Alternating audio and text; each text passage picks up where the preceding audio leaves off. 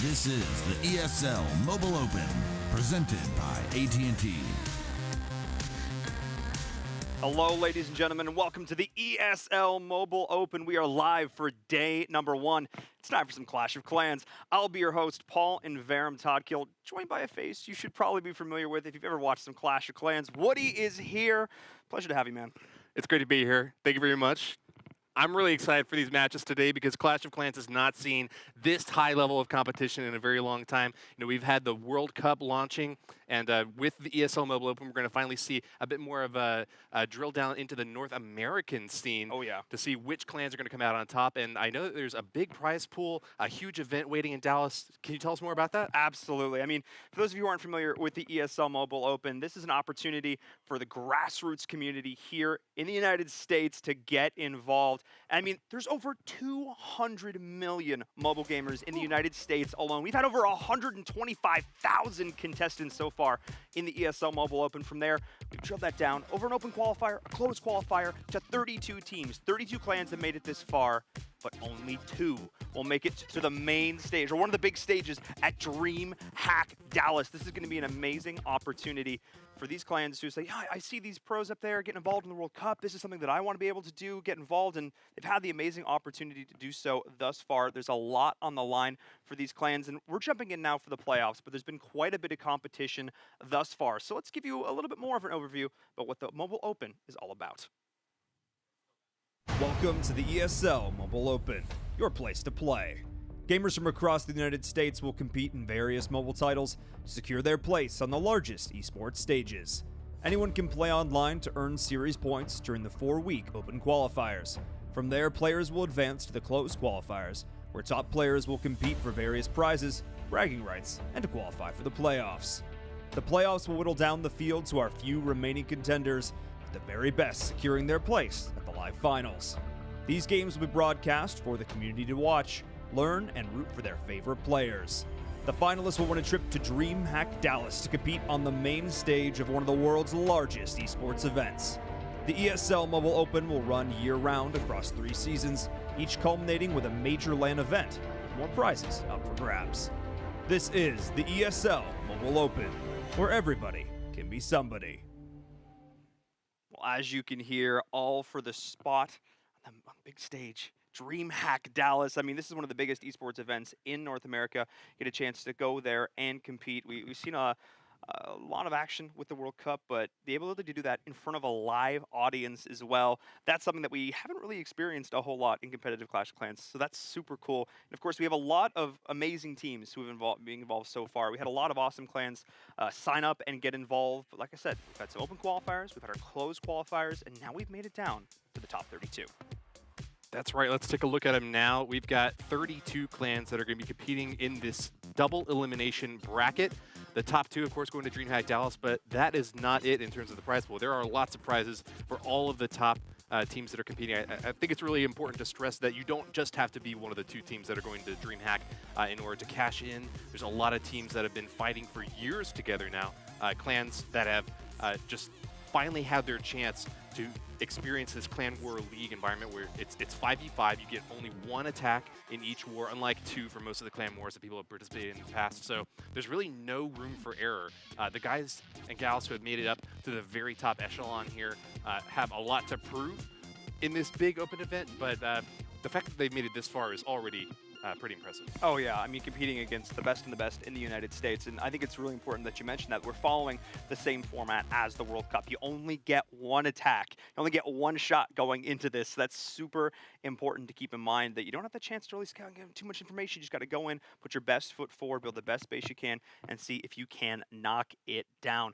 I'm really excited to get into our first match up here as well.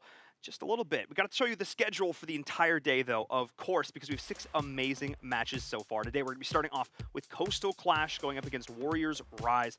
the number 1 seed up against the number 32 seed. Bit of an uphill battle. Coastal Clash have looked solid all season long. Dallas Cowboys come against the Adept. When Not in Rome Team 2 up against 40's Blast Open. WHF, Cookie Dough, When Not in Rome, the other squad, up against Fear This 5. And Villains versus Noble Nines. A lot of really impressive clans here. But this first matchup, the number 1 seed up against the number 32 seed. This is going to be an interesting battle for Warriors. Yeah, Coastal Clash is stocked full of really veteran, highly skilled players who have competed in a lot of community events, even going back to things such as Champions War League.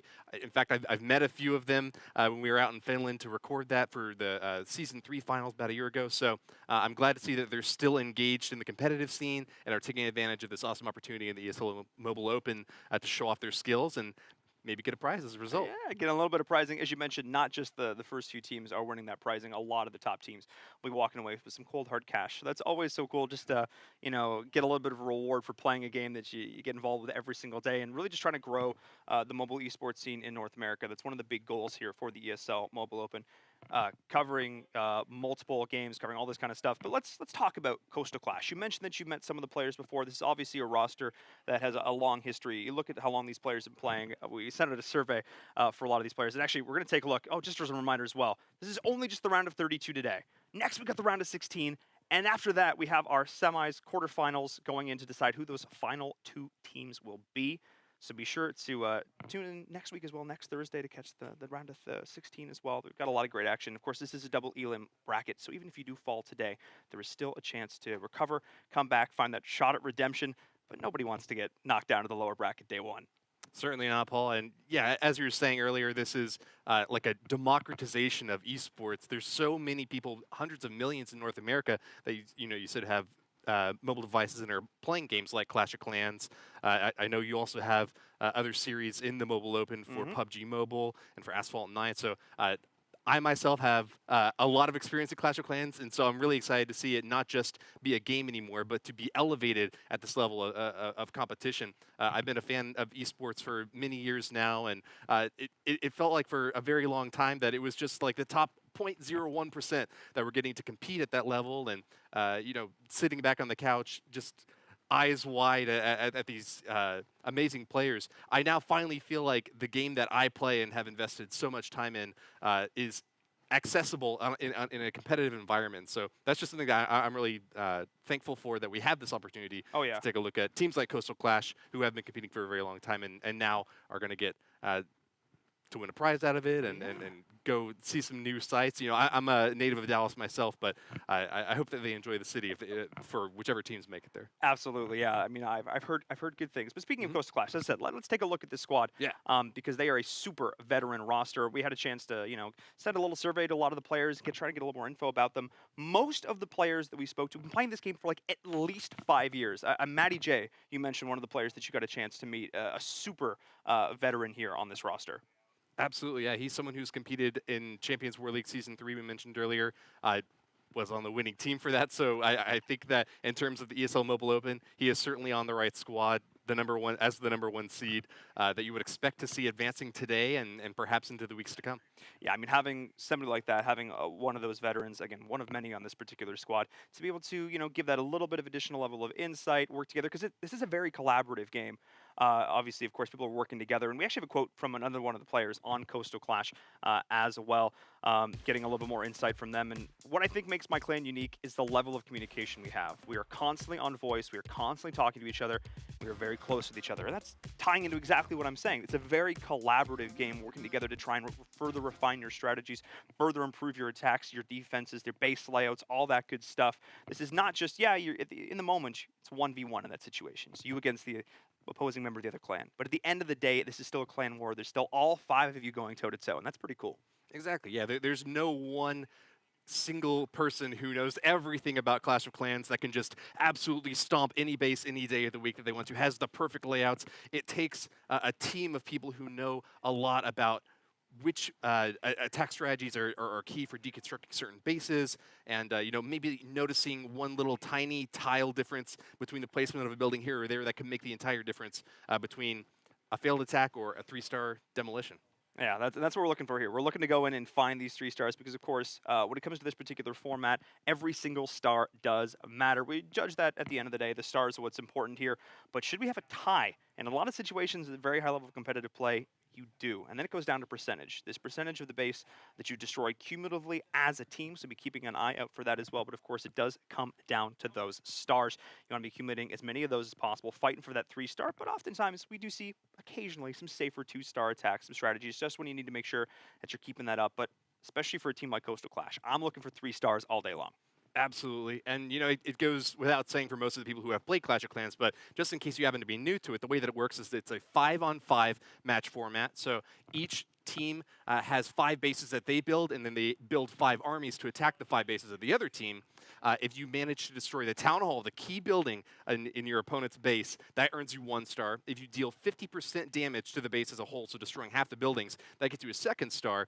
And if you destroy every building in the base, 100% destruction is the 3rd star. So out of the 5 attackers for each team, we'll total up the stars. If they're tied on stars, then it's the percentage destruction, the total number of buildings that were destroyed, that is the tiebreaker. Absolutely. And, you know, speaking of tiebreakers, speaking of destructions and stars, I got to ask for predictions going into this very first game here. I mean, Coastal Clash, obviously coming in as the #1 seed up against the #32 seed. There's probably a clear favorite here. You going to stick with the favorite, or are you going to go for the underdog? I'm going to stick with them, but not even just because they're the favorite, because I know Matty J. I've seen him perform as a general in these war scenarios, and I know that he's got what it takes to lead to the top. You know, I love rooting for an underdog, but I'm going for Coastal Clashers on this one. All right, I think I'm going to have to agree with you here. It's hard to go up against the consistency of that #1 squad, so I'm also going to go with Coastal Clash on this one, and we're going to hop into some gameplay really soon here, guys. We have a clan war ready to go. The question becomes now, can Warriors Rise pull it together? Can they step up? Can they pull off an upset?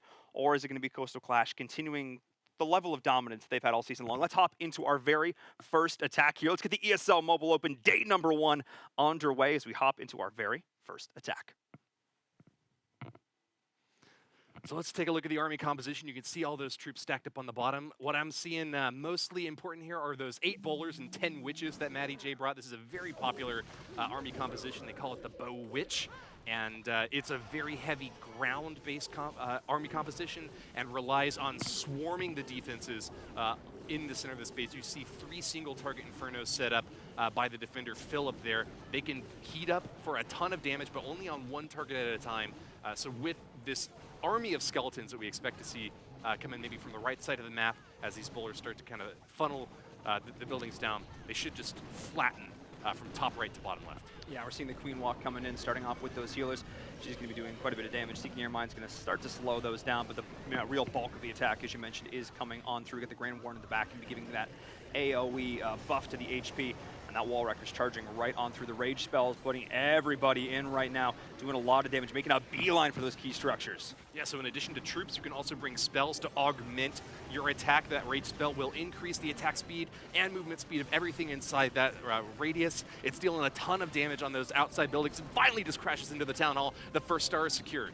Yeah, I mean, the Grand Warden, unfortunately, not quite going with them, so the Giga Bomb at the end there is going to do quite a bit of damage. Normally, you want to keep that Grand Warden nearby to pop that Eternal Tome, but a lot of damage, as you mentioned, is already being done. Bat spells on the flank, shutting down, as you can see, those key structures with those freeze spells simultaneously. Trying to look for, in particular, for those Wizard Towers, because those do massive amount of splash damage. They can take down bats in an instant.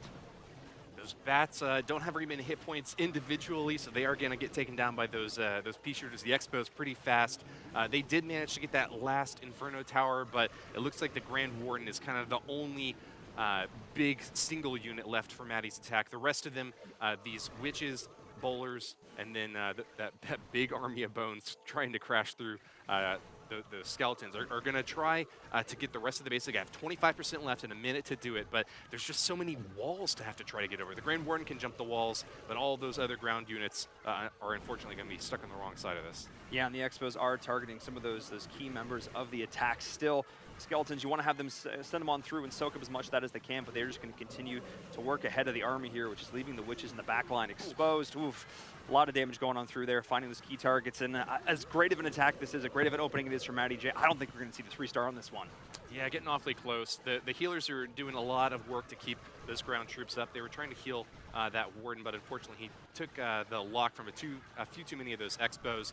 wound up taking him down a little bit early. He was that big guy with the purple hair up on top, and the life aura that he provides actually increases all the hit points of the troops that are nearby. He's got a special ability called the Eternal Tome that can make all troops within his aura invincible, but it only lasts for so long. These defenses are going to continue firing for the full 3 minutes of this attack, and it looks like it's just about to wind down.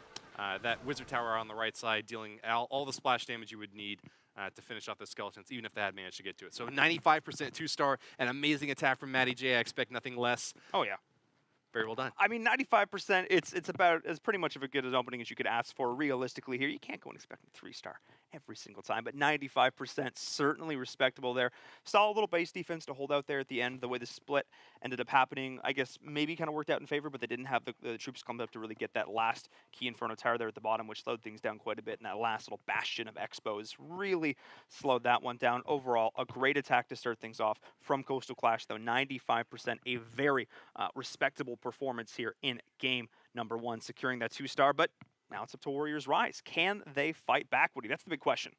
Well, you already saw the offense from Coastal Clash. I think that the defense is not going to be any worse than that. I'm really excited to see how this first battle goes. Oh, yeah. I want to hop into this next attack as soon as we can and see what Warriors Rise has up their sleeve here. I'm curious to see, we talk about the idea of a meta, which is sort of the generally accepted best practice in terms of offense, in terms of defense. We're going to see a couple of different army strategies here coming out. And what are we seeing here? We're seeing a different variation from that last attack. Yeah, a little bit different, but still relying primarily on bowlers and witches to get the damage dealt here. I think the interesting thing to know about this attack, though, is the difference in the layout of the base. This base that Matty J has built is really spread out. It's like brimming to the very corners of the map, which makes it very difficult to get that funnel that you saw him pull off in his attack, where he basically destroyed the buildings on one side and the other of kind of a central area that enabled his troops to focus in toward the center of the base. That is not what you're seeing in this attack from Philip, so it's going to be hard to reach that town hall. It is going to be difficult to do, just the way these walls are set up. I mean, the Giants are going to want to go on in, be the beefy front line, be the tank the Army needs, and they need to try and find the way to this town hall. This multi-target Inferno, especially on the right, doing a lot of work. The Army has split itself off, but a lot of spring traps left and right, taking out a lot of these key targets. And the Rage Spells are trying to do their work here, but oh my, the Giga Tesla's actually been activated. That's going to do a ton of damage on the Town Hall, but there's no troops attacking it. Oh no, yeah, it looks like one of the witches kind of wandered in and activated the Town Hall in the center there. It activates whenever you pass that 50% threshold or deal any damage to it. And so it deals a ton of damage. It can launch 5 lightning bolts all at once. And it made quick work of that poor little witch. And it looks like, yeah, there's nothing else that can actually go in for the Town Hall at this point. They're kind of looping around the bottom right and the top left. So this looks like it might just be a 1-star. This is looking pretty disastrous right now. There's not a whole left on the board to get this done. And that's going to be it, the 1-star. 75% damage looks good on paper, but if you don't get that Town Hall, you're not getting that 2nd star. So already off to not the best foot if you're a fan of Warriors Rise here. That was not the opening I think they were looking for. Well, hey, all credit to Matty J for building up that base design. It was really hard to reach that Town Hall in the center. And yeah, as you can imagine, if 3/4 of the building are knocked off the map, you would not have very much confidence in the Town Hall standing. But just in the way that he separated it out from every other building by a couple of tiles and then walls, you know, a fortress of walls around the Town Hall, preventing the wall wrecker from piercing, preventing any of the troops from being able to even lock onto the Town Hall, ensure that it was well protected to the bitter end. Yeah, I mean, oftentimes we see like the idea of like an anti-3-star, which is where you can sort of leave your Town Hall to the side as sort of a bit of a bait, and then you stack all your defensive structures in another area. This was like an anti-everything. This was, you're not getting at my Town Hall. This is going to be the perfect layout, tower defense. This is going to be it, and it paid off. The 1-star, great defense there from Matty J. Now it's time for Coastal Clash. At it again. Can they continue the streak? Let's get into the next attack here from them. They want to continue to build upon this lead that they are already developing, even on attack number 2. Yeah, with a 1-star lead just after the first series of attacks, we have the potential for a 1-2 punch to essentially knock out Warriors Rise. If Mickey's able to get a 3-star here, he will put his clan very far ahead, but even with just a high percentage 2-star, they'll still be doing very well. And just as you mentioned last time, the difference between that anti-3-star design with the Town Hall in the center and an anti-3-star design with the Town Hall on the edge, as we saw in this case, as opposed to the anti-2-star that we saw before, that Town Hall is really far out this time. Makes it very easy for Mickey to get that 1st star. It does indeed, but now he's got his work cut out for them. Look at the defensive structures down in the center. That Eagle artillery in particular is going to be raining a ton of destruction down on this very air-focused army. Got balloons, got the dragons pushing on through. Speaking of that Eagle artillery, you can see it launching out its work here, and it's going to be doing a lot of damage. Rage spells, though, trying to get the army in, but it's very clumped up right now, which can be great if you've got the Grand Warden there to give this buff, but it also means, oh, there it is. There's the Eternal Tome going on through that pulsing golden light, keeping everybody up and through this. But that Air Sweeper is going to be doing a good job of just keeping everybody pushed back. Yeah, the Air Sweeper works very well against these slow-flying troops like dragons, like this big Stone Slammer, which is still alive, dropping bombs all over the place. These dragons are doing a fantastic job sweeping through the base, and this definitely has 3-star potential here. It's starting to lose a little bit of steam as it makes it towards the bottom, though, and you can see that there's still an Inferno Tower down there in that very bottom compartment that could cause a little bit of trouble for these dragons. Yeah, we've seen a nice free spell to get a lot of value on that bat spell on the left-hand side as well. But as you mentioned, running out of steam a little bit. There's still some dragons doing quite a bit of work here.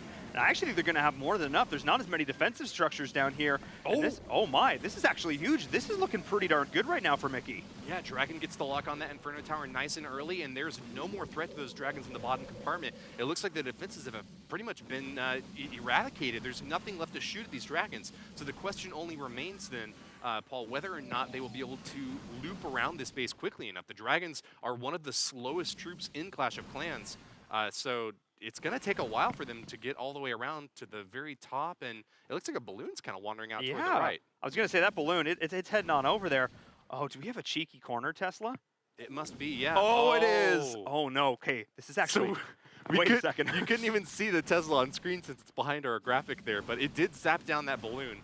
That means that there is going to be one last defensive structure out there on the right side corner of the map, and only 30 seconds for these dragons to make it out there. So they're going to finish off the closest buildings that they can find and start to float on out there. The reason that the balloon, by the way, made it out to the Tesla first is because it targets defensive buildings before anything else. So, oh my, we see that this is the last hurrah right now. This is the final charge. They're trying to make it over there. Are they going to be able to do it in time? We only have a few seconds remaining on this attack. I don't think they're going to be. We're at 99% right now with only a few seconds left on the clock. Dragons fly, come on! Show us the meaning of haste! God! No. Oh, they got one off, but couldn't finish it off. That Tesla. Oh, man. Just barely surviving. That's a 99% 2-star, the closest you can get, but just a little bit too late to get the third. Tesla MVP, man, just chilling off on the corner, denying that 3rd star, which is huge because you're already down by 1 star in this attack right now. If you're Warriors, you need to continue to keep that lead fairly close. So going back to back from a 1 star to a 3, that's disastrous right now. You're at least keeping them to 2. You're at least keeping them within that 1 star differential. It is, of course, 4 to 1, but they have a chance to strike back in this next attack. I need this one to be pretty darn solid. I need them to continue to ramp up some momentum right here. I mean, you never want to be the guy to go after a bit of a fail attack right there because there's even more pressure on you. You got to look towards that 3-star in a big way. So let's get into this next attack from the Warriors right here. I need to see what they're all about. I need to see some solid play. They made it all the way here to the playoffs. They need to show up. Yeah, Warriors Rise is a 3-star deficit right now. They were way far behind on average damage dealt. So we really do need to see that 3-star hit from Rome right here. We're taking a look right now at Electro Dragons, even bigger and even burlier than the regular Dragons. They have a chain lightning attack that can deal a lot of damage to several structures at once. So it looks like what Rome is looking for here is to get that Town Hall relatively early in the attack as these dragons swoop from top left to bottom right, and then just hope and pray that the Inferno Towers, Archer Queens, Eagle Artillery just don't do enough damage to take them down too soon. Yeah, that's the hope. They're just this big wall of offense right now. Good free spell. Going to be slowing down that key. Multi-target Inferno. The Stone Slammer is going to try and remove that from the board, but we're seeing a lot of damage going over the way of the attackers right now. Barbarian King and the Queen down there in the bottom looking towards this big push onto the Town Hall, but a lot of damage has already been done. That Grand Ward coming out pretty late. Yeah, quite late here, unfortunately. Even if you're not using him for the Eternal Tome ability, you definitely want to get him down around your troops as they're taking damage, as he increases the amount of hit points that they have. Now, they will be able to grab that Town Hall there in the center. There's plenty of damage still left from them. But, yeah, in terms of a 3-star hope, I think that that's starting to go out the window, Paul. Yeah, we have secured this solid 2-star. You know, that's what Rome needed to do here, but I think just being a little bit late on that Grand Warden, the positioning might not have been 100% optimal. He popped that Eternal Tome a little bit early, which means that it didn't soak up a lot of that damage from the Giga Bomb there, which meant that one of those E-Dragons just got shredded as well. So that's just going to be the attack. 60%, 2 stars, not bad.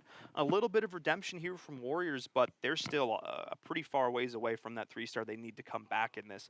They are now still down in stars, so starting things off with a 1-star, it definitely not the foot you want to start on, but it just puts even more pressure on your teammates to step up and perform, and some clans are going to thrive under that situation. Some might crumble.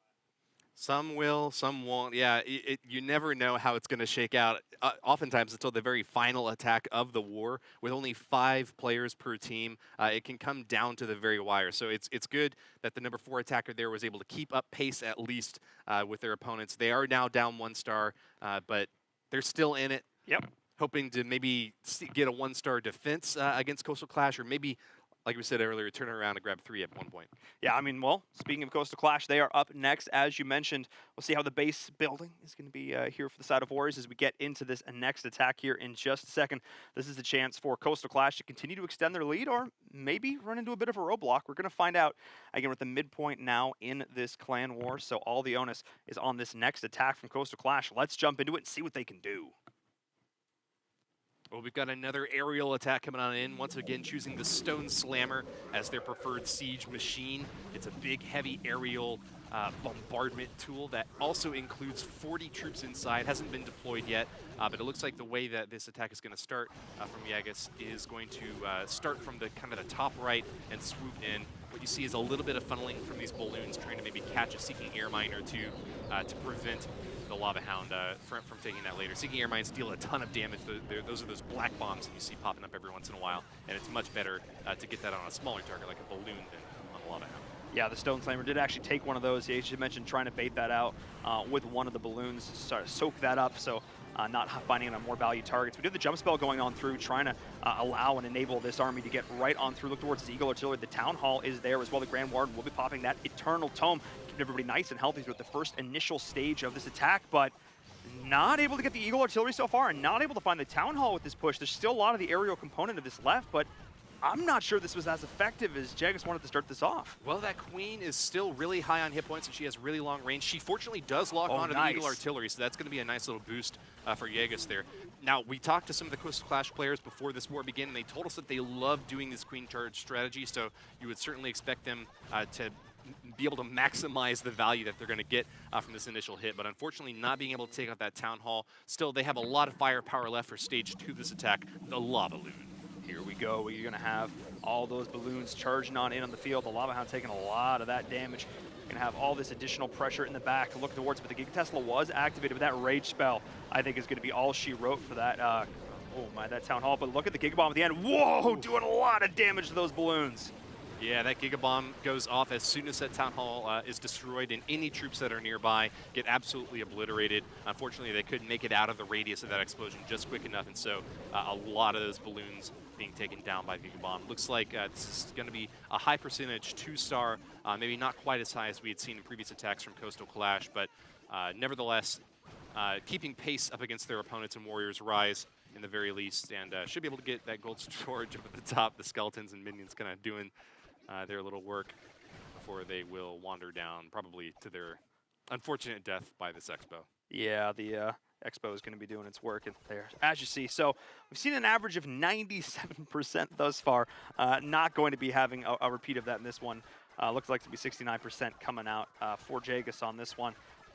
Not a bad attack by any stretch there. Still secures the 2 stars, which is what you need to do to maintain, but definitely a much better defense for Warriors Rise on this attack number 3.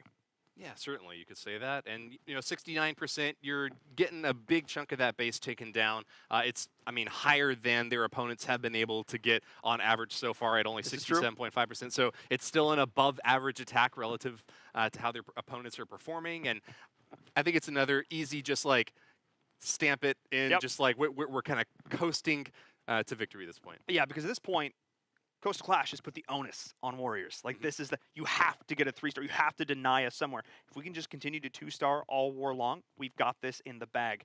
So every single time we look towards the next attack for Warriors, they've got to come out in a big way. So let's get into this next attack. Let's not dilly-dally around. I need to see what happens, because they're at a position now where they're just in this deficit. They need to step up. They are down by 3 stars in this stage of the attack. We need to see a massive one for this next attack here in just a bit when we can get into it. So I'm really excited, because it's one of those situations where if you get even further behind at this stage, that's kind of a bit of almost a bit of a soul-crushing defeat at that point. It's kind of technically the war isn't over, but it's kind of over. Yeah, I mean, they were losing after their very first attack, just getting only 1 star off that first hit, and so that really puts the pressure on them to try to convert whatever 2-star attempts they were thinking of into 3-star attempts. There are certainly different attack strategies that aim for that 2-star high percentage on an easy, pretty reliable, confident basis. And there's other attack strategies that are willing to be a bit more risky, try to go for the 3-star, but may wind up just failing and getting a 1-star. At this point, Warriors Rise really needs to go for those risky strategies to try to get an upset win in one of these attacks. Yeah, I mean, and it is truly an upset, because I have to remind everybody, this is the 32nd seed up against the first seed, and we are seeing the bulk of the attack coming on through, but a lot of damage already being done. The Rage spell trying to keep this up. There's actually not a Grand Warden backing up this attack, which means they're not going to have the additional HP buff, which is going to be massive, and multi-target Inferno is just igniting the offense. This is absolutely massive. This is the entire attack just getting shredded. We've got the Archer Queen on the left, you've got the Barb King on the right, but the bulk of the attack going on through, trying to find this Town Hall. Can they do it? The freeze spell goes down. Woody, I don't think it's going to be enough. You hate to see this sort of thing, Paul, but this is exactly what you would expect from an attack that didn't have a Grand Warden to give that life aura buff, that didn't really have any funneling done to try to get those troops to go in toward the center. You see the Archer Queen kind of wandering up to the top left, a few more troops kind of bunched up along the bottom. There was no real clear like pincer move. There was no needle to stab into this base. It was just kind of a pancake that just was like slapped against the sides of these walls. And I mean, at 45%, I'm not even sure if we're going to see the first star taken off. Oh, no, wait, there's not a lot of troops left. You can see the Royal Cloak go down a little bit there. The healers are still trying to keep this Archer Queen alive, but I'm not sure they're going to be able to do it right now. 49%, can they find the... Oh, no. A 49% 0-star. Hey, I like to frame these sorts of situations as a good, so let's congratulate Skip on a fantastic defense. Yes. His base held up so well against that attack that they didn't surrender any stars. That's pretty much going to seal the deal. I don't want to call it too soon, but Coastal Clash with a 1-star lead, getting another 2 essentially from a 0-star defense, that puts them in a very good position. Yeah, that puts Coastal Clash in a great spot. Warriors Rise certainly at a deficit at this stage. And guys, we are aware that we're having a little bit of issue with the stream, so we're going to hop onto a quick break before we resume the rest of these attacks. We're going to hop into a quick break, just check all the tech in the back, and when we come back, hopefully everything should be resolved. We'll see you in just a bit.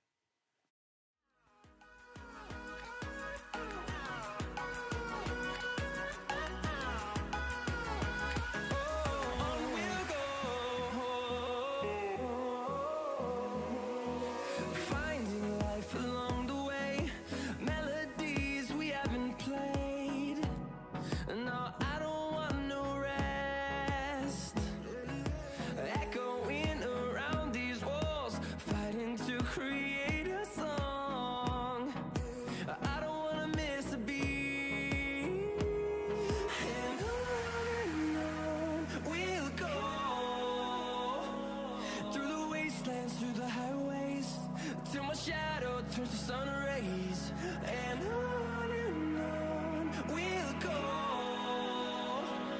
through the wastelands, through the highways, and on we'll go.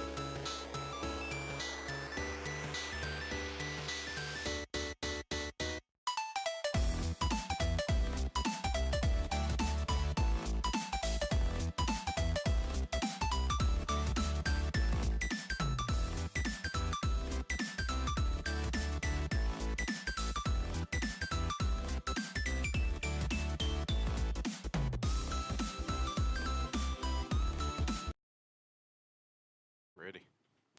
Let's cook it.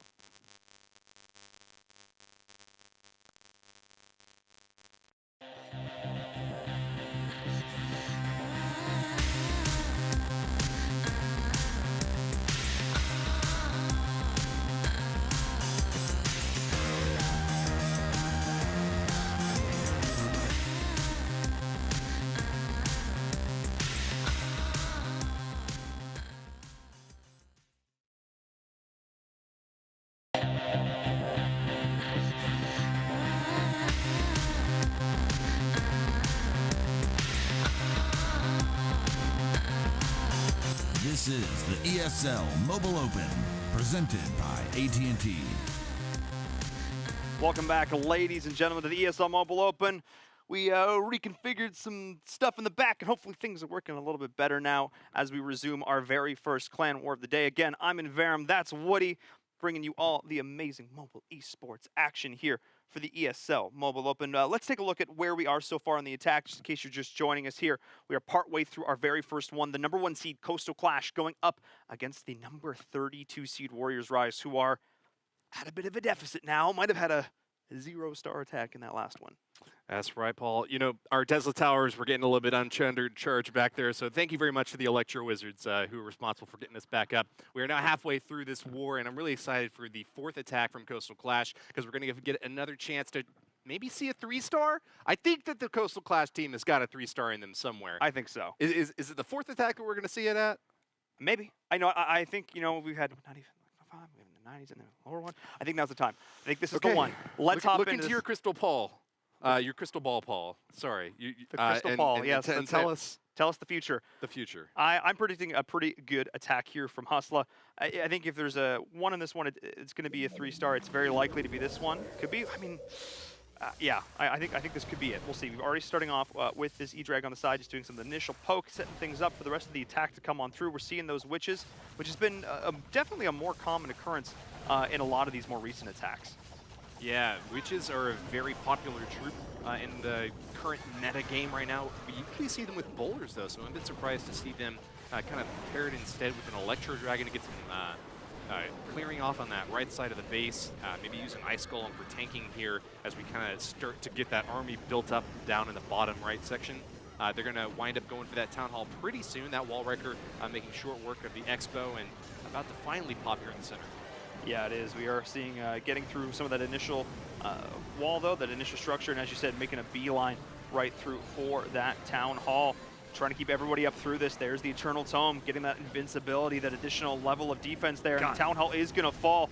Gigabomb doing a lot of damage, though, and that single target Inferno is going off. And here come the bats. You saw 7 bat spells in the making. They target directly onto those defensive structures, so they're not too worried about the air defenses. They fire pretty slowly. They're more concerned about splash damage. Things like that Wizard Tower out back can deal a ton of damage. That's why you see that free spell drive right on top of him. The bats are going to be able to take down that Wizard Tower very quickly and start to loop around the backside of this base. I'm not sure if a 3-star is in the making, but this is going to be a very high percentage hit one way or the other, Paul. Yeah, the healers are still keeping that Queen up and in the action. Actually, the targeting on the Grand Warden now. That's not super ideal. But we do have those key free spells, as you mentioned, locking down that Wizard Tower there in the back, allowing the bats to do quite a bit of work. And most of these defensive structures are down. There's not a ton of troops left remaining, though. They have a couple last free spell here to try and make it happen. And that last couple balloons on the flank to try and find that last bit of poke up there. Yep, they will just about grab that Tesla outside on the left. Looks like only another few defensive structures, but I think the biggest trouble is going to come from that Inferno Tower in the center. It's really hard to target something with walls that are so far out around it. It doesn't look like the Archer Queen, or I guess she's down, the Grand Warden rather, is going to be able to lock onto it. Instead, he's trying to support all the little witches that are kind of surrounding him. If he manages to take that Inferno Tower down with some skeletons support, he would have been in a good position. But yeah, it's looking not too likely at this point, Paul. Yeah, he's gonna help out his troops, and they weren't going for it. As you mentioned, that positioning is actually perfect. Drew, that placement on that Tesla, on that Inferno is doing a lot of work right now. So I think that's actually going to be it. I think they're going to shut it down. We were hoping maybe looking for a 3-star here, but instead just another 90-plus 2-star. It's looking like, because I don't think anything is going to be able to get in range of this Inferno and knock it down. The healers, the witches, not long for this world. Look, one of the key advantages to attacks that ignore walls, whether it's going to be a flying troop or something like a hog rider or miners, is that you don't really have to worry about these little tiny compartments toward the end of the raid. They just kind of wind up going down naturally because the walls don't present any impediment to the troops that are going through. The advantage to a big attack like Bowler Witch is that you get more firepower. Oh, yeah. They're burly, they're big, there's tons of skeletons swarming out in front, but they get stopped by walls. So it's a little bit of tit for tat, trade here and there, and hope to finally get that last little section finished off. Couldn't do it this time, though, Paul. They could. Don't get me wrong, though. They still got a 96% 2-star on that attack. Still happy if you're a Coastal Clash fan. They are consistently bringing out these 2-stars time and again, with 3 out of the 4 attacks being 90+%. I got to give a lot of props to Warriors for constructing these bases in a manner that is not allowing for these 3-star finishes, whether it be a Troll Tesla or whether it be the positioning on some of these Infernos. But at the end of the day, Coastal Clash are still looking oh so impressive, and this is a mountain to climb for Warriors at this stage. So let's get into their next attack. They need a 3-star here. They need to get this done. They are so far behind. They need to make it happen. Yeah, as you can see, only 3 stars on their side, so even if they managed to pull down 3 at this point, they'd still be behind Coastal Clash. Clearly have their defensive base layout skills just at least as high as their offensive skills. But what I find really interesting about this attack now from Drew of Warriors Rise is that he's relying primarily on Valkyries to get the job done. They're not an unpopular troop by any stretch of the imagination, but you don't often see like 20+ Valkyries in one raid, Paul. Look, I mean, I'm all for seeing more of these troops that we don't see too often going on through, as we do see the Wallracker trying to make the final push in towards this Town Hall. This base is laid out in that symmetrical pattern. We do have the army splitting on both sides, but they got to get this Town Hall. We don't want to see another one of those fails. The Valkyries are down there swinging away, pulling those 360s. Can they get it done? I think there's only one left. Oh, the giant bomb right at the very end took them all out. But yeah, there were a few left that managed to take out that big old Town Hall, grabbing that 1st star. You know, they may be finished off by the Gigabomb, but I'm sure they'll be drinking Elixir in Valhalla tonight, Paul. Absolutely. Feasting with the gods up there after that successful run. But we still need to see these last few percentages in order to secure this 2-star. I think we're going to get it done, though. We are going to see the 2-star coming in from Drew, but those 3-star dreams, well, oh my, they're not to be had today. No, that Barbarian King won't stop that easily, though. He will go down just as he claims the 2nd star from that Archer Tower. But yeah, 3 stars, not going to happen from this attack. Still, though, Drew pulling back, putting another couple stars on the board, gives Warriors Rise a little bit of hope in case maybe Coastal Clash screws up their 5th and final attack, giving his team just another shred of possibility of being able to eke out a victory here. Yeah, this is going to be tough. We're going to need to see pretty much, I think, a 1-star here coming out from Coastal Clash in their next attack, and we're going to need to see a 3-star from Warriors after that. This is I mean, how this game has gone so far, an unlikely series of events, but not mathematically impossible at this stage in the game. Actually, even if Coastal Clash got the 1-star, and then we got a 3-star from Warriors, wouldn't that be 9 to 8, I think? We need math is hard, guys. If Warriors Rise is going to win, we need a complete fail from Coastal Clash. Oh no, we do. A 3-star from Warriors Rise. That's a tall order. Actually, I don't even think it's mathematically possible. I think Coastal Clash has cleaned it out at this point. Well, we got to see these final 2 attacks. Let's see the attacks anyways, because yeah, I don't want to miss a single attack from Coastal Clash, one of the best clans in this competition right now, the #1 seed. They're not going to let up either on the end. I mean, they're coming out making a statement. They're coming into this as the #1 seed. They want to continue to prove that they deserved that spot. And also on the other side, if you're Warriors, you don't want to go out either because, you know, if you lose here, you're not out of it. Let's get into this next attack. But you're down to the lower bracket. You still have a chance to fight and claw your way back. You don't want to go out without a fight at this stage of the game, but 89.8% to 59.5. This is a pretty strong showing from Coastal Clash, and Skip, he's coming on through. And he's not been skipping out on any of these attacks, I'm sure. He wants to get his chance at the action. Exactly, and he's going back in with another witch-heavy army composition here. You're seeing that air sweeper down in the bottom, kind of pushing those balloons away from that single target Inferno. I think that was probably the goal of this first stage of the attack with the Stone Slammer and balloons trying to take out that Inferno. Looks like it's not going to happen. Skip might be forced to kind of revert to plan B here now, but nevertheless, with that Town Hall really far on the outside of this base, Skip shouldn't have very much difficulty at least getting the 2-star hit. Yeah, I mean, this is really set up as that anti-3-star, like we mentioned before. Sort of sacrificing your Town Hall in order to create a base that does not facilitate, closing out that 100%. So you do see a lot of traps going on through, but still, oh, nice tornado trap, actually. This is slowing the assault down quite a bit. The Eternal Tome is going to be keeping them in this. It's denying that Seeking Air Mine as well.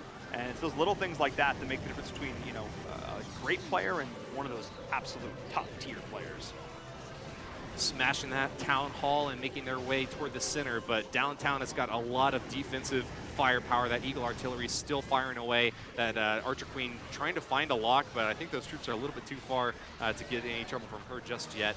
Nevertheless, though, these buildings just haven't been knocked down yet. We're only at 40%, even though the bulk of that right side of the base has been demolished. It seems like there's a lot more building density along the top and bottom left sides. I think Skip's going to make it to 50% here pretty soon, though, Paul. Yeah, he's going to secure that right now. That is the 2nd star, and mathematically, I think that is going to be all she wrote. Those bats are continuing to pressure on through. Great overlap there on those freeze spells, not allowing for a single second of that Wizard Tower to get off one. Oh, never mind. What's so close. You could see a few more of the little base building tips, if you will, from Rome here, setting those Teslas out on the very corners of the base, not using them for defense, rather instead trying to frustrate any attacker who would use any army that targets specifically toward defensive buildings, trying to get them to kind of loop around the base, as we saw in, I think, the second attack of Coastal Clash, going to 99%. Yeah. It's not going to give very much value in this instance, as I think the P.E.K.K.A. ought to be able to smash it up. She's going to go along the bottom path instead. But nevertheless, you're seeing another really good reason why those Troll Teslas are kind of placed way far outside the base. Yeah, and especially because you're kind of expecting the bulk of the attack to be coming in on the right-hand side, just based on where that's you where the sit Town at Hall the is. Exactly. Yeah. So you know that's where the bulk of the attack is going to come on through. So putting that way off on the left-hand side over there is absolutely securing that anti-3-star. The final few swings, that P.E.K.K.A. is going to be going down here in just a second, or due to time fail. Either case, it is going to be a 2-star attack coming on in there from Skip. 87%, still super respectable, but not that 90+% average for Coastal Clash. I mean, there are worse problems to have. Look, Coastal Clash finished off the war with 10 stars, very close to 90% total destruction on average for all their attacks. I think that is a great performance, just in terms of getting those reliable, relatively confident 2-star hits. I think that they probably knew that their bases were going to be able to hold up and at least frustrate 1 or 2 of the attacks from Warriors Rise. Turned out that was the case, and so now they have an easy path to victory with only 1 attack left from Warriors Rise that can't close the gap. They can't, but you know what? Let's watch it anyway. Let's see what this final attack from Warriors Rise is going to look like here as they close this out. Congrats to Coastal Clash, though, coming out of the gate swinging here. Again, the number 1 seed up against the number 32 seed. This was a bit of a disadvantage for Warriors Rise as we watch their final attack here, but it's all on Big Dan coming on through. I'll laugh if this one's a 3-star. It's like they save it just for the end. That would be great. Right. Big Dan the man. He's going to be trying to smash this base up, but yeah, the 3-star attempt would be pretty Herculean if he's able to pull it off here. Archer Queen down at the bottom, going to get some healers to try to do a little bit of walking along this side of the base. Might be able to crack in and make it into that Eagle Artillery if he winds up using the jump spell down there on that side. Might hold on to it anyways and give it to the Bowlers and Valkyries instead, though. Looks like she's made it in all on her own. Yeah, nicely done there. I mean, these Queen Walks can just be so effective if they're done correctly, because not only do you have the healers to keep that Queen up and running, but you also have that Royal Cloak ability, which makes her untargetable from those defenses spawns, that army of additional archers, which just gives her that second breath of life in these attacks, which allows you to do a lot of that initial damage there. Grand Warden, of course, as well, and those healers, though, taking a lot of damage from that multi-target Inferno, though, and that's going to be a disaster. You hate to see it when you drag your healers in with you. Yeah, it looks like this Queen is dragging her heals and dragging her healers. They're just getting fried by that Inferno Tower. Finally, going to see some more firepower focusing in toward the center of the base, but not taking that Inferno Tower down.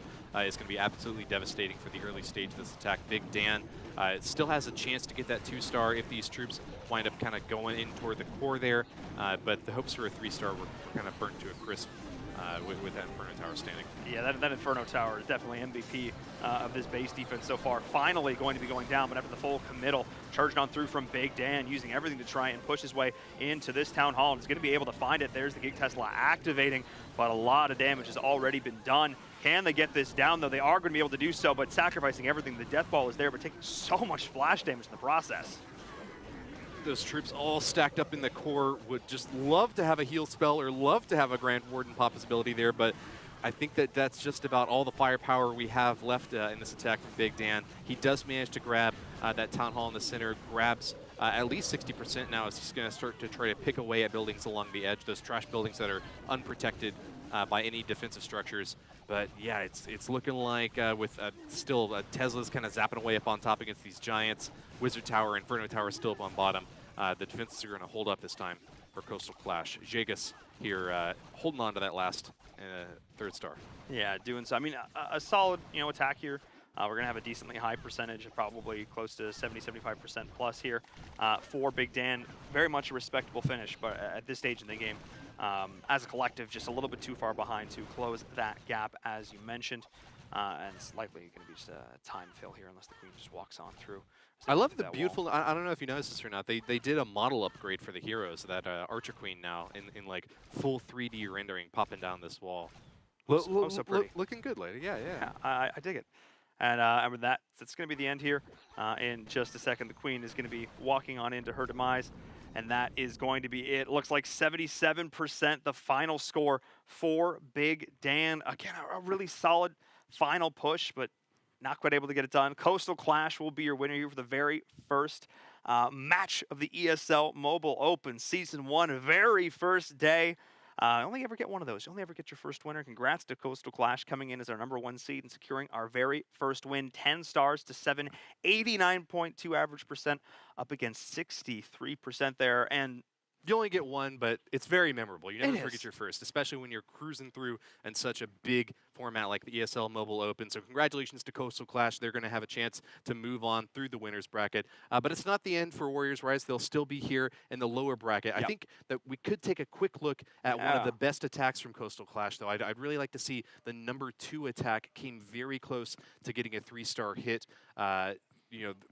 Dragons deal a ton of damage, and they were set up beautifully in this attack. I think this was actually the attack that had the most overkill that we've seen so far, Paul. Yeah, I mean, let's go to that attack right now. Let's review. I mean, this was a 99% attack. Yeah. You've got our telestration tools all set up here, so hopefully you can walk us through exactly what went right here for Mickey. Absolutely. Well, let's take a look. It's a primarily dragon-based attack, which means that you want to try to get around these Inferno Towers first and foremost. They can burn up those dragons really quickly if you're not looking out. But the key thing to start off with, this Town Hall up here at the very top is going to go down very quickly right at the very beginning, not really defending it at all.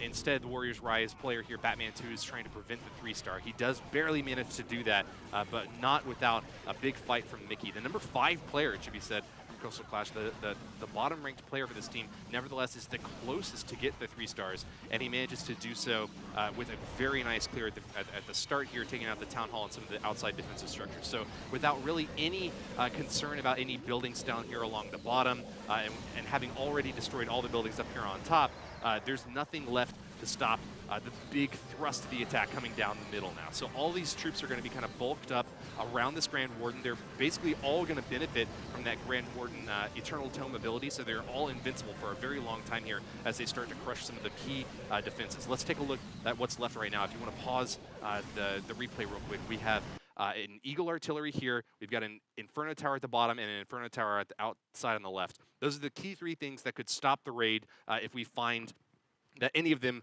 survive or don't get targeted by the dragons early on enough. So what are the 3 things that we have to stop this? We have First and foremost, the Stone Slammer still alive right here in the center, right next to that Eagle Artillery, about to completely obliterate it. We've got Bat Spells coming up on the top, which are going to be able to clear down through the defensive buildings over on the left side and make their way toward the Inferno Tower. And then last but not least, the biggest problem I think that Mickey still has is this Inferno Tower on the bottom, but you're going to see pretty quickly that just with a swarm of troops still left on the bottom, they're going to be able to take it out. So let's continue on through the replay, and you'll see as these troops progress through the rest of the base, that it really was all about having them kind of clustered up along this big compartment out here on the right at the beginning, but then spreading out across the base toward the kind of mid-end stages of the raid to finish things off. I think one of the big things here is just we had these great sort of clumping of troops going on through. We had just enough dragons together that they could take down these buildings very quickly without being vulnerable to a ton of splash damage in response from a lot of these different defenses. I think that was absolutely huge. And again, the use of the bat spells, cleaning up the flank there and making sure that those freezes were used perfectly timed to enable them to get maximum value here. We saw the whole base get cleared out with ease, and this is the end of it. This looks like it should be the 3-star, but if you look to the very far right of your screen, right, the 3 o'clock position, we've got that Tesla over there, which is what's going to deny this final 99th percent, that 100% I should say, from going on through, which is why this was only a 2-star. We see the balloon, the little balloon that could, not getting it done. Couldn't, unfortunately, yeah. Yeah. We can wrap up. We can wrap up the replay right now. We don't have to watch another 45 seconds of these troops kind of wandering around. But if you want to try to prevent that from happening to you, something that you can do, Paul, if you have a big aerial attack like this, is to keep a balloon in your army composition that you don't spend until the very end. You can wait until around 51% when those Teslas pop up. If you do happen to see one in the corner, just drop a balloon right on top of it. It'll deal with it pretty easily. Oh, look. Top tier level advice here from Woody coming on through, helping to give that deep level of insight and analysis. Really appreciate that, because especially on a lot of these players are trying to get better and continue to improve, so that kind of stuff makes a big difference. And guys, if you're just joining us, if you're just learning all about the ESL Mobile Open, but you want to learn a little bit more, be sure to hit us up on social media. Follow us at ESL Clash of Clans. We can get all your Clash of Clans information there as well for everything that ESL is doing, which is a lot of cool stuff right now, actually. Mobile Open being one of them. So be sure to hit us a follow there on Twitter. And thank you, and hit the follow button on whatever respective streaming platform you're watching this now as well. We're going to hop to a quick break shortly. The stream is going to go back down and up again, so hit refresh maybe if you need to here. We're going to make sure all of our technical stuff has been completely sorted out. We're going to hop onto a short break. When we return, we're going to have our next attack. We got 5 more to go, 5 more clan wars. It's going to be epic, so don't go anywhere.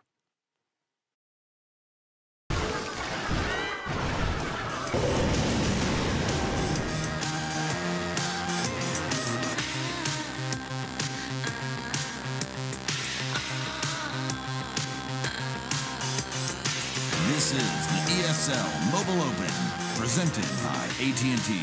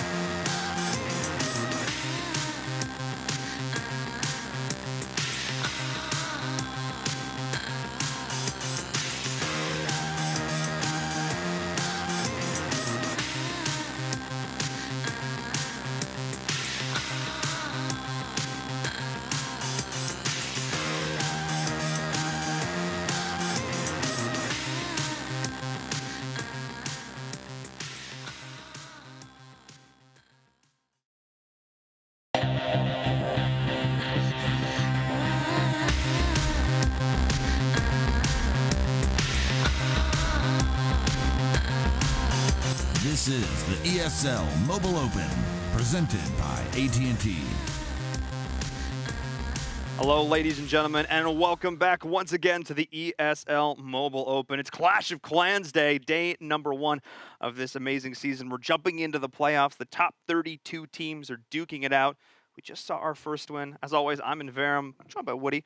You know, getting all that deep, amazing insight into this Clash of Clans goodness. Bring a little bit of education, which I always appreciate. And one of the things we definitely saw was a bit of a schooling in game number 1 from Coastal Clash. They looked oh so impressive. At one point, having a 5-star gap between the opponent at that point. So, you know, good job for them coming in as that number 1 seed. But we're on to our next match now. Let's take a look at the schedule as a whole, though, as we are going to be seeing a lot of great action here. Coastal Clash, of course, taking the win there. We're going to have the Dallas Cowboys up against Adept coming up next. A lot of other great clans like When Not in Rome and Noble Lines and WHF, a bunch of clans that you might be familiar with, especially if you competed in the Mobile Open here. But we're going to have Dallas Cowboys going up against Adept next. Dallas, it's a strangely fortuitous city, as that is where our grand finals are going to be. That's right, at the DreamHack Dallas.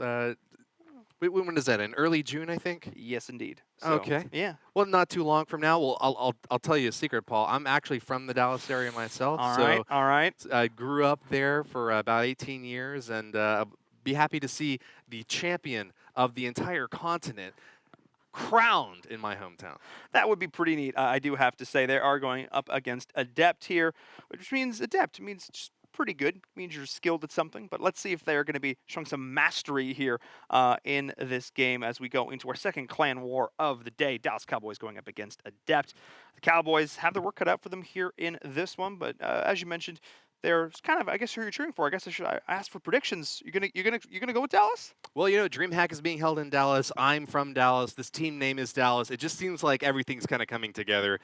I'm going to root for Dallas Cowboys in this upcoming match. All right, well, you heard it there. I'm just to make things interesting. Then I'm going to pick Adept. We're going to go with Adept. Oh, you're splitting me with me on this. Yeah, you know, we gotta mix it up a little. We both went Coastal Clash on the first All right, one. yeah. All right, I know. I'm going to go with Adept here, just to keep things a little bit more, you know, a little more fun. One of us is not going to have a perfect record after this, so That's true. it's probably going to be you. I jealously guard my perfect record in predictions. Yeah, 100% of the time, I'm always right. not in 60% of predictions. not 100% of the. Well, maybe closer to 50%. It's pretty close to a toss-up. But it's not about my predictions. It's always about the attack strategies that we get to see here and the big burly bases that these players are defending with. You know, it's fine to theory craft and take a look at base designs that you find online or whatever, but these are actual bases being used by players who are competing for thousands of dollars. I think there's a lot to learn through watching these upcoming matches, Paul. I'm ready to get started. No, let's do it. Let's get into attack number 1 here. Let's not make the viewers wait any longer. Let's get into our very first attack of this next war, and it is going to be Deadpool coming in, and that is going to be, I mean, of course, the names of these clans are actually a little bit different here. Keep in mind, these are actually the ones, they like to name themselves differently on the brackets online. We're going to confirm who is who as we go into this one. Well, the way it works, you know, a clan can have 50 players in it, but a team in this competition can only have 5 players in it. So it's possible that some of the teams are kind of subsets of other clans. And as you're seeing here, in fact, the Dallas Cowboys being represented by this clan system-wide swap, I believe, and Adept on the defense will be represented by We Own You, Spartacus. Not Spartacus. Spartacus. It's like asparagus, Spartacus. A little bit less epic than that one. As we are seeing the push making its way all the way through. This charge is being oh so impactful, trying to take down the Town Hall. Oh, perfect timing on that Eternal Tome as well to deny that Gigabomb damage, but that multi-target Inferno on the left-hand side is doing so much work to these defenders. They have spent a lot of resources pushing their way through and getting that initial star there, but the Bats are on the right to continue to push it through and try and find star number 2.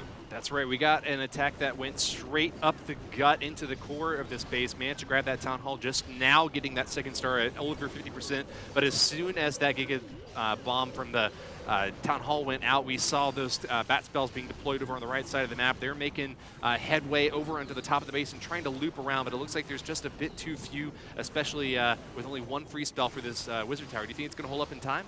I don't think they're going to be able to get this down in time. I think those bats are not long for this world, and no, they took a Wizard Tower hit. That's it.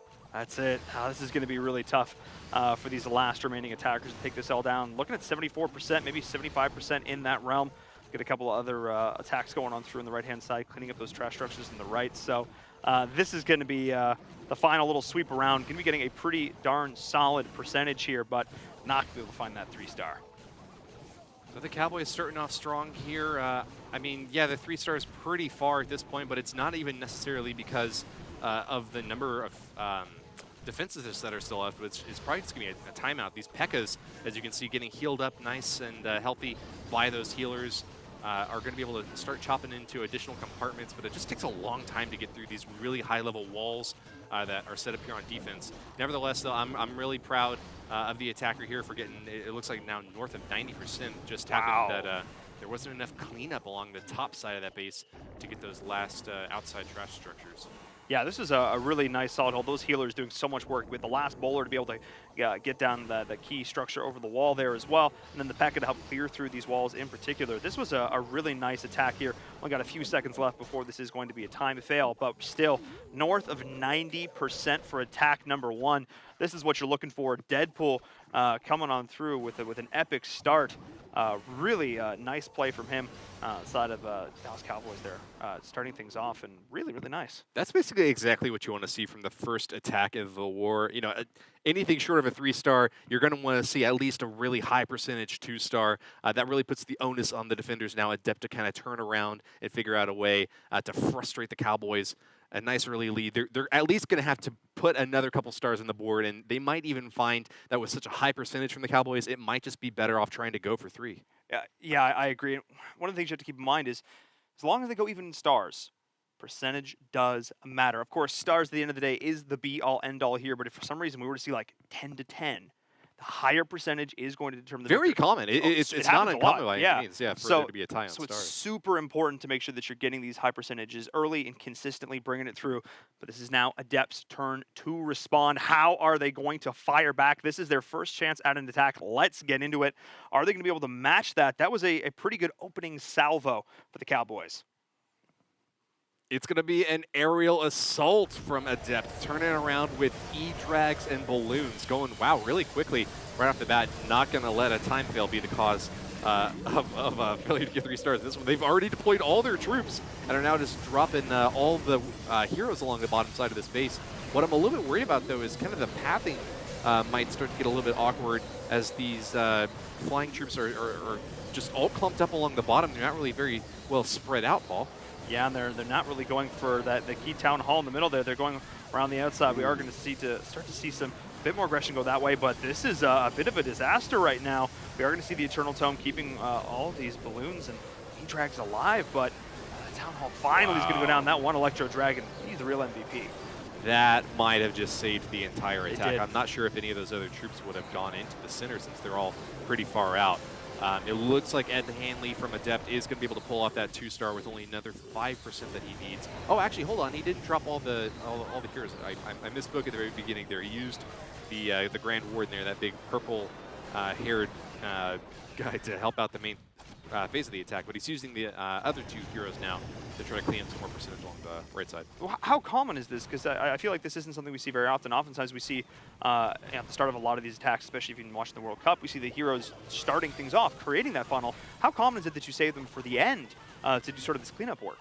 Very uncommon when you're going for 3 stars. It's actually a pretty popular strategy when you're just trying to farm resources in just a regular attack outside of war, because they can deal a lot of damage on their own. You have a lot more knowledge about what the shape of the base is going to look like after the main phase of the attack if you're just trying to clean up for a few more percentage or get some more loot. But you don't often see that in a war, Paul. Interesting, yeah, and only going to result in 57% 2-star there, so not the best opening there for the side of Adept and Dallas Cowboys coming out of the gate swinging. Prediction holding strong so far, still 2 stars to 2 stars, though, able to secure that, but 94% up against 57. That was a less optimal opening, and it could have been disastrous. That one E-Drag in the middle, That's getting right. that town hall, that was...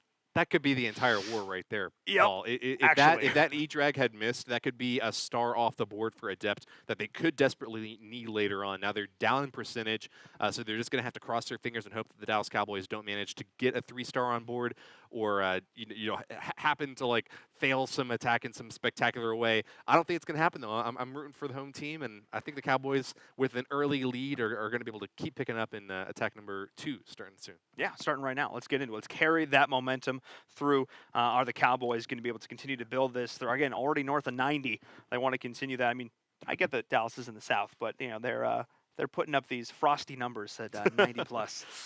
And they like to make great use of this free spell as well. You can see a couple of them being used here by Brandon of the Dallas Cowboys with 94% from the first attack.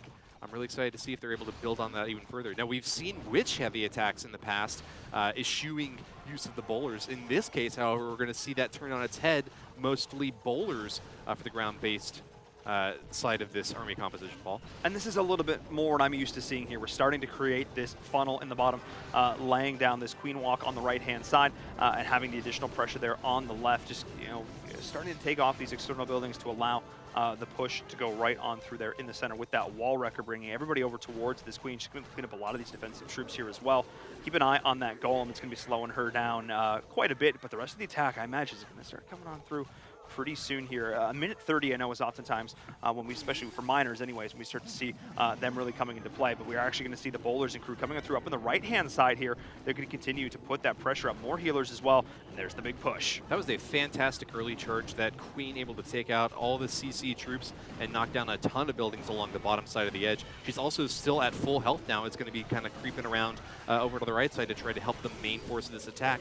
The bowlers, which should be rolling out pretty soon. We have still 15 of them left in tow, but you can clearly see that Brandon had a multi-stage attack in mind when he built this army composition. He wasn't planning on just kind of dumping like all E-Drags and balloons on one side of the map and praying for the best. He had a clear idea as to where these troops are going, and it seems like they're going pretty much exactly where he wanted them to, Paul. Yeah, walking right on through towards the center. We do have the Teslas in the back, with the bowlers making short work of all of this. Great use of the Eternal Tome as well. That is absolutely massive, denying the bomb, denying the Eagle Artillery, and that's going to be the 2 stars here. Just, ooh.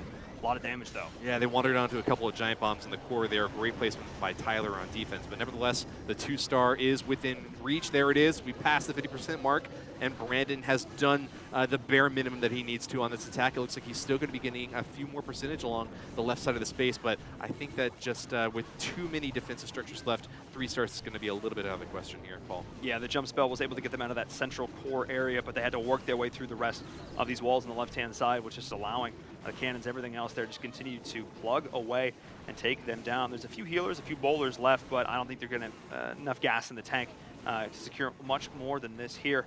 It's going to be around a 70% attack, still super respectable, continuing up that 2-star trend. Consistency is so key in these clan wars. Yep, and Brandon had a great army composition to just kind of sprint through the early stage of this base, but the way that it was laid out, it's a bit more like a marathon than a sprint. You really have buildings at the very edge of the map, pretty much on all 4 sides, and where you don't have buildings, you have these flags stacked up to try to prevent people from getting the ideal placement.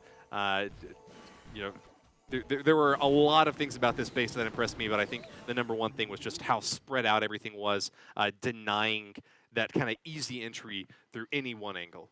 Yeah, I mean, we started to see a bit of a funnel created there at the beginning, using that queen walk to start things off, and there was a really nice solid attack, but just a really well-made base layout there. Denied that, kept it to 74%, still 84% total, 4 stars, really solid start from the Dallas Cowboys. This has been a bit more of an even start, though, right? From both of these clans. They're a little bit closer in terms of seeding. Well, let's see how Adept's attack, second attack goes. That's my big question mark now. Can Adept fight back? Can they put up a 90+% attack of their own? I just want to jump right back into this. I want to keep going with the action. Let's I want do to keep man. it snappy. I'm ready. Let's do it. Next attack from Adept coming at you right here. How are the Dallas Cowboys going to respond? That's my big question.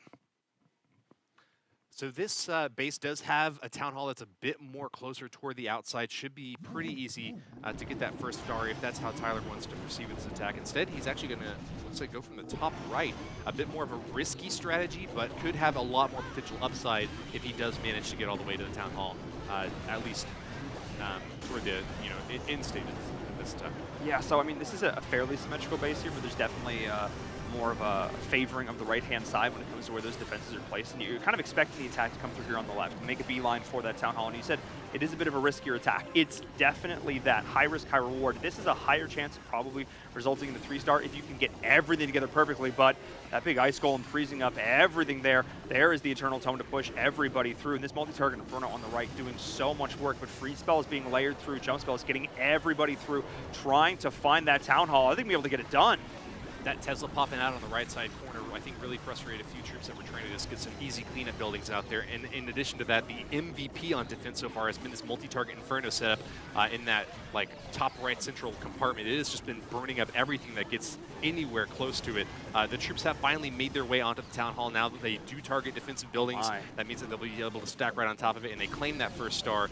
So at least the possibility of catastrophe is out the window. But with 2 stars, still 5% short, I think that this is going to be a defensive win for the Cowboys. I think so too. I mean, you said that, but possibility of catastrophe. I think a 1-star in this situation might be just that. We're looking at 2 more percentages. Can this Grand Warden get it done? Nope. Not going to be the case. The 1-star from Tyler.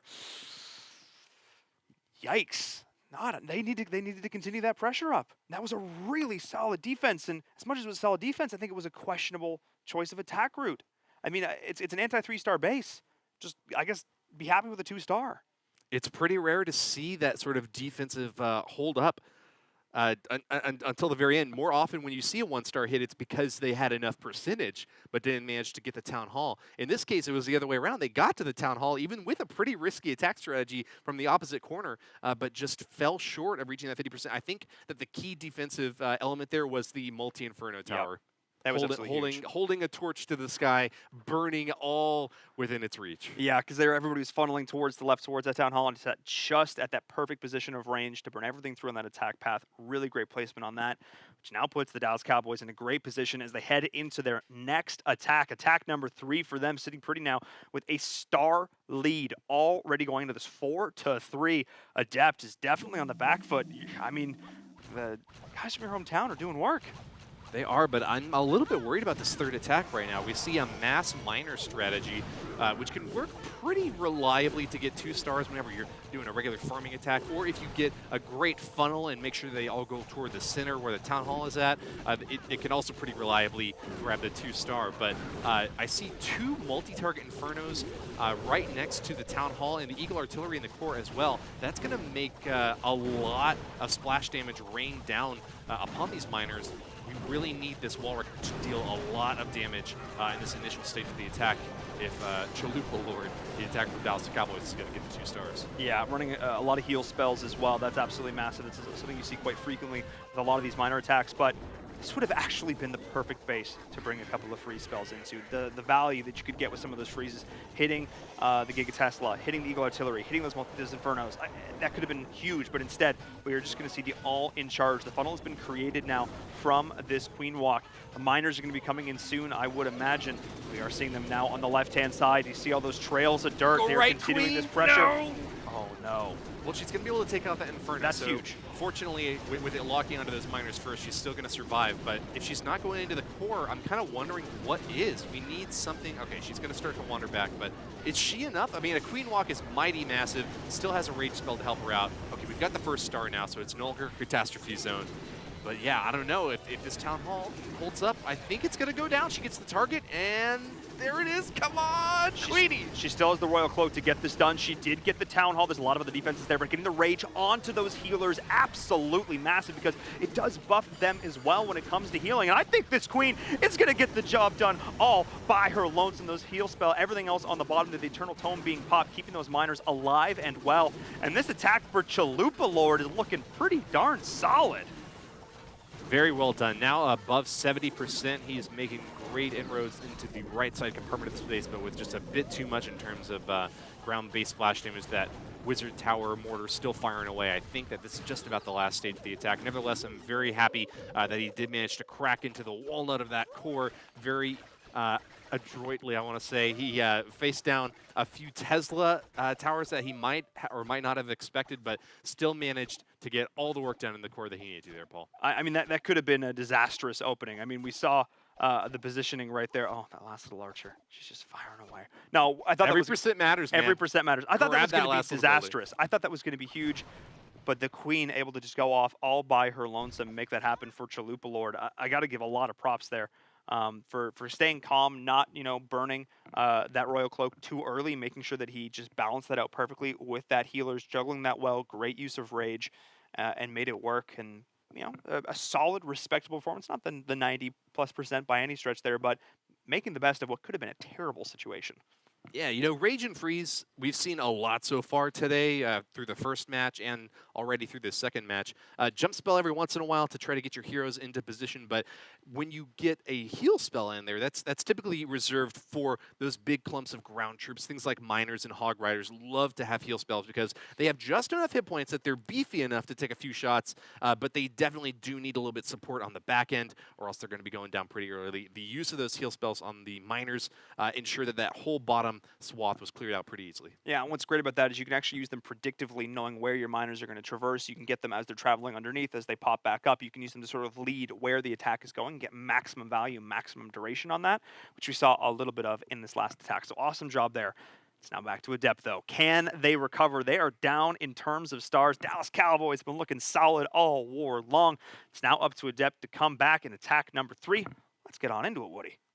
Bouncing off what you just said, Paul, you don't have much control over the units once you've placed them, right? Troops just kind of wander doing their thing, whatever direction that they want to, targeting buildings or whatever happens to be closest. But you have absolute, complete control over when you use any hero ability, over where and when you use spell placement, over whether or not you pop your siege machine early to try to get the troops out. There's a lot of things that you can do on the backside, especially in terms of timing, to influence the outcome of an attack.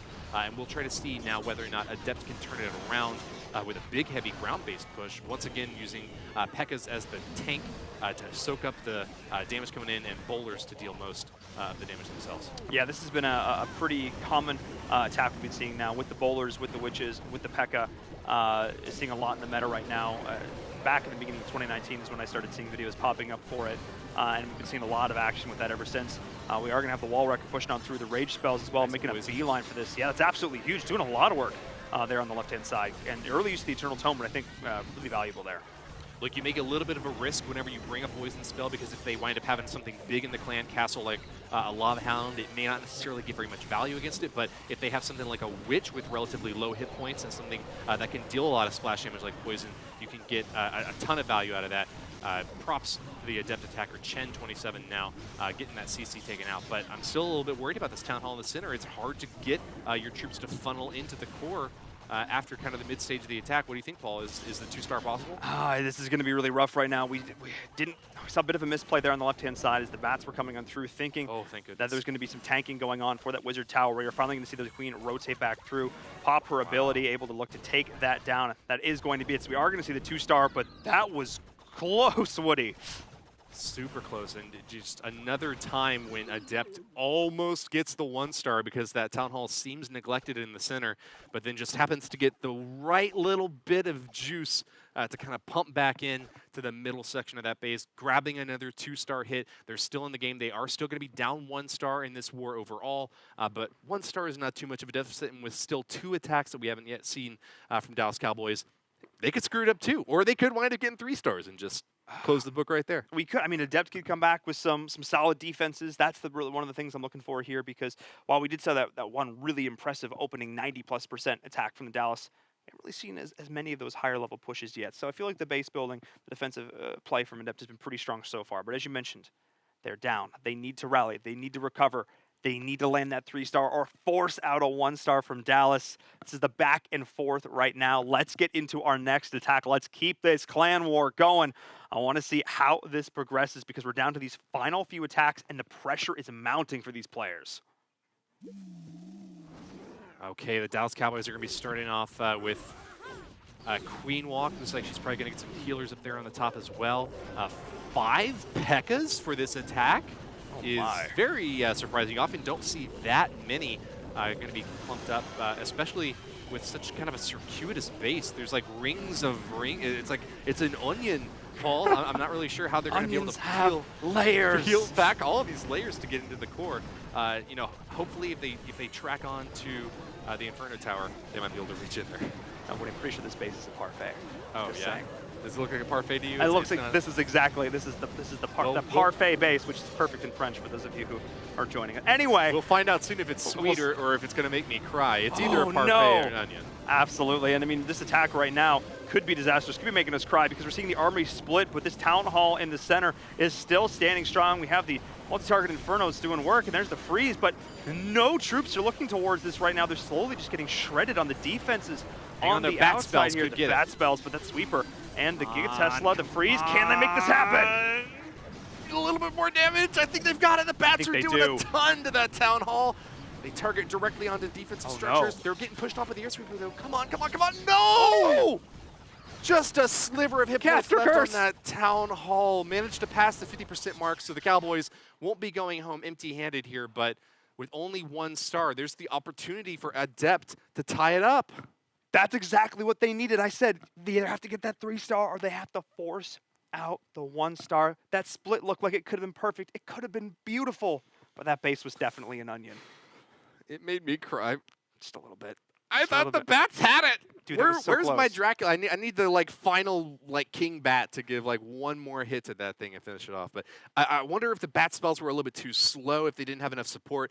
Maybe if he had played them a little bit earlier while the Yeah. defenses were targeting on to like the Ice Golem and the P.E.K.K.A., that that they would've would have been gotten the huge. job done. Yeah, having units to I don't tank know. for those is super important, especially because Right. they're so vulnerable in a lot of the situations. They do the damage, but they don't have a lot of HP to work with. So we're now looking to be in a pretty good position right now. If you are a fan of Adept, they're coming back with this next attack. And that was the 1-star now, which is meaning that well within range to return and bring it back with a 2-star. This is all on Adept. They just got to continue to push this through, but they've been lower in terms of percentage as well. We need like a 90-ish% attack in this one. Yeah. Yeah, that's true. Even if Adept does manage to put another 2-star on the board, they'll still be behind on total destruction percentage. It's really up to them not just to get a good, reliable attack, but to crush as many buildings as possible. Absolutely, yeah. I mean, if you look at the 77.5 to 53.3, this is If this goes down to average damage, then the Cowboys are probably going to win. We really need Adept to get a 2-star at least, preferably a 3-star on the board with these next 2 attacks. yeah, we're seeing. If you want to see them win, of course, I want to see the Cowboys win. So I mean, hope the defense holds up. I mean, Dallas Cowboys have been playing really well so far, but I kind of want to stick with my prediction a little bit here. You know, we'll just may the best clan win. We'll go with that. We are seeing the hero walk now on the right. I'm going to have that Grand Warden to support this queen. The jump spell being put down maybe a little bit preemptively here. We'll see how it allows you to go on in. Yes, it does. It doesn't even matter soaking up those bombs because the healers are going to be more than enough to keep her in play. Nice funnel being developed here on the right-hand side, baiting on all these troops. There's the rage to keep the queen in play. This is a great attack coming in so far from Michigan. Yeah, great poison placement there as well for Michigan, capturing all the troops from that CC, and the Queen's going to stay mighty healthy out back. We've seen these Queen charge attacks be very successful in the past. They're able to penetrate, especially bases that are really spread out and don't have a lot of damage kind of concentrated in one central spot that can challenge the Queen with like 4 or 5 healers on the back. Yeah, she's doing quite well. But what's going on up top? Yeah, we do see the Wallwhacker pushing on through. Look at the rage in the back. The freeze is there as well, getting right in onto this clan. Oh my, onto the town hall. And there's the freeze. Everything is going down to secure this. And again, it is set up in a bit of an anti-3-star manner. We can see all the Teslas popping up there on the left, but damage is being done. That is going to be the 2-star right now. Bringing it back in is Michigan, and really nice play from them and continuing this push. And there's still a very healthy charge here on the right-hand side. There's the Eternal Tome to keep the Queen in this, but the healers, they're not targeting the right person. These multi-target Infernos aren't too annoying to something like a Barbarian King, but when they start to lock onto the healers, that's when you start to get a little bit worried. You really need your healers to be topped up to full health and stay far away from those defenses if you want to keep your attack going One more for a very long swing. time. It looks like, yeah, with 2 stars clear on the board and north of 70%, it's a great attack from Michigan. I think that we're still going to be a little bit too far away for a 3-star hit on this time, though. But keeping Adept in the game, Paul, Michigan had a very reliable strategy and executed it very well here. Yeah, he came in with a game plan. I guess you could say this attack was pure Michigan. There's just no problems there at all. Really, really well played there from him. And just seeing the final attack. Well played to you too, Paul. Thank you. I work really hard on those puns. As a Canadian, you would be very familiar with Michigan, but a Southerner like me only barely understands that reference. Don't they write pure Michigan on their license plate? That's All the the state commercials. motto, Have you right? ever seen a anyway? If you've ever seen a Tourism Michigan commercial, there you go. But we are seeing the comeback of the century, or at least Hold on. The comeback of the century. I'm not quite sure about that. I was gonna make a slight caveat to that. The century right. slash the tournament so far here in the playoffs. So all right. we're in Clan War 2 of 2. Out of the so two matches, this is the closer match. I'll agree to that. absolutely, we are seeing it now, getting much closer in terms of this overall percentage. We are now tied in terms It's of not stars. close in percentage at all. It's 77 to 59. We're within 20%. No. Adept cannot win on percentage. They have to win on stars at this point. All right. I'll say, look, even if Dallas Cowboys gets a 0-star 40%, they'll still have a greater percentage than Adept will. What they need to see right now, if Adept is going to win, I'll tell you like it is, Paul. Tell me how it is. Tell me how you really feel. They need to see the Dallas Cowboys just absolutely fail, and then Adept crush with at least a 1-star lead. All right, well, let's see if the Dallas Cowboys are going to fail or if they're going to rise to the occasion. They're going to go out and yeehaw and taking the win here. They need to get this 2-star. All they need is a 2-star at this point. That's basically all they need. Because as you mentioned, in terms of percentage, there's not a huge chance that Adept can come back in this. So they just got to look real solid on this one. Their final attack. Grab if they 2-star here, I'll close the book. We don't even need to see the last attack. Of course, we would watch it out of courtesy, but if Dallas Cowboys 2-star here, they've won the war in my opinion. All right, yeah, I think mathematically it is pretty darn near impossible. They had to get like 50% on the nose. Well, I guess and the town hall. Adept could 3-star. So if they manage to get 3-star, but we haven't seen one at all today. Yeah, when this first 3-star comes around, it's going to be pretty darn exciting here. As we are seeing the E-Drag coming in now on the left. A lot of clump buildings, which means that Chain Lightning is going to get so much value. Value overwhelming. Zaps down the witches as well, and that's a nice CC clear from this Electro Dragon. Now we still have a bunch of skeletons kind of spread out along here, and a little bit of a frustrating Tesla tower placement for the attacker, but still a lot of dragons left for this attack, and balloons as well. I'm kind of worried about them like clumping up in the bottom section of this base, though. It looks like they didn't spread out very well early on, Paul. No, they did not, and already Barbecue getting taken down. The Iron Fist not being nearly enough. We have bats coming on the left-hand side. The freeze is there as well, but those Infernos doing a lot of work. However, the main bulk of this push is still pushing on through. A lot of dragons, a lot of balloons up on the outside. Can they find the way? They've got the Rage Spell trying to find the way into it, but a nice Tornado Trap slowing down this push. It actually kind of pulled some of the balloons closer to the Town Hall. Wait, they're not going for the Town Hall? No. Okay, no. They're clearing out some of the trash along the outside. Look, there's still plenty of dragons left for this attack. Hang on. Why hasn't he used the Grand Warden ability yet, though? That's what I'm wondering. He had all the... Oh, man. A bit late on the Grand Warden ability for my taste. He's going to get a lot of dragons protected in there, but they're not really taking very much damage. Grand Warden goes down. No! Oh, the dragons are looping around to the outside, Paul. What was the win condition here? The win condition was to get those dragons onto the Town Hall ASAP and then just sop up a little bit more damage along the outside. The win condition was to not 1-star. And I think... Well, maybe. a 0-star is also a not 1-star. Well, look, I'm being... The win condition is to 2-star, and they didn't do it, though, Paul. You're right about that. You're right. Technically, not 1-star could also be 0. Thanks, I'm a logician. I like to technically speak correct. in very It's the best specific kind of correct. But we are seeing the 1-star 57% attack coming on in, which means the door is wide open for Adept right now. They just need to secure themselves a 2-star to walk away with this. But we've already seen multiple 1-star attacks so far this war. Woody, this is looking dire for Dallas. It sure is. And I got to say, what I said before about them not being able to catch on percentage might not necessarily hold up anymore. That was a pretty low percentage hit for the Cowboys relative to their previous hits. That was actually the lowest percentage attack that we've seen so far from the Cowboys. It doesn't necessarily close them out, though. Look, Adept has had a 1-star hit as well on the books, and so it's all up to their 5th and final attacker to close out for the win. It's not often. I mean, it happens more than... Actually, it does happen, I guess, a decent amount that final attack is the be-all, end-all. And that's going to be the case for this war. It's all going to come down to this final attack for Adept. Let's get on into it. All down to this 5th and final player. Who's it going to be? All the weight is on their shoulders as we get into it. And we're looking towards Spartacus. Of Look, course. For me, these attacks are absolute drenchers. I need to have a towel right next to the phone or the iPad or whatever to just keep wiping every 15 Baby seconds. powder? Yeah, baby powder or something on my hands because I am just sweating bullets whenever it's this close of a war and it all comes down to me. But with that Town Hall really far outside, Deadpool did not set himself up or the Cowboys to be able to prevent the 2-star. It should be a pretty easy, clean sweep here for Spartacus on the right lane. This base is set up as an anti-3, but they don't need 3.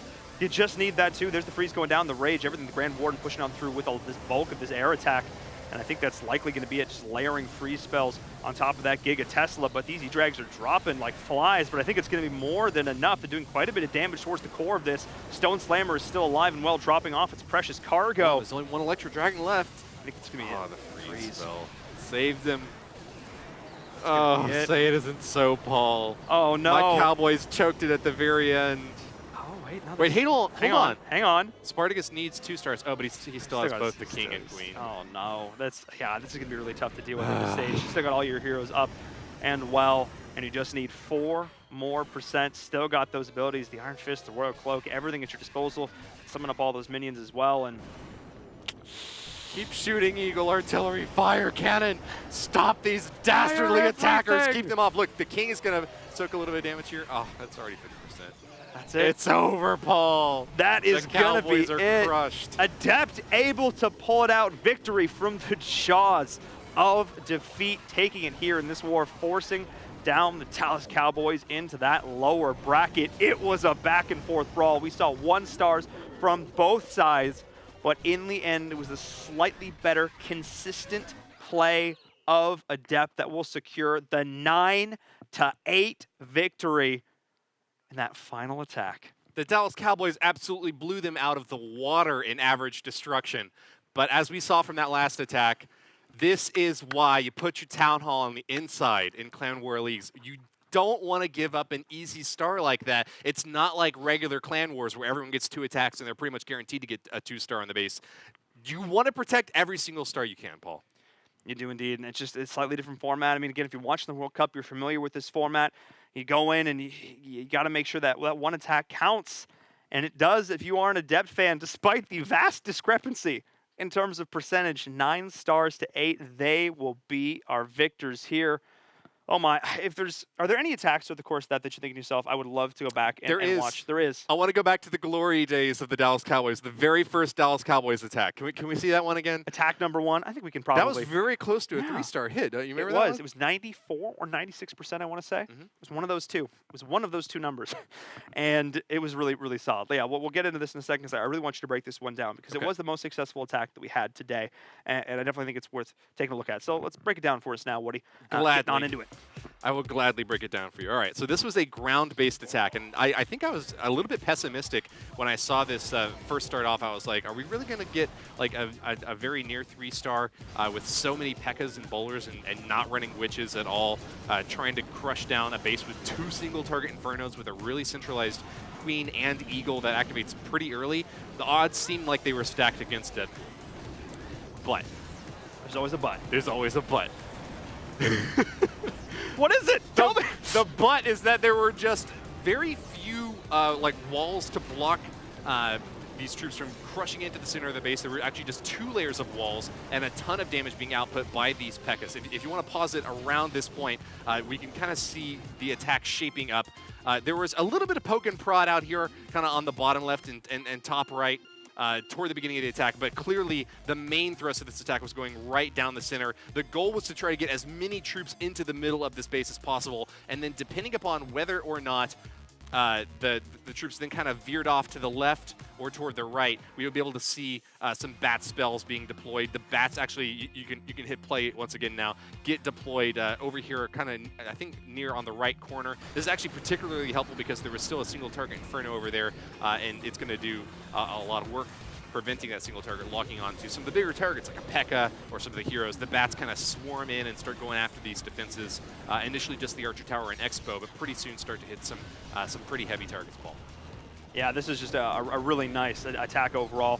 still holding back a couple of those freeze spells to make sure the bats are going to get able to get maximum value. That Eternal Tome was perfectly timed, making sure the Gigabomb at the end didn't get all that value. And as you saw, you mentioned it, only having those 2 walls allowed the bowlers to sort of line themselves up really well, allowing them to get a lot of splash damage with those boulders, throwing it on through, getting a lot of value in that central part of the core. And that freeze! Great. That freeze! I mentioned holding back a couple of those freeze spells for these bats. That was huge. Look, if he had actually managed to freeze the Wizard Tower and one of the Archer Towers, yes, they might have been able to finish off that Wizard Tower and prevent the lock and just shorten the amount of time that would be necessary for these bowlers and Pekkas to kind of swoop around.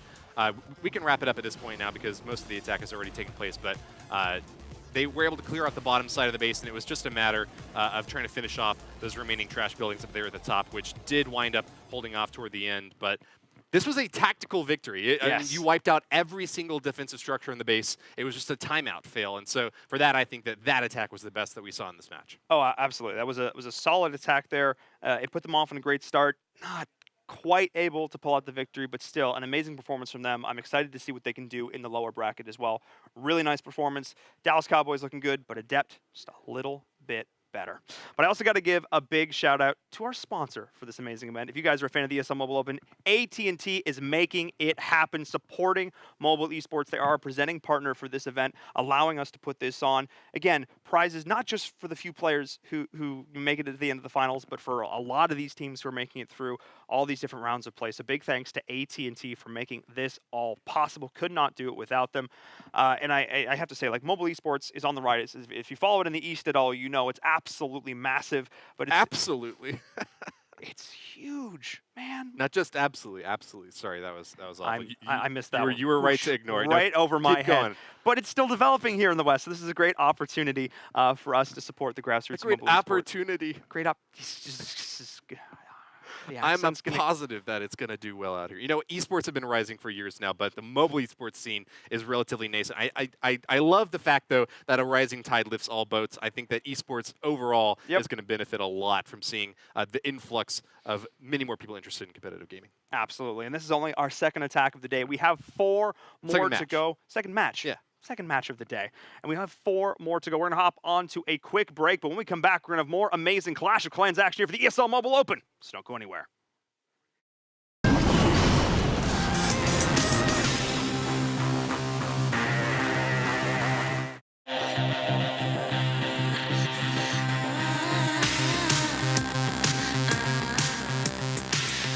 This is the ESL Mobile Open, presented by AT&T.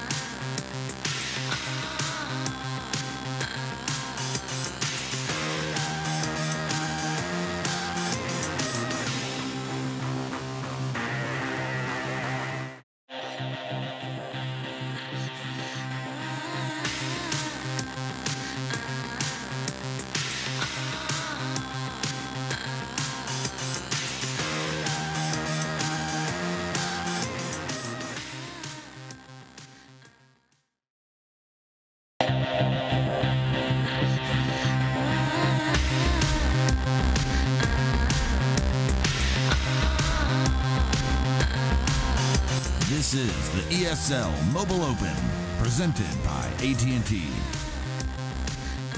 Welcome back, ladies and gentlemen, to the ESL Mobile Open. It's Clash of Clans Day. We're here at the very first day of the playoffs here for the Clash of Clans portion of the Mobile Open. As always, I'm Inverum, joined by Woody. We've already seen 2 amazing clan wars to start things off. That last one came down to the wire. That final attack, finding the 1-star there. If you're a fan of Dallas, you're a little bit disappointed, but also very happy because that's where our finals are being held, at DreamHack Dallas, for the final 2 clans that make it all the way there. So a little bit of give and take. The Cowboys will live on in the lower bracket. I'm sure we'll see will. them again sometime soon. Hopefully we do, because they put on a really good showing. Let's take a look at the schedule for today, just to remind everybody where we are at. Up next, it's Team 2 for When Not in Rome up against 40's Blast Open. I mean, when you're not in Rome, I guess you're just literally anywhere else. Is that how that works? That sounds like, I think they're going for that phrase, you know, like, when in Rome, do as the Romans do. Instead, they are not in Rome, so they get to do whatever they want to do. That's fair. I mean, oh boy. Anyway. How do you interpret that, though? Is that just do it. I guess just have some fun. If you're not in Rome, yeah, just you can do whatever. I guess that's how we'll interpret that. That's WHF a very gets cookie to. generalist interpretation. Yeah, we're not going to dive into this one too much. Okay, They're probably fair. just trying to troll us. They have 2 rosters though. Both are going to be represented today, putting up some amazing games. Excited to see what they're going to be all about. Yeah. Let's take a look at the roster for Blast actually here, because we actually got a chance to hear a little bit more from them. There's some, some leaders from a bunch of other different clans who kind of came together to work on this one here. A lot of players who've been playing together for a while, like 5+ years in some cases, which is pretty cool. So a lot of veterans on this team, which is pretty neat. Yeah. Do you mean to read through them? No, I think that they can. Is that fair? They can read them, right? Okay. Yeah. Yeah. It's just some fun names, though. Yeah. So, congratulations on picking some great. We'll see. And you said they've been together for like 5+ years. I know a lot of clans that are like that. Well, they've been playing for 5+ years. I know that some of these players have been playing together for a while, but the clans have come together. We actually have a quote from one of these players, which we get to take a look at and learn. It's always fun to learn a little bit more about these teams. And this is the team captain, Christine the Mean. She says, "I hope to buy a Starbucks Frappuccino with my winnings. I miss." That shouldn't be too hard, right? Starbucks Frappuccino is it's like not a lot of money. It's yeah, like $4 maybe. Yeah. Well, is that Canadian bucks or no, American? No, it's so much more. Our dollar is not doing well. But no, sorry about that. Yeah, it's not your fault. I single-handedly blame you for the economy. That's no. Hey, look, economies are complicated. I might be to blame. That could be it. Everybody.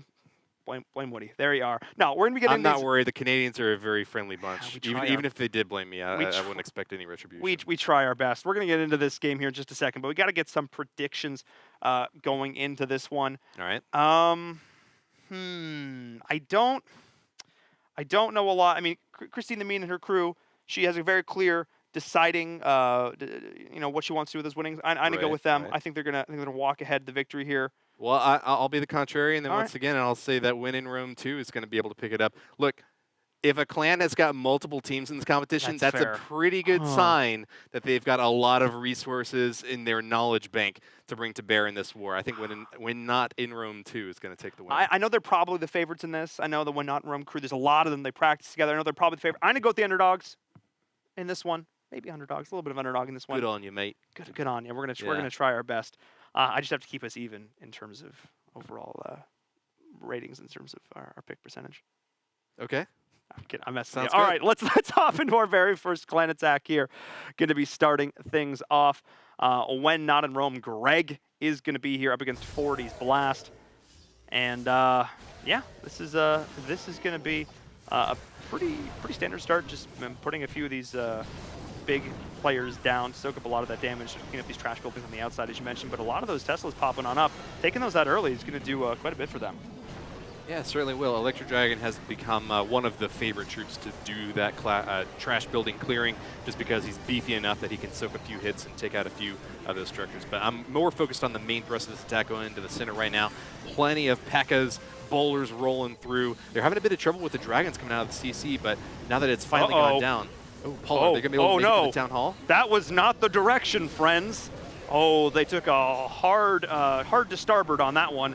all the way over to the right. They are not looking towards that Town Hall. Queen is on the left, forced to pop her ability, but this is that Town Hall looking pretty here in the middle. There's still quite a lot of bowlers left. They're raging on through. They've got the healers. They've got the Eternal Tome. They've got the Grand Warden looking to try and find this Eagle Artillery, but they haven't taken down that key structure. Sure haven't. The first star is still pretty far away. You know, I thought that they might have gone for the Desperation Bat Spam and try to get those to go onto the Town Hall, but it looks like instead they're just going to try to claim a bit more on the percentage side of things for this game. Greg from Win Not in Rome is going to stick to the plan, chums, and sends his remaining ground troops along the top side now. It looks like they're just going to kind of cruise through some more trash buildings. Ought to be a really high percentage. Like 80+%, I think. Yeah. Oh, that's heartbreaking. But just one star. Just one star. And stars, again, are what matter. We saw that in the last clan war, that it really makes a difference, you know, where you are, or it really makes a difference, you know, in that percentage, only if you're even in stars at this point. So Barking ability is going to go through, and we are going to be seeing 70+. Again, I expect maybe 80+ coming on through here, but it's not going to make a difference. It's only going to be that one-star attack. Starting this off on not the right foot is Win Not in Rome. Yeah, I gotta agree with you on that one, Paul. I'm rooting for Win Not in Rome, but this is not the way you want to start things off.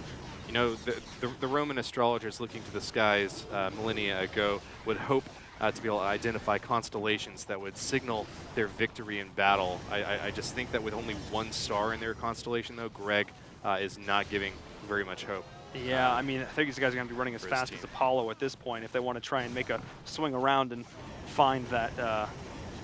Romulus and Remus would be very disappointed. They would be. It's kind of unfair to use all these Roman analogies because they are specifically not in Rome, but maybe they are Romans who are not in Rome.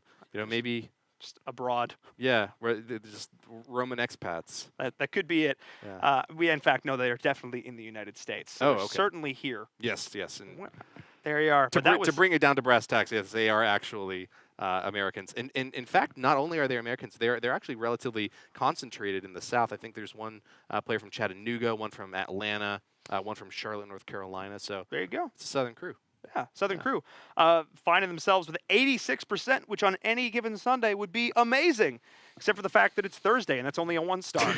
It's just not the most ideal opening there for them. Still going to help on their overall percentage should they equalize in terms of stars. But Right. I now have to look towards 40's Blast Open. Can they respond with a better start here? Can they secure that 2 or even that 3? Can they push ahead to an early lead? Might be able to. Yeah, Let's they've been find playing out. for 5+ years. They know all the troops in the game. They've got their favorite, army compositions picked out. We heard from a couple of them before the matches began that they really like to play with witches, but not bringing those to bear in this specific attack. Instead, relying once again on P.E.K.K.A. and Bowler to get the job done, using that reliable Electro Dragon up on top to get a bit of trash damage clearage. I'm a little bit worried that it's going to run into this air defense, though. That is not typically what you want to do with an E-Drag. No, you don't want to run it on in there. It is going to get that splash damage, though, from that Chain Lightning. And one of the things, we're learning a little bit more about 40's Blast is that they say they're super organized. They're incredibly well organized. They're mature. They go into this. They work well together. They've met through existing, events in Clash of Clans. And they're looking to just go out and kick butt together. That's really what they're all about, working together as a squad. So we'll see if that's going to be able to lead them to victories. The Rage, everything else going on through. The Eternal Tome to soak up the damage from that bomb. No siree is already the first star is being secured. Nice split here. I like the P.E.K.K.A. Going on through here. Those healers, unfortunately, get knocked down by that air defense. But these two P.E.K.K.A.s on the outside going to be clearing out a lot of work, getting a lot of additional percentage. Yeah, I'd say events like the ESL Mobile Open and the World Cup that we're seeing right now are like the culmination of a lot of those kind of smaller community-based events like Champions War League, the No Dip League that took place in previous years that were able to bring together some of the best players who could, then find each other and prepare for the final stage of competitive Clash of Clans that it looks like we're seeing arise now. Trying to push toward that second star, though. I'm looking back onto the attack here from the player from Blast. And it looks like did just manage to get that 50%, but this attack just kind of felt a bit anemic throughout. Didn't really pulverize in through the core. Just kind of looped around the bottom side. Got some more trash on the top, and I don't want to call it a lucky break to grab the Town Hall, but there's still a lot of defensive structures left here. Well, yeah, 52% is by the skin of the teeth on that one. Yeah. That was a little bit close. But still a win. Still a Still a win. victory. Still ahead in terms of stars right now. Then again, putting the onus over on the other side to win not in Rome 2 to pull that back. They need to get themselves a 3-star or force out a 1-star in response. So they're going to make it close. That's what we're looking to see. But a fairly solid opening, but quite a contrast in terms of percentage. Well, we saw the Dallas Cowboys pull far ahead in percentage. Even at the very end, they were, what, like 15, 20% ahead of their opponents. But stars matter. They're more important than percentage. If you fall behind on a Town Hall kill, you're going to lose the match if you can't manage to make up that deficit at some point. When Not in Rome 2 has got that chance right now, though, Paul. Yeah, they've got it. They again, the onus is on them to step it up. Let's see if they're going to be able to do so in their next attack. Let's jump on into it. Who is stepping up to the plate for when Not in Rome 2? That is the big question as we get into this next attack. It's going to be VDG the third. It's not Benny VDVG. Third of his name. The third of his name. Winner. Well, he might still yet see and conquer all he sees here of Red Rum space. Yeah, Red Rum putting up an interesting base here. Again, looking more like one of those anti-3-star setups that we're traditionally seeing, putting that clan castle there on the outside. Eagle Artillery, though, dead center, and I like this. There's an interesting prioritization of these structures. Eagle Artillery, one of those that can do so much damage if left to its own devices over long periods of time. And we're seeing it now just chilling out there in the middle. The Queen Walk is continuing on through, popping out that Royal Cloak, the Rage Spell as well on those healers, pumping her back up to full HP, getting them out of range of a lot of those key defensive structures. And this is the Queen Charge starting off pretty strong.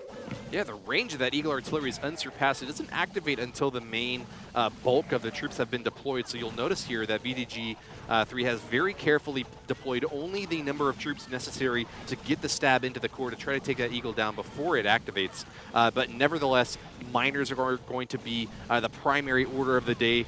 With 3 heal spells to try to support those 27 miners, you would expect to see them coming in along the top left side of this map, cruising in toward that Town Hall as quickly as possible, and then cleaning up as many trash buildings toward the outside that they can before going down. Yeah, trying to get them out before that minute 30 mark, and doing great work there over on the right-hand side.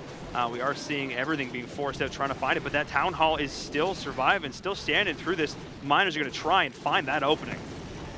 They make it into the Town Hall, and with a clutch free spell, we'll be able to take it down. That's the 50% 2-star that we were looking for to start off with, and we'll be continuing to dig into this base toward the middle now, right onto the Eagle Artillery, where the next big target's going to be finished off very quickly. That Archer Queen on defense can cause a lot of problems for troops that target onto only defensive buildings, but fortunately for the miners, they don't have that sort of compunction. Yep. They're happy to go for whatever is firing away at them, so they'll take her down next. It's going to be at least 2/3 of the space destroyed, but I think that's just about it. With the Grand Warden going down, the remaining troops are just going to kind of wander into their own destruction.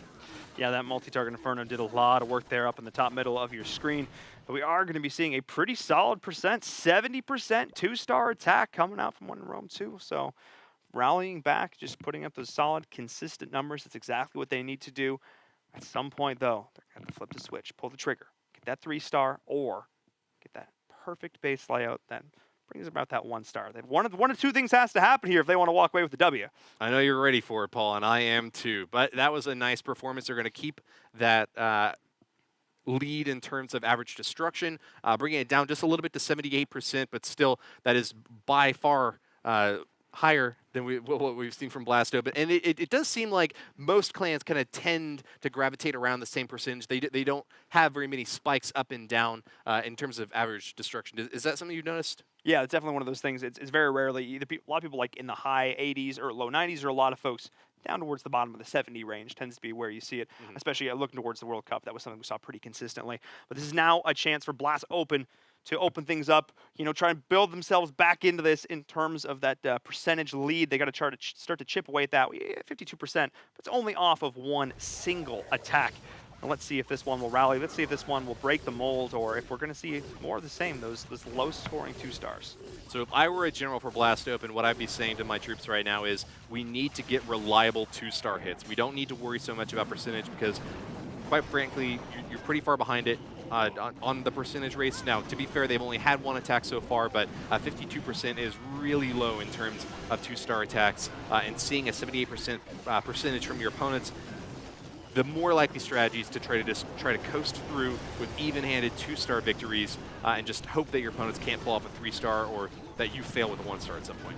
Yeah, this base is actually, it's a very interesting setup, kind of reminiscent of the one we saw in that first attack with Coastal Clash, where we saw. Yeah, good point. Yeah, we saw that the town hall just sort of sitting all by its lonesome there Matty in J's the middle. defensive base. Yeah, that was huge. That the denied did a really good job there. We're seeing a lot of the defenses on the right-hand side getting absolutely wiped, but the town hall is still surviving through this. The gate Tesla doing work, but that queen is going to be starting to rip away at it. Is it going to have enough damage? Peck there. I think it will. Yeah, no problem. Barely did. Yeah, that poison spell doing great work on those skeletons, taking them down nice and early so that the P.E.K.K.A was able to get that final chop away at the town hall. That is going to be a 2-star that Christine the Mean from 40's Blast was looking for, and we'll be able to cruise through to a few more percentage points of damage along the bottom side of the space. Those healers trying to keep the P.E.K.K.A up. Getting burned apart by that Inferno Tower now, though, Paul. Yeah, the queen is going to drop, and nice positioning there on this base. Once again, these base setups with these exposing a lot of buildings, but keeping these key structures very heavily defended is resulting in a really solid, consistent defensive play there. 59%, so another low-scoring 2-star, albeit a 2-star, but still fairly low scoring, so not really chipping away at that deficit a whole lot there. Still maintaining their lead in terms of overall stars, but should one of them slip? Should they get a 1-star? Should a 3-star come out for When Not in Rome 2? They're in a rough spot. Look, a great man once said 2 stars win wars, and it might not have necessarily been true in regular clan wars, but in clan war leagues it definitely is. You need a reliable 2-star hit every single time you're going into an attack. If your plan does not include something that will definitely take out the town hall, you need to rethink that plan. Unless you're like the very last attack for your clan and you need the 3-star hit and you got to go for something wonky and risky, I think going for that town hall early is the right way to go about it. Well, we'll see what the response is going to look like. If they're just going to continue to push on through these consistent 2 stars, let's find out. When Not in Rome, Lark is coming up next. I mean, fun fact, he is one of the least experienced players in the entirety of these top 32 teams. He's only been playing for 15 months, which in terms of Clash of Clans isn't a really long time. A lot of these players have been playing for years and years and years. And fun fact about him, he can solve a Rubik's Cube. He does love this queen. Interesting. Well, he's also the punching bag for his clan. I'm not sure if you knew this or not. I They like to make fun of Lark on the reg. So let's see if he manages to give them a good reason to not make fun of him this time. If he grabs a 2-star victory here, I think his friends and clanmates will be quite pleased. Yeah, pushing on through the left side here. We're going to have a lot of miners rolling on in, as well as those heal spells, so keep an eye on that. Wall Wrecker starting things off, opening up this first little push here to start things. A lot of balloons dropping on out of this. The queen is still alive in the back. The rage spell on those healers is going to be keeping her nice and topped up. This is creating a nice little initial charge here, setting things up. And if we look towards the minute 40, minute 30 seconds, when you're going to look to see those miners come on down. This was a great start for Lark. He had the initial stage 1 of this attack clear out a lot of buildings on the bottom left side of the base, almost a third of the base. And the queen is still, going and shooting. Ideally, we would have wanted to see that Eagle Artillery go down, but it was a bit far out, and I think that the miners shouldn't be too worried about it as long as they kind of keep that spread. But look, the queen's going to go back in. She might get a few more shots and finish off that Eagle Artillery after all. Yeah, minute 30 on the dot. That's when those miners are coming on through. The Royal Cloak is being popped, and the queen is locked onto this Eagle Artillery. That's absolutely can she drop massive. it? Can she drop it? She absolutely can, Woody. So the rest of the miners are fighting this battle here on the right. The heal spell getting a lot of value. The double Tesla going to be dropping. Multi-target Inferno as well, trying to shred them on through. Can they make it to this town hall? I think that they will. That's a great placement on that heal spell, able to keep them nice and healthy, even with the fire and the flames carrying on right straight through them. We've got a maxed out heal spell. In fact, this is something I noticed that Lark did that no other player's done so far. Used a power potion to bring all of his troops up to maximum level for his town hall. Those miners are now starting to finally log onto the town hall and claim that 2nd star. There it goes, Paul. It's finished. And they've burrowed, dodging the key bomb damage there. That was absolutely massive. Sometimes you see those miners getting stuck around, caught up on other things, taking that bomb damage. But today is not that day. It was not that cold winter morning. They're walking their way on through, securing that additional damage. 71% 2-star. Consistent play from When Not in Rome 2. And there's still a ton of miners left. They're not too worried about things like that bomb tower as long as they can burrow underground before it explodes.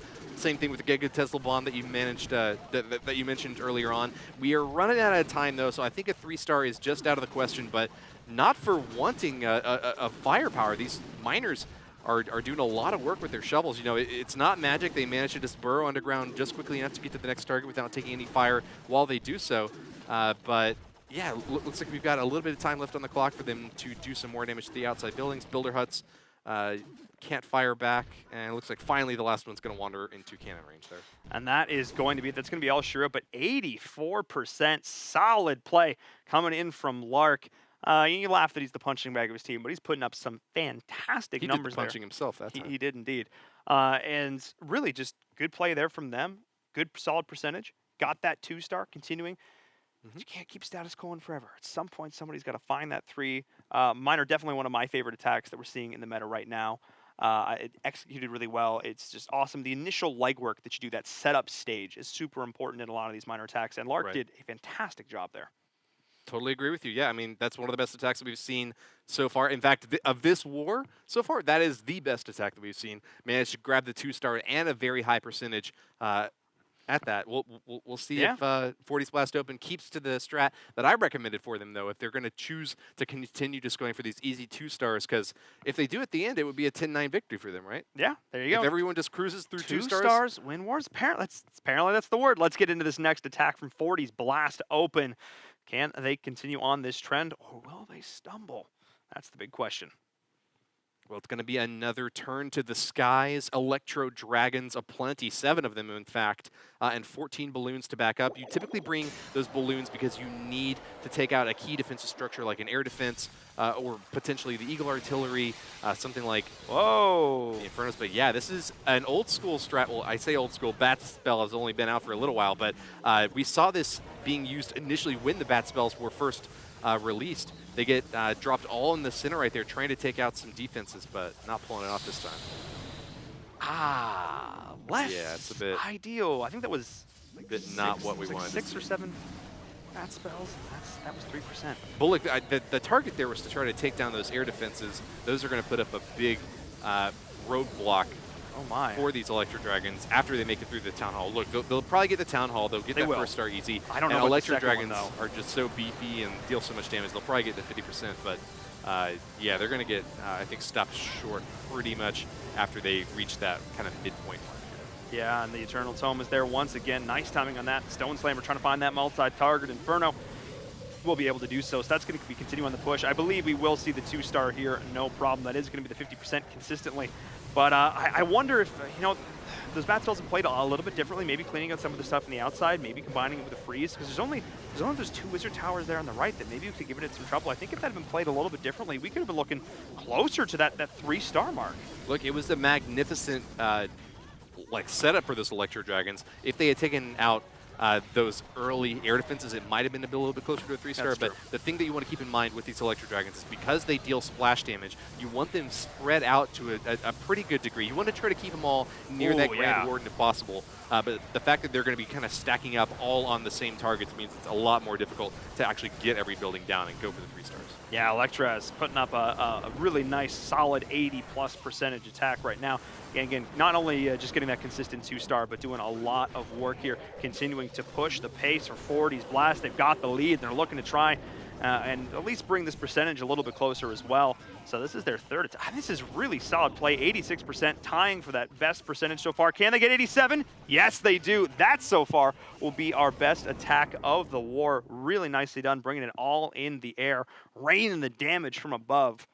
And I don't want to say making it look easy, but definitely having a good time. Yep. Alcatraz builds a prison for his opponent and leaves only 13% of the structures remaining. Great attack there, bringing the percentage way higher up for his team. That was now the new best attack of this war so far, just barely edging out the last one that we saw from 84%, now up to 87%, the MVP for this hit. Blast Open is staying strong, staying the course on their 2-star path to victory.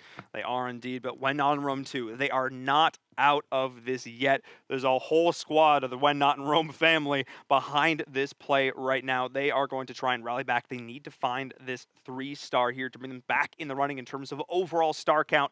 Can they do it? Let's just jump right into this next clan attack. I want to keep the action going. Woody, no time to rest, only games. I'm jumping right now into it. We're going to see a very similar attack to what we actually just saw, except instead of 7 Electro Dragons, we're going with 8.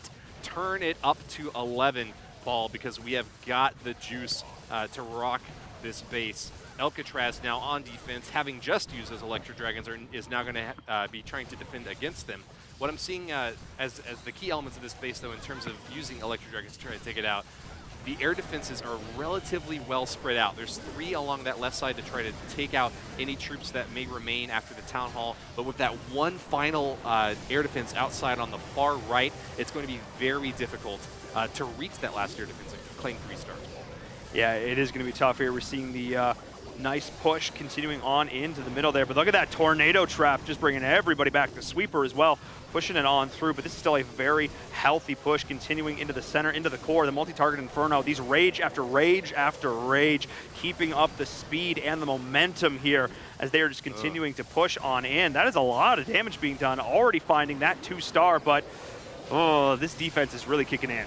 Look, I think if those free spells had actually been held onto a little bit longer and used them on that air defense and the Eagle, as soon as the Electro Dragon started to kind of wander into range, you would see a little bit higher percentage damage dealt here, but it gets really difficult to keep your finger on the trigger and not just pull it right when your troops start to get really near. You want to protect them as best you can. That's going to be a 2-star, though, Paul. It is going to be a 2-star. It is going to be 70% right now, so still respectable.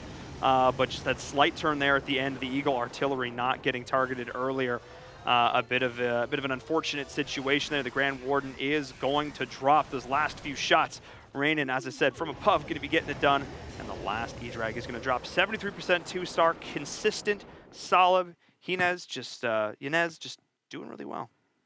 I like it. Yeah, fantastically done. That's a clean 2-star hit, but it's not going to be able to put them back ahead over on the top. They need either a 3-star hit or to try to get a 1-star defense against Blast Open.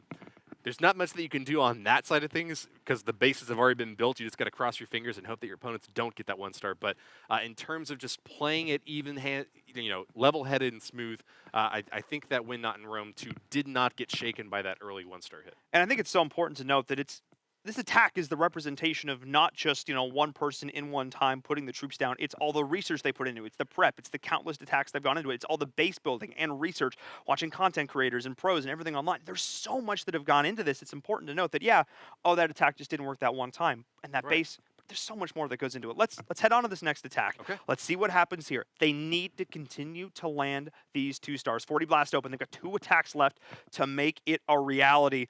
Let's get into this next game, Woody. I'm excited to see what happens. Let's do it.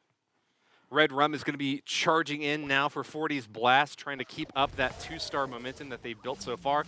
This time, though, it's going to be back down to the earth. We've got a ground-based push with P.E.K.K.A.s, Bowlers, and Witches this time using P.E.K.K.A. all Bullbat, 3. okay. Yeah, the P.E.K.K.A. Bullbat. All right. I like the lingo there, Paul. Nicely I've observed. I've been watching YouTube. I know what's going on. Yeah, we partnered up with some amazing content creators over the course of this as well. I got to give a shout out to them. Been helping us create a lot of awesome content and bringing some more eyes onto this. It's cool seeing them discussing all the different strategies and stuff like that. It's definitely helping me as somebody who's newer to Clash of Clans of learning more about this game, which is super sick, as we are seeing the push continuing in. Great funnel being created, allowing for this beeline of the wall wrecker pushing on in towards this the center. The healers are in the back, and so many bowlers, the witches, the skellies, everything is pushing on through.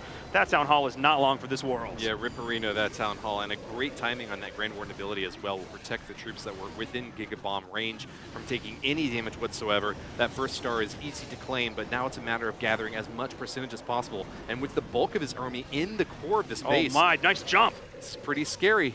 This is absolutely massive. Perfect timing on the freeze spell as well. Red Rum from 40's Blast putting on a clinic right now. Just continuing to chain these spells absolutely perfectly.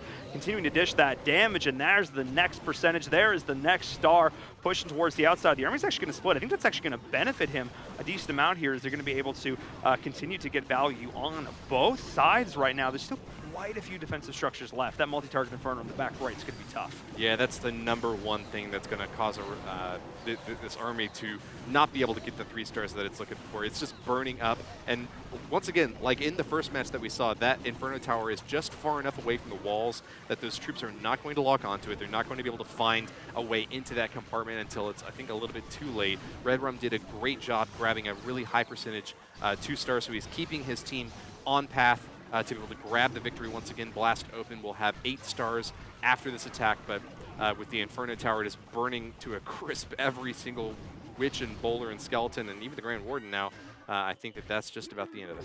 Yeah, it's going to be, you've got a couple last, this Peck on the outside, going to continue to ramp up that percent, doing a really nice job cleaning up these structures on the edge. They just hit like absolute trucks this stage of the game. They are going to be cleaned up by those last remaining defensive structures. And with that, that's going to be a super solid attack going on through from Red Rum. Will they be able to find that 90%? They do indeed, 91% two-star and counting with only a few seconds remaining on the clock. Doesn't get much better than that. We asked for consistent two-stars. We are seeing just that. Red Rum has delivered, and this might be one of the best attacks that we've seen all day so far. This is certainly a good candidate to take a look at through the telestrator afterwards. This base is not laid out in like a symmetrical way whatsoever, so it makes it really difficult to kind of identify the pathing that your troops are going to take as they start to try to crack this thing open. But Red Rum had a great vision as to where those troops were going to be able to loop around, where he needed most of the firepower to be focused, and as a result, got rewarded with a really high percentage two-star hit on that attack. I think what impressed me the most there is just the way he was able to combo the rage into the jump into the rage, just continue that constant forward momentum. The pain train was coming. It was chugging on through the center of that base. Really impressive play there. 40's blast open, sitting in a great position. Only 5% separates these two squads, and of course that 1 star. So even if something crazy were to happen here, they're still in range. Even if a massive 3-star was able to come on out, still in range is 40's blast open to try and bring this one back. So we're going to look at the final attack coming in from When Not in Rome. It all comes down to this. We need to see the 3-star here. Can they make it happen? Let's find out. You know, I said toward the beginning of this war after the second attack from Blast Open that it was not going to be possible to close that average damage gap, but they're doing a damn good job of it. They're actually only like 5% away from When Not in Rome. Still not maybe enough to rely on just winning by percentage here, so they're really hoping to keep the defenses up against Fletch, the last attacker from When Not in Rome. Yeah, Kenny has got to have the solid base layout right now. He does have a lot of those buildings up on the outside there. Queen is going to be starting to set up this funnel, though. Queen Walk, no surprise. Such a common strategy that we see used. It's such a great primer. Not only does it do a lot of damage in its own right, but it helps set up the other squads there. And the key part of this is making sure not that you necessarily hit that Queen with that rage spell, but you hit those healers because they get that additional speed boost. They're able to pump out the additional healing. The next question becomes, of course, is how do you use these bowlers? How do these P.E.K.K.A.s come into play? Those are my big question marks.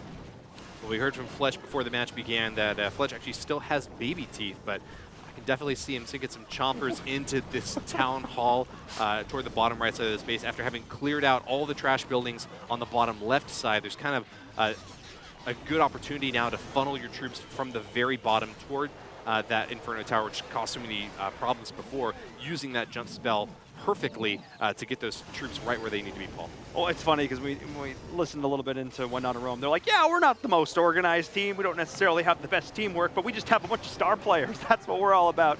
They've got these individually talented players who are going to go on in and able to find it. As we've seen the beeline for the Eagle Artillery, that town hall is taking a lot of damage as well. Not really, actually not that much. Hang on. Did get activated, but there's nothing really targeting it here. I thought they was able to get more in there. They're finally being able to get on through, but that was a little bit delayed. Sorry, a little bit of a miss look at that. Where Looking that? into your crystal ball. Seriously, I know. I just leaned forward a little bit here because I'm on the edge of my seat right now. Well, the Grand Warden started to fire away. That's what activated the town hall from my perspective. So it did look like it was starting to take a lot of damage. There were a lot of P.E.K.K.A.s clumped up there. And we can very clearly see that it was going to be at least the town hall going down relatively soon after that. It does go down, and now there's still a parade of P.E.K.K.A.s trying to march through the remaining compartments here, but really high-level walls, and Eagle Artillery is still far out of range, raining down Hellfire on those P.E.K.K.A.s. I think that they're just about to blink out of existence. Is that the official terminology, a parade of P.E.K.K.A.s? A parade of P.E.K.K.A.s and blink out of existence in particular, because we don't necessarily know if they are living beings or not. They might just be robotic samurai knights, and so they don't really exactly get birthed or born in the proper sense. They do exist, though, but when they are destroyed, they blink out of existence. They just kind of whoosh, and then they're gone, you know? Lore updates? Sorry to get metaphysical Lore on update. you Yeah, on- wow, on- lore on updates that, with but Woody yeah. there. I Yeah. mean, I don't know much about P.E.K.K.A.s. I do know about that attack, and I do know that it was successful-ish. Did not get that 3-star they were looking for, which now means that they are down that key. Those consistent 2 stars, but that 1 star, that very first attack, definitely set them back here. Only 54%, which means that we're actually seeing a lead in terms of percentage for 40's Blast Open. If they can maintain this 2-star, even if they don't, even if they just get the 1-star but above 75%, they have multiple win conditions in this clan war. If they just pull off the 2-star, they got it, no problem. I don't want to keep the fans waiting any longer. I just want to jump into this next one. Let's do it. 40's Blast Open, the final attack of this clan war. Can they find the 2 stars? Can they make it happen? It all comes down to this. Waiting with bated breath is when not in Rome 2. Well, just bated breath, not necessarily help. Oh, anyway, Woody, let's get into the attack. All right, if 40's Blast Open manages to get a 2-star here, they have got the win. But like you noted earlier, if they get a 1-star and at least 74%, they will keep that average damage higher than their opponent. So either of those paths could provide victory. Looks like, though, they're going to be trying to go for a really high damage percentage attack here instead of going for the Town Hall early on. They're going to be focusing on the top side of the map, Paul. They are indeed. They're going to be trying to force the way down from 12 to 6. Seeing that Pekka back coming out once more. So we're seeing the push coming in with the wall wrecker on the right-hand side. Already the rage spell is being utilized. The healers in the back and all those bowlers hutting on through, taking down those key air defense, making sure they're keeping those healers alive. The sweeper not going to be getting so much value here. And that beeline right on in. They're trying to make it happen. And the witches on the outside as well. I love this additional positioning, keeping those skellies up, making sure they're able to get that percentage. And they have found their way towards the Town Hall. Can they break it, Woody?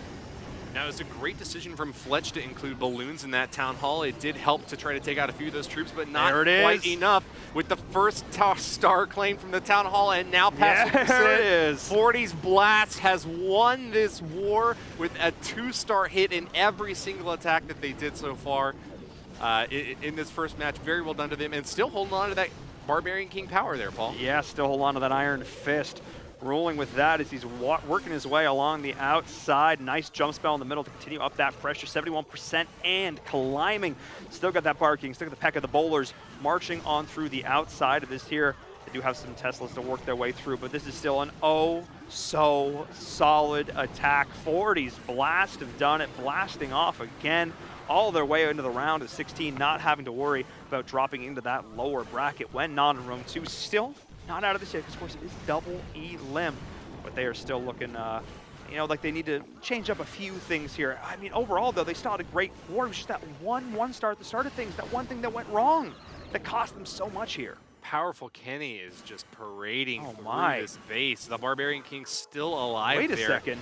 Just might be wait a second. Looking for a 3-star hit, Paul. Oh my, we're at 98% in class. What a way to go out of this war, Woody. And I think that is going to be it. The 3-star from Kenny to close things out. 100% putting his stamp on this final attack in this war. Doesn't get much better than that. Not only are we winning, we're winning in style. That is our first 3-star. We didn't know if it was possible. We hadn't seen one yet today, but finally the 3 stars are down. And I want to take another look at that one whenever we get a chance to break that down again, because I was kind of underestimating that attack. I was worried that the troops might not be able to clear out far past the Town Hall, but they did it. 40's Blast Open not only managed to get the 2-star clear throughout every attack, but got the 3rd on the very last one, an 11-9 finish there over their opponents from Win Not in Rome 2. And I got to hand it to you, Paul. Once again, you've selected the correct team. You've picked the power of the Frappuccino. You shake my hand. Yeah. That's what that was. You were just gesturing to me. Oh, I'm so sorry. No. I was saying well done. I left you hanging for so long. All right, it's fine. I'll tee you up for success. Let's hop on this telestrator and let's break down this last play that you just saw. That 100% 3-star coming in from Kenny. Woody, take it away. Okay, well, with the power of hindsight, we know how this attack is going to be able to play out into the 3-star, but I think it's really important to break down the elements of it that led Kenny to success. You can't just drop troops wherever you want to and get that 3-star hit, especially on such a high-level base like the one that we see from Fletch here. So I want to point out a few key things about this base as we're taking a look at the setup here. The Inferno Towers are set to multi. You see them relatively spread out as well. An Eagle Artillery right next to the Clan Castle makes it very difficult to kind of hit all of the key targets early on with like a Queen Charge. So instead, Kenny chooses to go all in with a huge attack that goes straight for the core as quickly as possible. And as the attack starts to kind of build up now, I think it's probably a good time to pause it and give you a chance to look at what we've got in store here. So as I noted earlier, we had 3 Inferno Towers. There's one down there, one over here on the left side. And I believe that there was one that was destroyed up around there. All 3 Inferno Towers, however, were set to single target. That makes them or multi-target rather. That makes them very vulnerable to big heavy hitters like the P.E.K.K.A. So it was a great army composition choice from Kenny. But he didn't only use P.E.K.K.A.s. He still did have a bit of a swarm attack, but it came as a support wing from the bottom right side out of the way of the Inferno Towers. Not worried at all about being burnt up by them. I was a little bit worried about these balloons that we saw popping out of the Sandcastle here. Got actually quite a bit of damage against the bowlers that were coming out, but a nicely placed poison spell and still plenty of damage left from the Archer Queen of the Grand Warden over here in this main thrust of the push was able to take them out. So with that, we can kind of continue on through the attack and see how all of these troops were able to stack up on the key defensive structures really early on and then not really have to worry too much about the point defenses along the outside, the Archer Towers, the cannons. Of course, air defense didn't provide any blockage whatsoever for a ground-based attack. Paul, is there anything that you know that you want to pick out here? I really love the fact that you mentioned how the supportive wing was pushing along the outside of this, because this really allowed them to clean up the rest of these buildings along the outside of these walls. And I think they're going to the key stuff too, was the way the whole army was funneled in behind this wall wrecker and these key jump spells. But what's normally, okay, that's great, but they often get taken down with the splash damage. But the way the base was laid out, there was that little bit of an opening there. You talked about the multi-target Inferno. It was deadly, but it got taken out so quickly because of the way the raised spells were cycled on through, overlapping those perfectly to just continue the push with the bowlers. And once the bowlers are lined up there in a row, they just knock down everything. And the way he was able to continue to utilize those heroes in the start as well, the Grand Warden was absolutely perfect. That key mention, the poison, you mentioned that as well, to take down those defenses. Absolutely stellar, and that's resulting in that 3-star. I have nothing but praise. Kenny putting One Not in Rome on blast here as 40's Blast takes it in their first war here in the playoffs. Well said, Paul. I got to give a shout out to that Archer Queen. She did go down there toward the very end of the match, but she was one of the key reasons why a lot of these more interior buildings were cleared out toward the middle stage of the attack. Without very many more buildings in the center of the space, it was a lot easier for this ground-based push to be able to make it all the way around the perimeter, not having to worry too much about busting down walls. Instead, focusing on their bread and butter, which is busting down buildings. Yeah, really nice, solid performance there from start to finish from the sides of 40 Blast Open. They just did so great, ending with a 3-star, our very first one here for the playoffs. You gotta love it, and you gotta love also the support that we've been getting on this project from AT&T. They have been allowing us to put on this amazing show. The ESL Mobile Open would not be able to happen without their support, helping us facilitate, you know, the show as a whole, the prize pools for all of these players, which is absolutely fantastic. Multiple games, multiple seasons, all year long, 3 live finals events over the course of the year. The first one, of course, being at DreamHack Dallas, which is where 2 of these clans are going to make an appearance, supporting the grassroots of mobile esports. Thanks so much to AT&T. And of course, if you're just joining us here and you're not 100% familiar with what the ESL Mobile Open is all about, you can follow us, hit us up on social media, follow us at ESL Clash of Clans to get up to date with all the cool stuff that ESL is doing with Clash of Clans right now, Mobile Open being one of them. And the PUBG Open, and the Asphalt 9 Open. There's a ton of different games. So much good stuff. Yeah, Asphalt, PUBG, a lot of great stuff. But if you're here for Clash of Clans, if you're a Clash of Clans fan, hit us up at ESL Clash of Clans for sure. And no, there's so much cool stuff going on right now. Of course, returning on Saturday with more of that amazing action with PUBG Mobile, Asphalt, other stuff happening. There's a lot going on, Woody.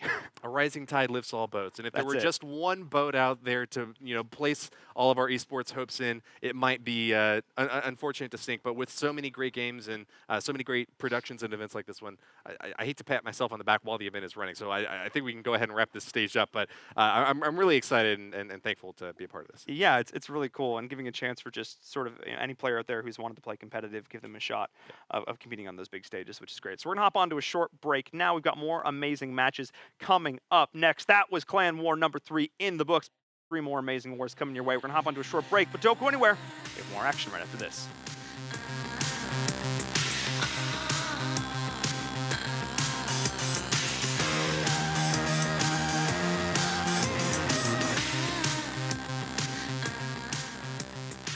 This is the ESL Mobile Open, presented by AT&T.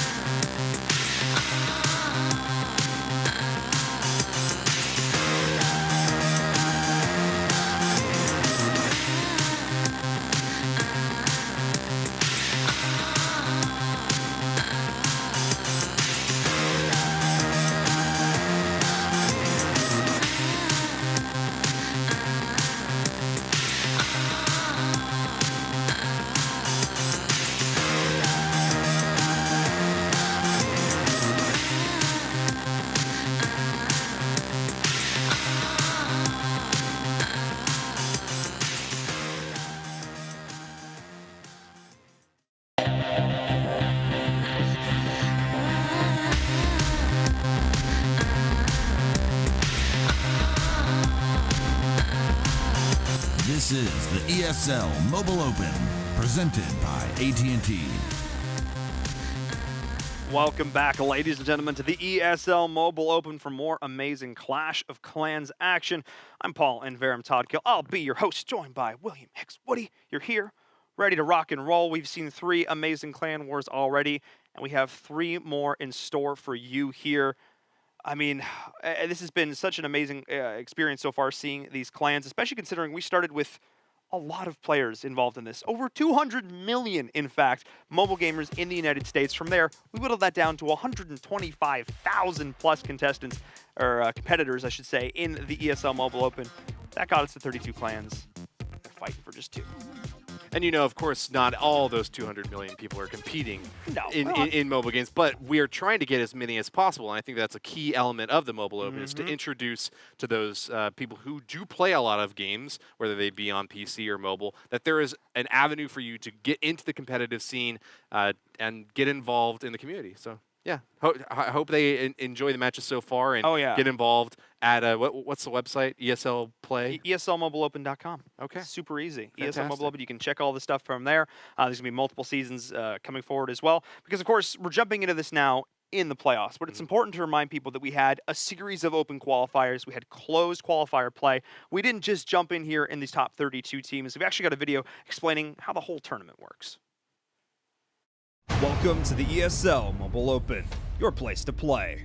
Gamers from across the United States will compete in various mobile titles to secure their place on the largest esports stages. Anyone can play online to earn series points during the 4-week open qualifiers.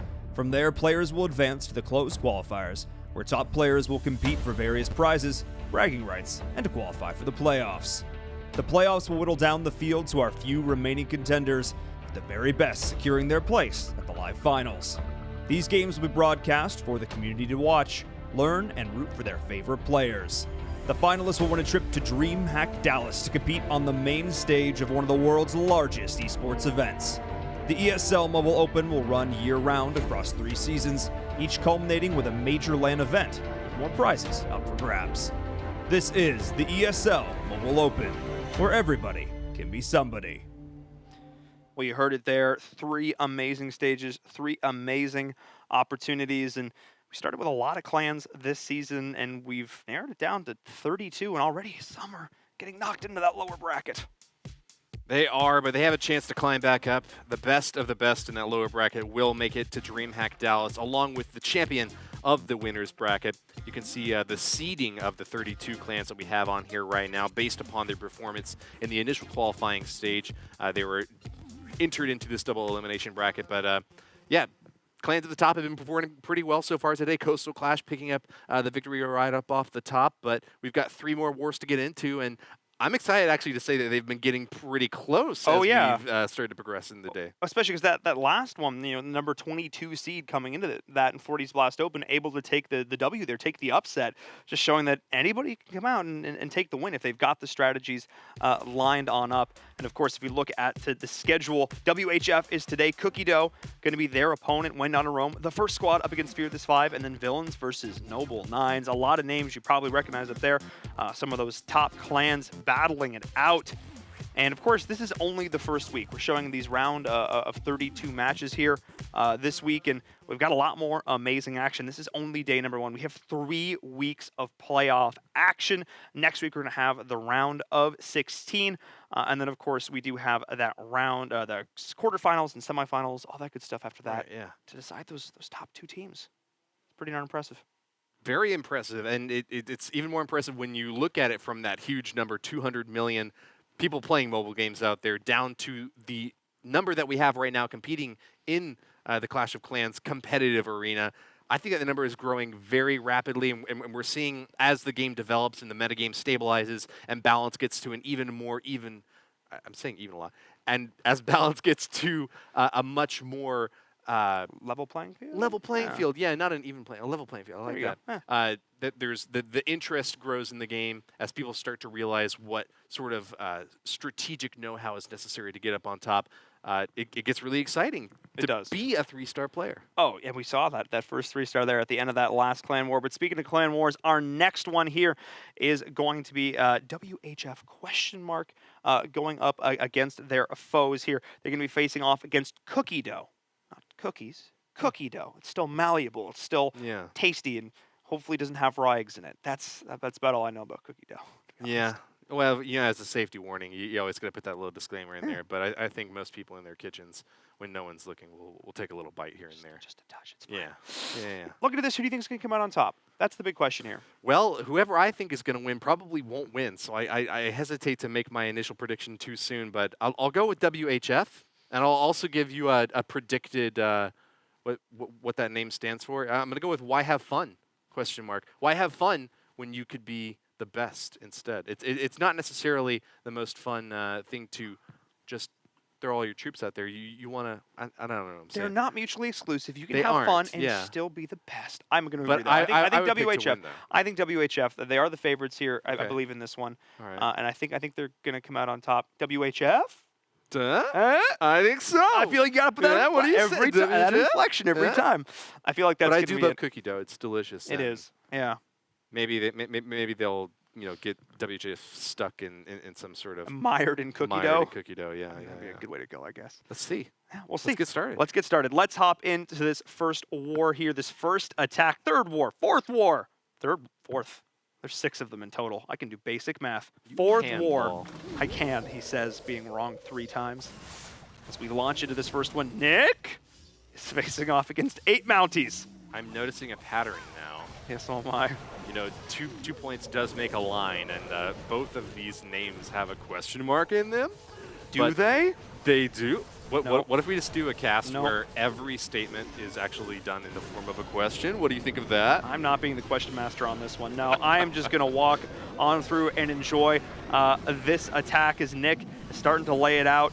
Very central, sort of, all-in base defense here for 8 Mounties, laying down the law here up against Nick. That multi-target Inferno is doing work on the right-hand side. The wall wrecker with these bowlers in support are pushing on through, and they're going to try and make a beeline here for this.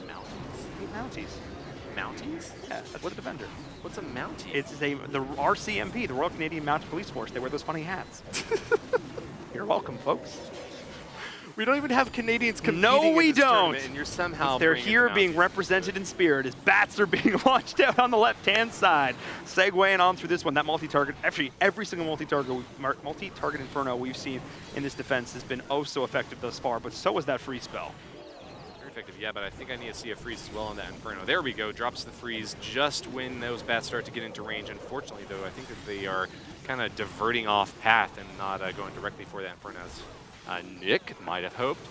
They're going to get burnt up here pretty shortly, and it looks like, is that a defensive Lava Hound? I think That's just it been is. kind of flapping around the whole time? I think it has. It's very hard to tell from where we're sitting, but I believe it is. It's just, I was going to say, wow, they brought a Lava Hound to the step. No, they did not. That is going to be a defensive one for sure. We're going to continue to see the push finally breaking its way through that wall. Those healers are doing work, helping to finally take that one down. And there it is. We're going to see these final few stragglers on this attack, trying to survive, trying to sustain their way on through, get as last percentage as they can. Looking like they will clear 80%. So Nick starting things off strong for WHF. Goodness, those golems just do not stop. An avalanche of destruction rolling through this base, but they don't have very much in terms of firepower. It looks like they're just going to kind of get stuck on walls as the last half a minute or so of this attack kind of peters on out. Ice golems with healers. It's just good luck to you, folks. There's a real golem in there too, a big old rocky golem. Oh, yeah.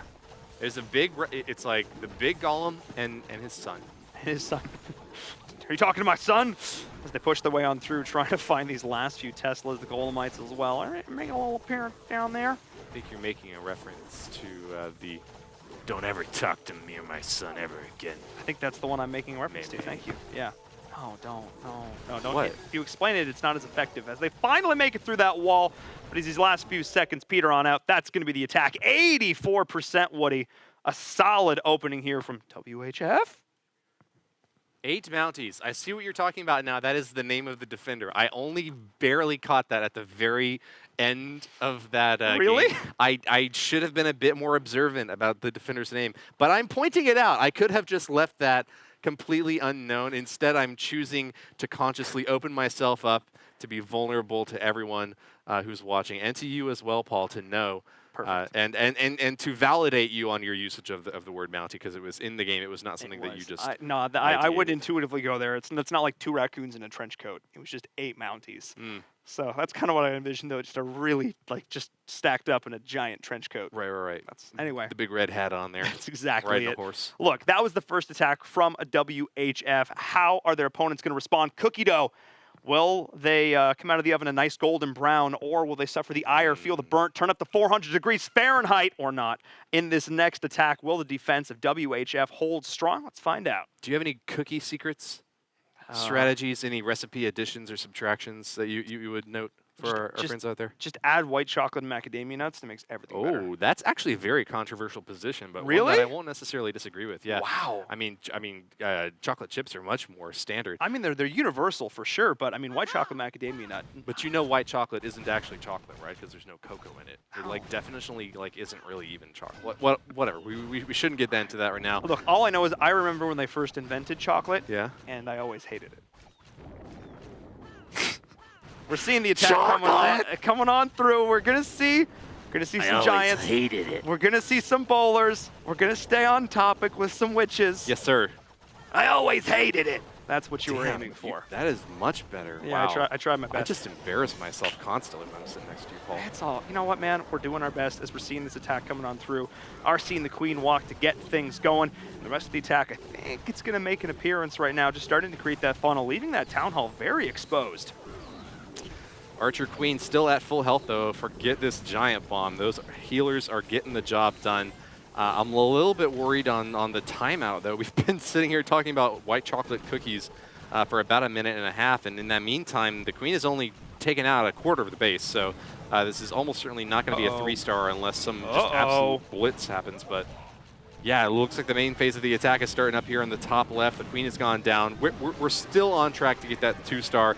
Have no fear, Paul. The Skeleton Army has arrived. They have indeed, and we're not seeing the P.E.K.K.A addition to the P.E.K.K.A Bowl bat here, but we are seeing the rest of those key troops marching on through, finding their way to that town hall. That multi-target Inferno doing a lot of work on the right-hand side. However, that's looking like it is going to be the 2-star for Big Mike coming in from Cookie Dough. She's get 5 more percentage, which I believe he will be able to do with relative ease.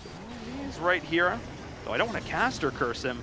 No, he's got enough troops. He's got the barbecue on the outside. He's totally fine. That's definitely a 2-star. He's got the barbecue on the outside. That's it. Oh, the Barbarian King. I thought you said the barbecue.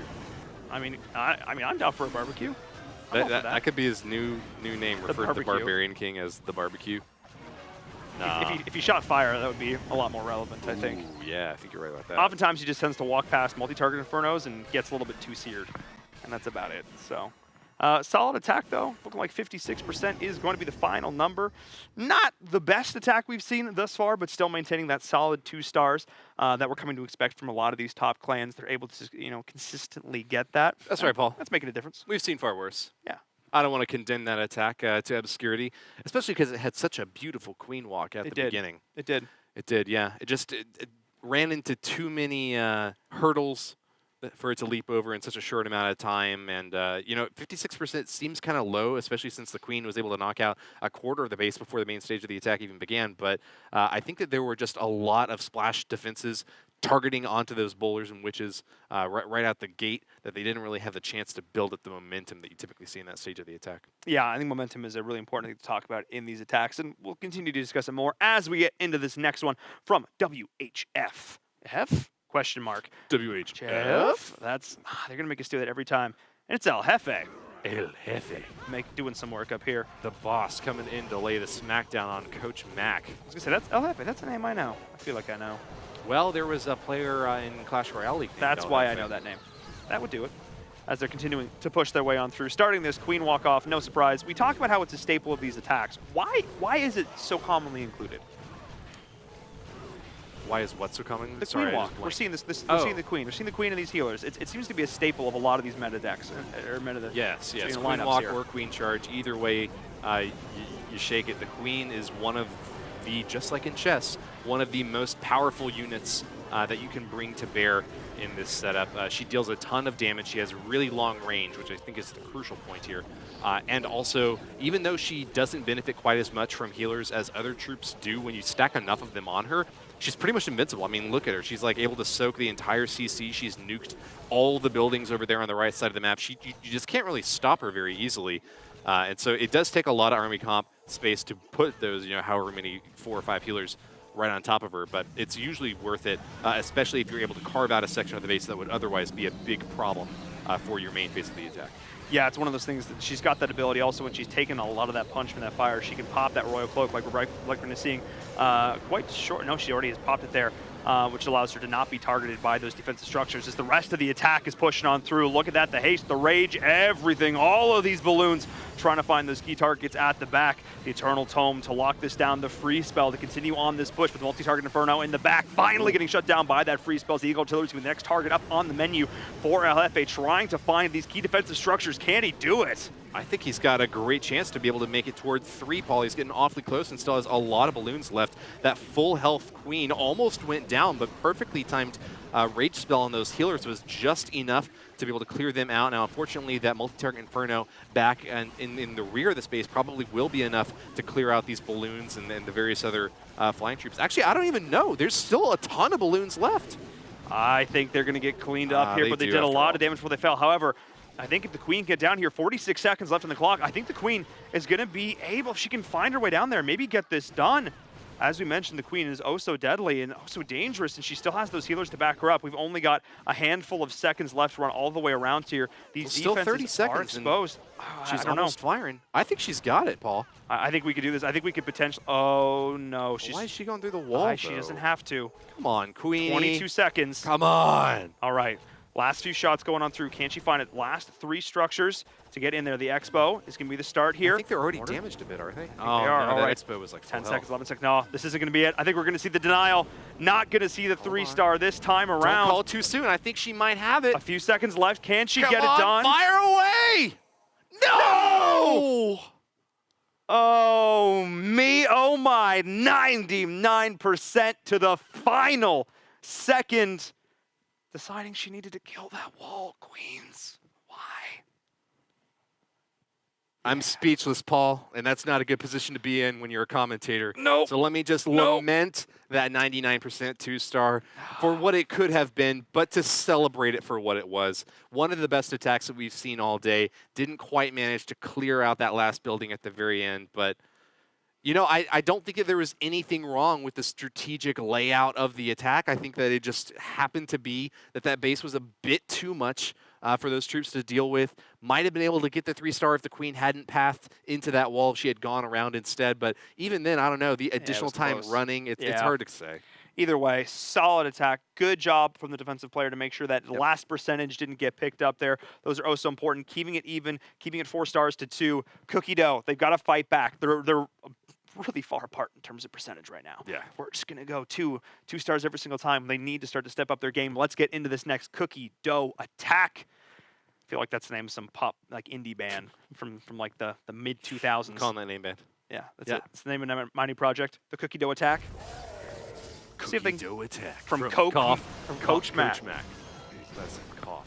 Cough Mac. That's a Coach Mac. What's the difference? Coach Mac. There it is. Is Coach Mac, is he like Little Mac all grown up from the Punch-Out franchise? I would hope so. He's become a coach He's now. become Coach Mac. He's Yeah. basically like Rocky then. I like it. I like it. I'm canoning the storyline. That's what we're gonna go with. Fantastic. Well, he's going to be punching hard down here in the bottom compartment, making his way directly toward that town hall. Tons of boulders rolling their way through.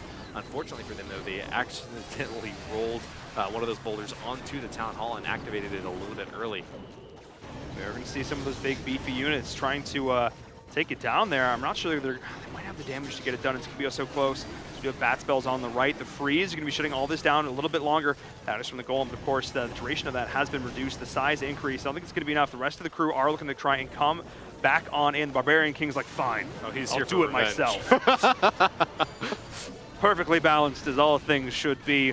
marching his way on through there. He's got the healers in the back to continue this pressure. But up on the right-hand side, we did see that Archer Queen going on down to that Eagle Artillery, which is still standing strong. We are seeing the 2-star attack from Coach Mack. However, this percentage is leaving a little bit to be desired. Uses the Barbarian King's Iron Fist ability, and that gauntlet will not be stopped. Flying through the bottom side of the space. We're at 60%, and we have still got a ways to go. Once again, though, I'm noticing that there's a defensive Lava Hound that's just kind of flapping around, causing a commotion, but not really doing a whole lot in terms of killing these troops. He's really effective whenever you have troops that can target air because he has so many hit points, he distracts for a very long time, and yeah, that explodes into lava pups. But when it's just a purely ground attack, it essentially negates the threat that the CC poses, Paul. Yeah, definitely. In some cases, going to get a lot of value. In some other cases like this, we're seeing just sort of not really being all that impactful. We're just kind of wandering around off the back of this. So we are seeing the 70% following on through there. And that is going to be it as that last troop dies. Nice little play there. 70% 2-star consistent play coming on through from Coach Mack. Can't complain. The old Mack attack did all right. Yeah, he might have seemed like an underdog there, but he sure did stomp through that center section of the base pretty dominantly. Brought the Barbarian King back to get a second swing, even if his first one didn't knock you out. The second one certainly did. Town Hall down and improved upon the average destruction percentage of the previous attack. Now still only at 63%. I think Cookie Dough is going to probably remain behind in average destruction throughout this war, Paul. What do you think? I think so too. I mean, we're looking at almost a 30% discrepancy on this one. Yeah. So that's a bit of a mountain to climb. We'll see if they're going to be able to bring it back, and a big help on that would be a lower percentage attack. Let's see if WHF is going to struggle on this one, or if they're going to continue on to their trend of excellence here in attack numero 3. Number 3. That's what we're going to go with. These Canadians speaking French at me. I can barely understand you, Paul. Spanish was in there too.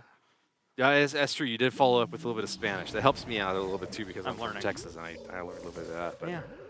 Let's stick it to English though. That's as far as I can commit to. Yeah, we're gonna 100%. Broadcast. That is really the only language I can speak with any comfort. I agree. Let's definitely stick with that, as we are starting to see a little bit of initial chip, getting a feel of this base and its defense here. We're gonna have some Hog Riders coming through from Sir Longsword.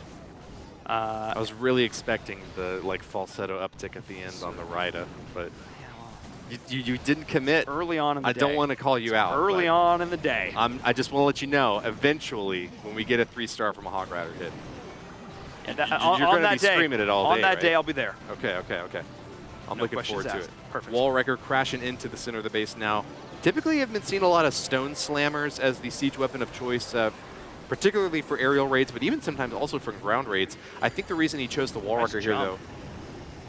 Oh, what about the jump? Oh, nice. You're saying nice jump. Keep going. Oh, very nice jump. Wall Wrecker. Talk about no, I was just telling you the Wall Wrecker had a lot to get through, and with a predominantly ground-based attack, with these Hog Riders still waiting to see if they manage to clear up for the 3 stars.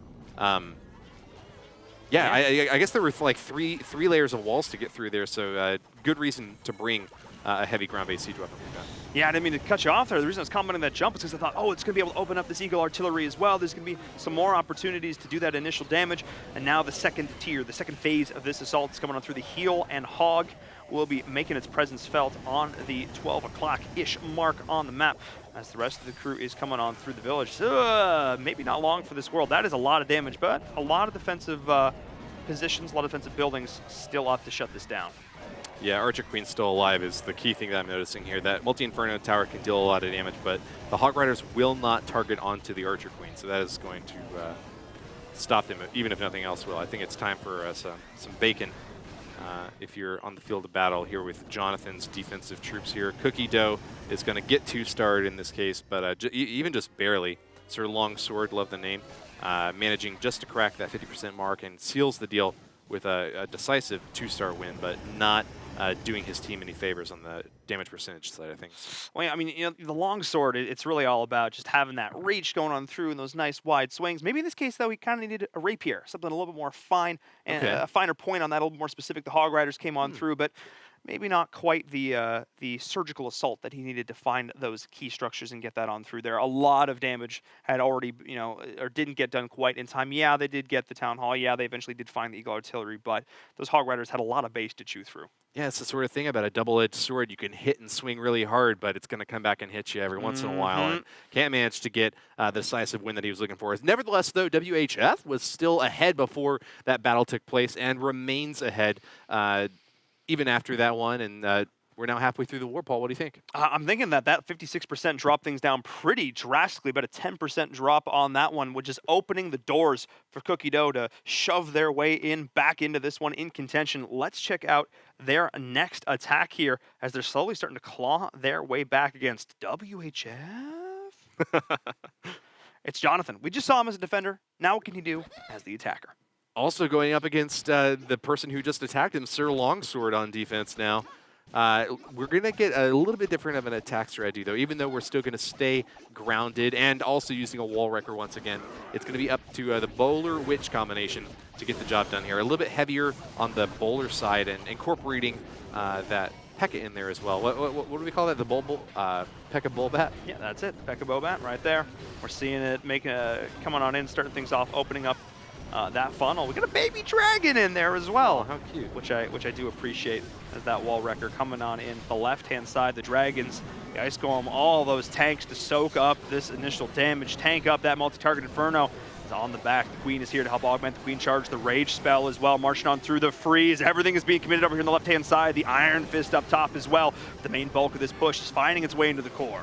That's a beautiful Rage spell from Jonathan, able to capture mostly all of the offensive troops that he sent in against that Town Hall. It looks like they're still quite on target to be able to take that thing down relatively soon. There it goes. The first star has been claimed, and second right just soon after that at 50% mark.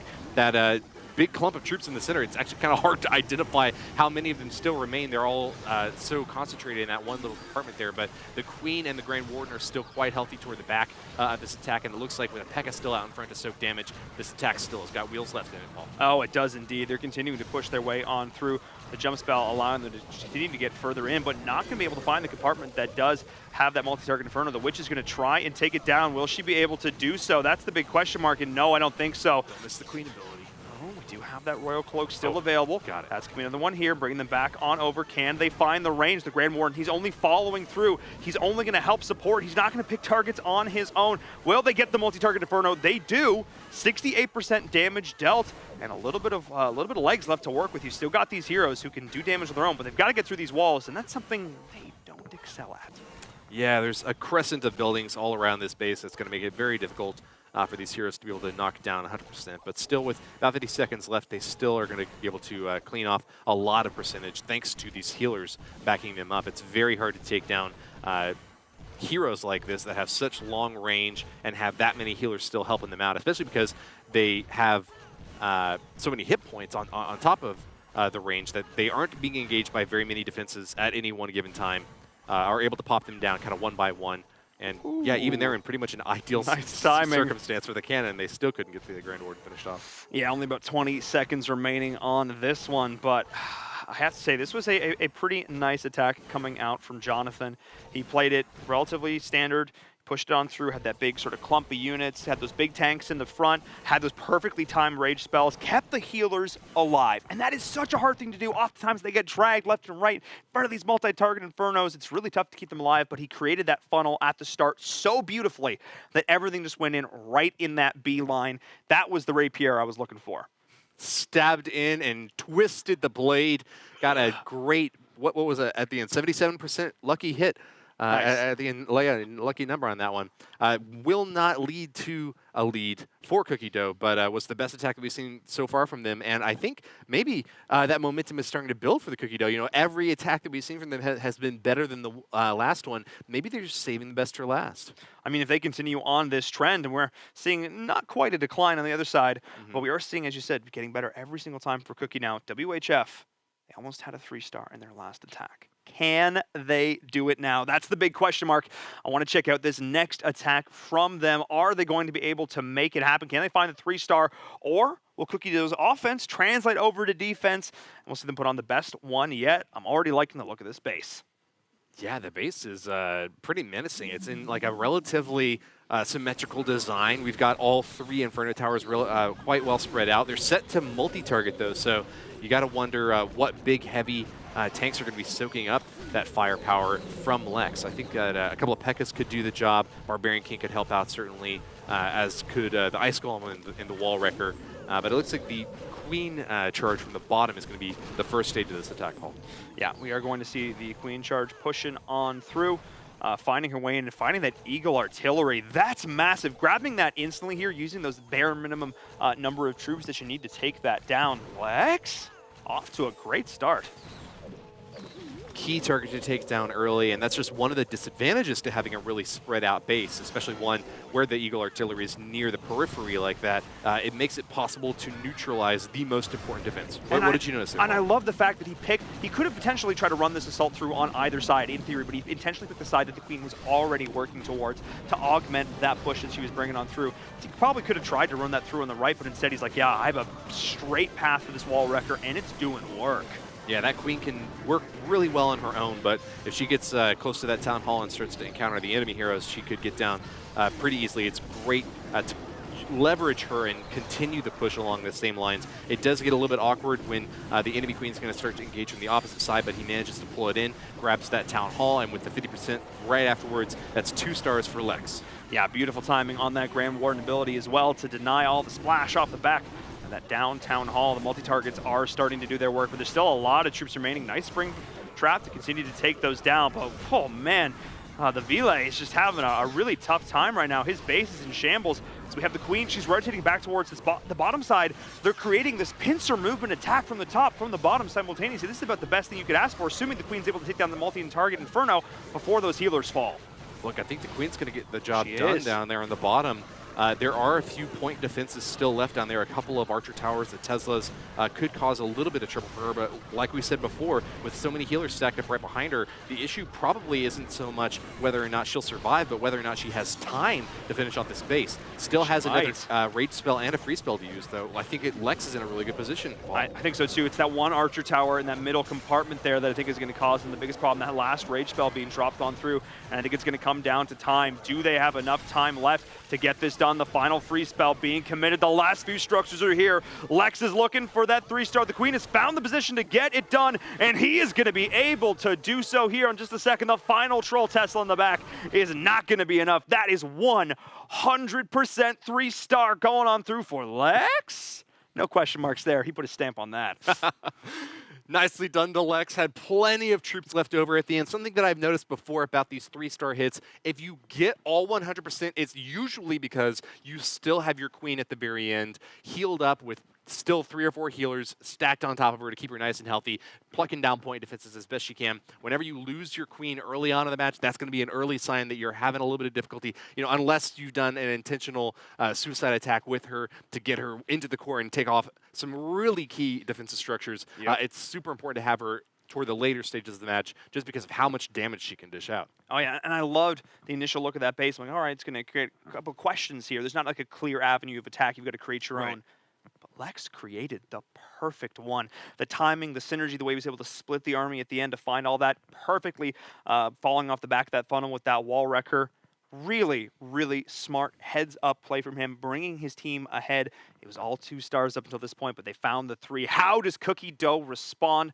That is the big question mark here. Let's check out their next attack. Are they going to be able to rally?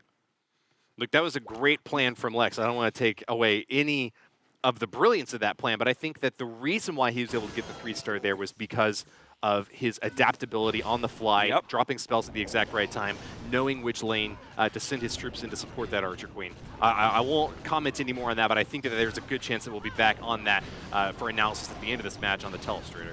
Oh yeah, and I'm seeing P.E.K.K.A back coming in once more. One of these super common meta plays, attack strategies that we're seeing as the funnel is being created up here on the right-hand side.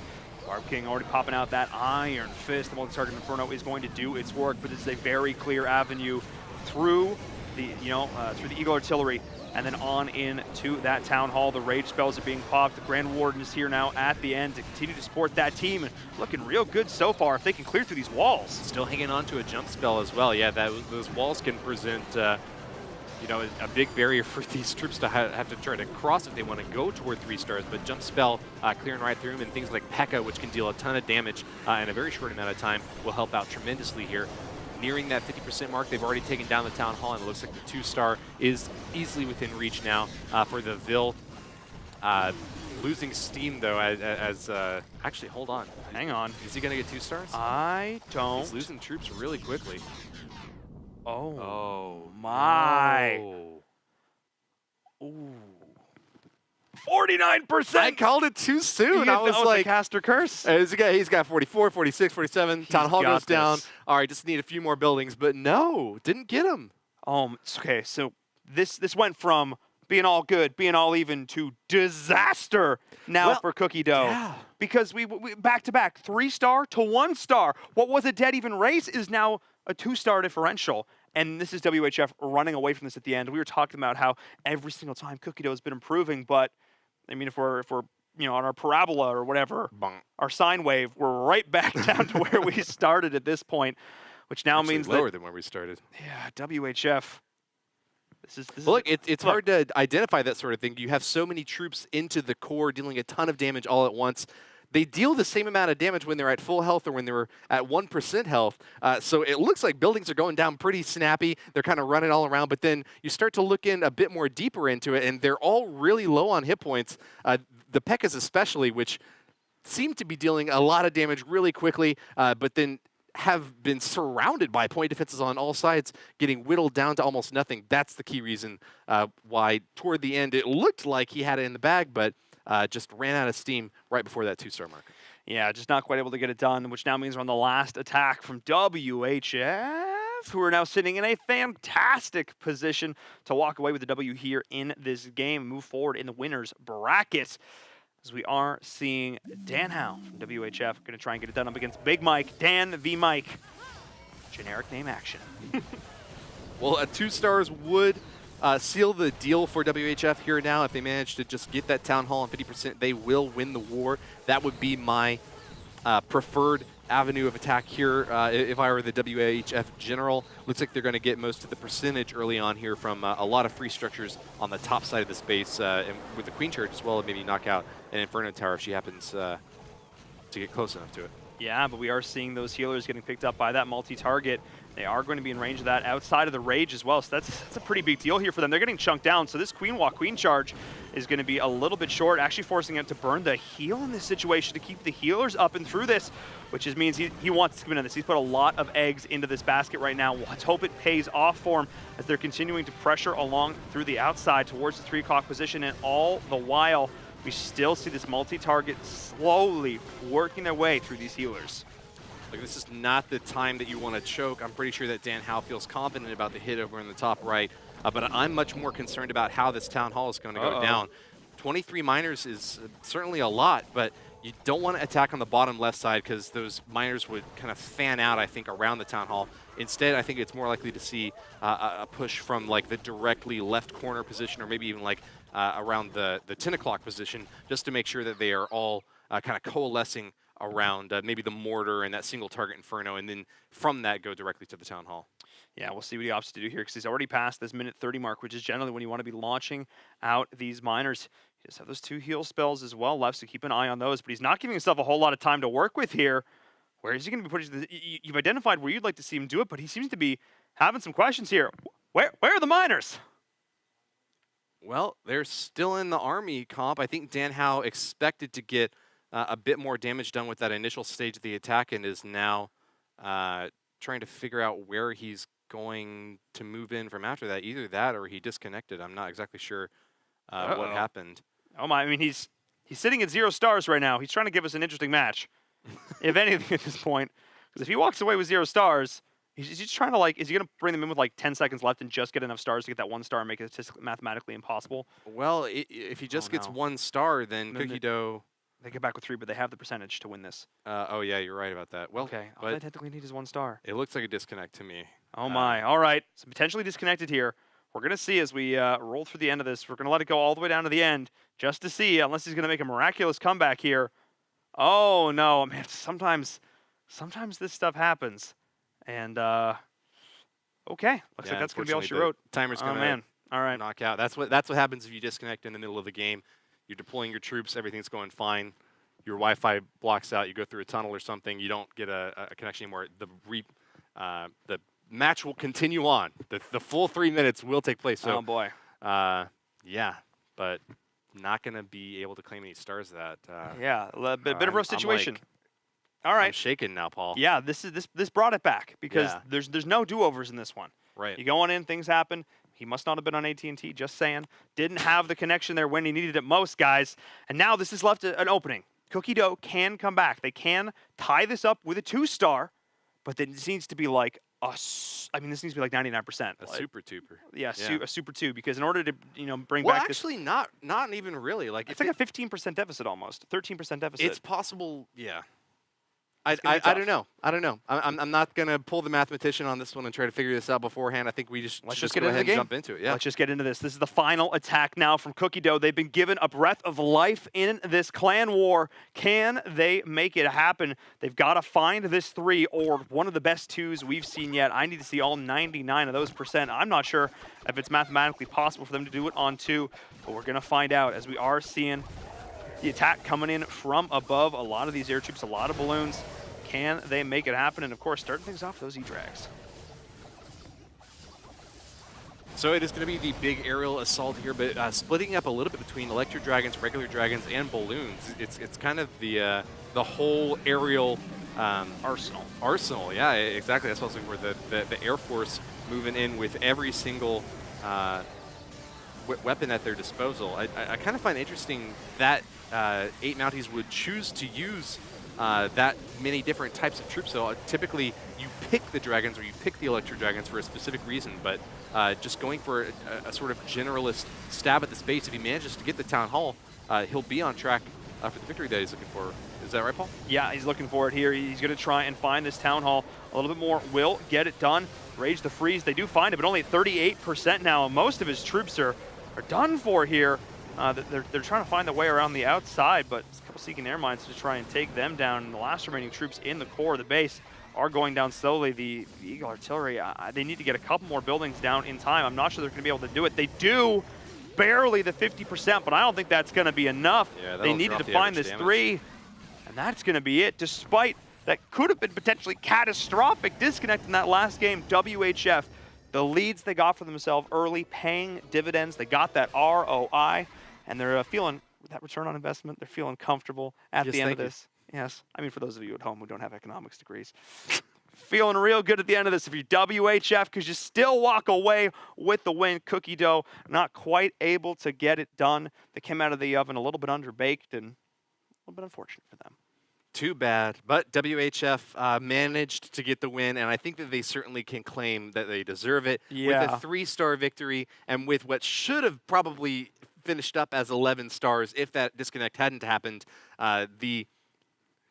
I guess I want to say leading figure in this war, the clan that we both expected to win, did manage to edge out on top. Yeah, really solid there. As you can see, those final results, 9-9, but 16%-ish differential. So really solid job there. Those final results going over the way of WHF. I really can't complain. They put on a really good show. They did. Well, why don't we go ahead and take a look at that 100%, that 3-star yeah. hit that we saw earlier on in this match, and try to break that down, figure out exactly what elements of that delicious stew can be extracted so that those of us who are trying to learn from these masters of Clash can improve our own gameplay. Absolutely, yeah. I definitely want to take a look at that one there. It was the only 3-star. It's one of our only 2 3-stars I think we've seen so far in these Clan Wars. So let's hop into that telestration right now. Let's just get right on into it. Hop Yes, into sir. that final match. I'm ready. Let's do it. Let's Show just me. jump right into this one there. And again, this all started with an amazing Queen Walk at the bottom. Woody, walk us through it.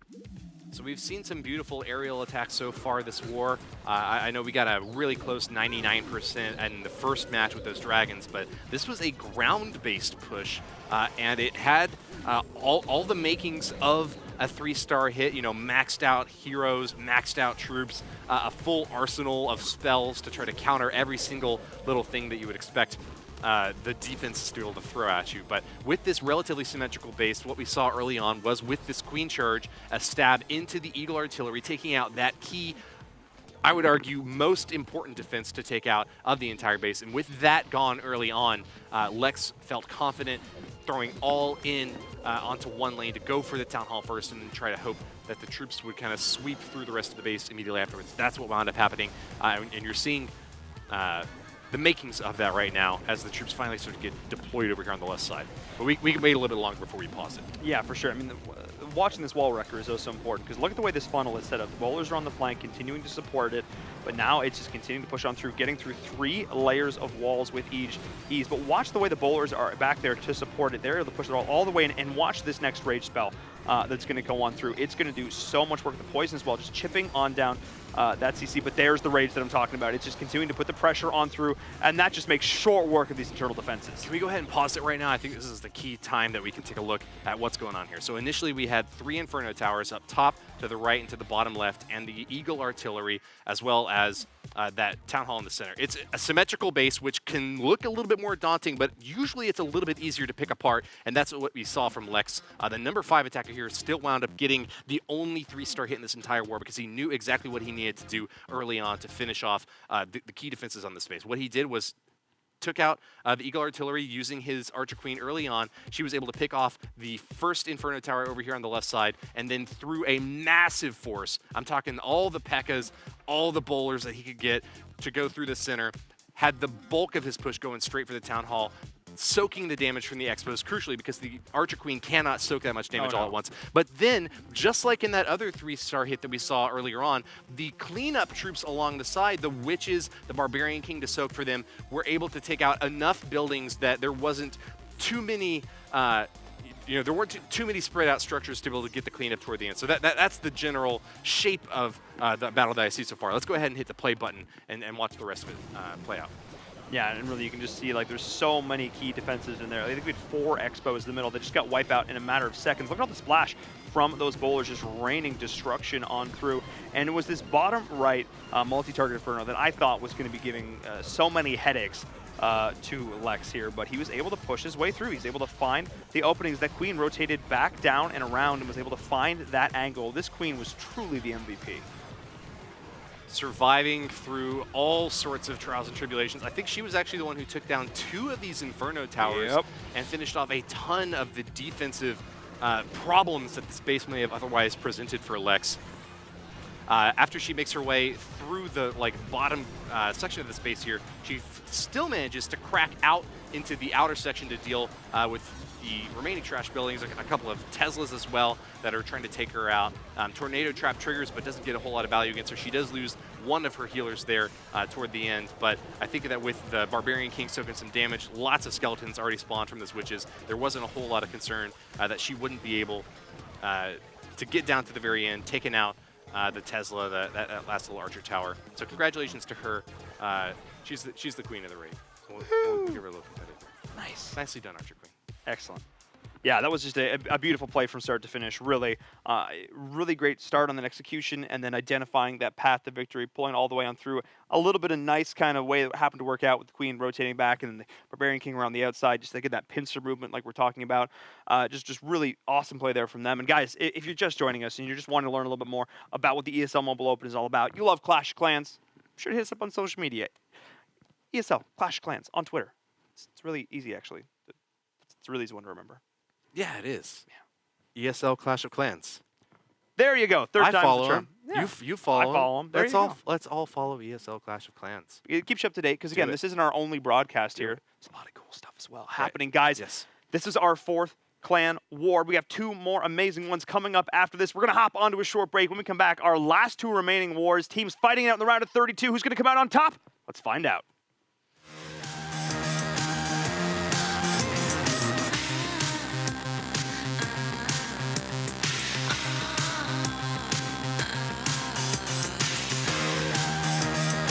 This is the ESL Mobile Open, presented by AT&T.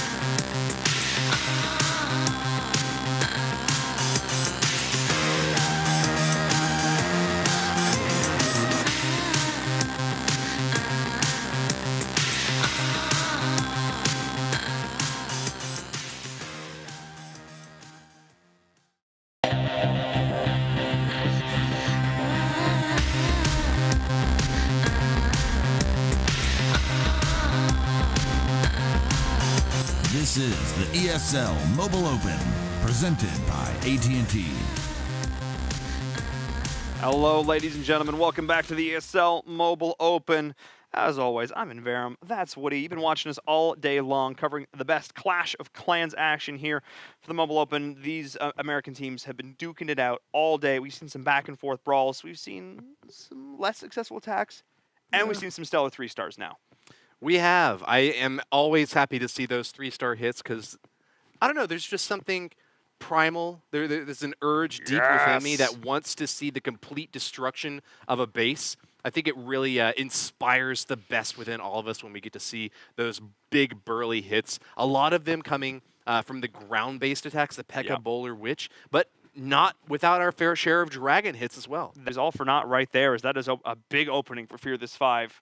That you love to see it if you're a fan who's like looking at that going, well, this is a big opening. And Fear This 5, being one of the underdogs in the situation, have the ability to fight back as they line themselves up for their first attack. Well, you know, Paul, anytime you lose in any concerted effort, rather, I wanted to say coordinated and concerted. I wound up splitting the difference and saying a nonsense word. But nevertheless, anytime you lose in an attack like that, you always got to blame the healers, whether or not you're up in a raid, whether or not you're trying to say it's the healers, it's the Grand Warden, it's always your support.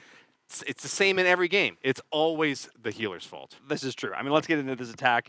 That is a video game standard, as the support main, always blame the healer. There you go. Can they be able to turn things around? We are seeing this all-in-air assault once more.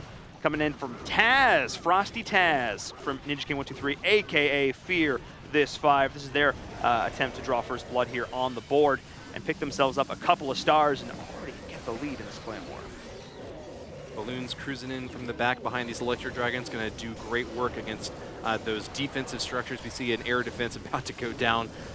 Town Hall is also going to drag some balloons right onto it, and that is just an absolutely crushing start for Taz to be able to claim the first star and a huge chunk of those buildings out early on in this base. He is not wasting any time, dropping rage spells, popping that Eternal Tome ability, dropping a free spell right now on top of the Arch Queen. Paul, this attack isn't even 45 seconds in, but I feel like we've already seen all of it. Yeah, I mean, he's committed a lot of resources to getting this done. That was a safe 2-star if I ever saw him. There was in no world that he was trying to go for this 3, committing everything, every spell, every troop, just walk right on in and make sure that they get that 2-star. So I think this is going to be a pretty quick cleanup here. 58% is going to be the number on the board. That was done in a minute.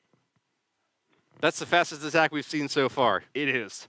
I promise you, they're not all that fast. But yeah, it did work. But it and look, worked. if Win Not in Rome is going to put a 1-star attack up on the board right there, you would expect Fear This 5 to just be like, all right, we're going to clear through with 10 stars and win this war. We're just not going to mess up any of our attacks. Yep. Clean, easy, confident 2-star hits. And unless Win Not in Rome can turn it around and somehow get a 3-star, or if Fear This 5, drops a star somewhere in their attack, that's a great way to start the war. There is still a very clear path to victory now for Fear This 5. Yes. But When Not in Rome is going to look to put a boulder in their path as we get into our next attack from them. Let's get things up and rolling for them. Rolling the boulder down the hill. Yes. Maybe making that work. No, great. That's a great connection. We're trying our best. As we get into this next one here. You're doing great, Paul. I worked really hard on these. It's like all day, all morning. 8 a.m. call times, man. Result in a lot of bad puns. Just saying. It's now Big Chris taking on Frosty Taz. I know his name's not Frosty Taz, but he's got those little snowflakes in there. Call him Frosty. He's a special snowflake. But this He's base, 6 special snowflakes, all this right? base is unique in its own right as well. That's There's true. no other base that looks just like this. That's something that I think goes really underappreciated in Clash of Clans, that every time you hit that battle button, unless someone has just copied a base from someone else, you get something fresh, you get something new, you get a new perspective that you have to try to crack at. And in Clan Wars, it's particularly fun because you can build an army specifically designed for that base to try to get a 3-star. When you're farming and you don't really have much of a choice for what you're going up against, it's a little bit more tricky, but it's testament to the great level of balance between offense and defense that it's still really hard to get the 3 stars, even when you know pretty much everything that you ought to know, except for the traps about a base beforehand. Yeah, walking in with not a whole lot of information in this situation, just trying to make the best of it and relying on that adaptability, the sense of being able to work on the fly, make those changes as they need to, as they are going to look to pick up that 1st star. There it is. Nice Eternal Tome as well to soak up that damage that's oh so key. It always makes me feel a little bit sad inside when the Grand Warden has to pop that early to keep those key troops alive. And again, it looks like we're going to see a relatively safe 2-star attempt here. We are actually, ooh, maybe I spoke too soon. The bat spells are coming here on the flank. We're going to see how the freeze spells synergize with those and taking down those key splash damage defensive structures to allow those bats to get a maximum value as they're making their way on in towards the Eagle Artillery. There's that freeze, like I was saying. And are they going to be able to get this down, Woody? I don't think you spoke too soon. I still think it's just going to be a 2-star hit, but it's going to be a very high percentage 2-star hit. Those bats do great work against single target point defenses, and you know, especially something like an Inferno Tower set to single mode. That's the ideal target for a bat spell. But once they ran into that multi-target Inferno down there and didn't have enough free spells to shut it down, it seemed like that was just about the end of the raid right there.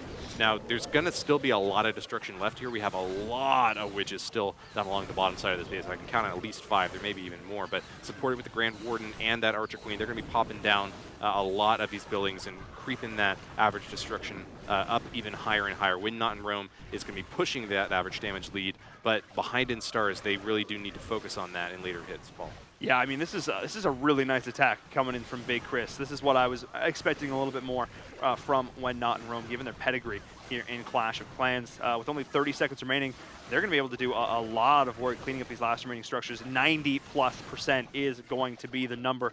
No questions asked here, but just not enough time to get the rest of this done.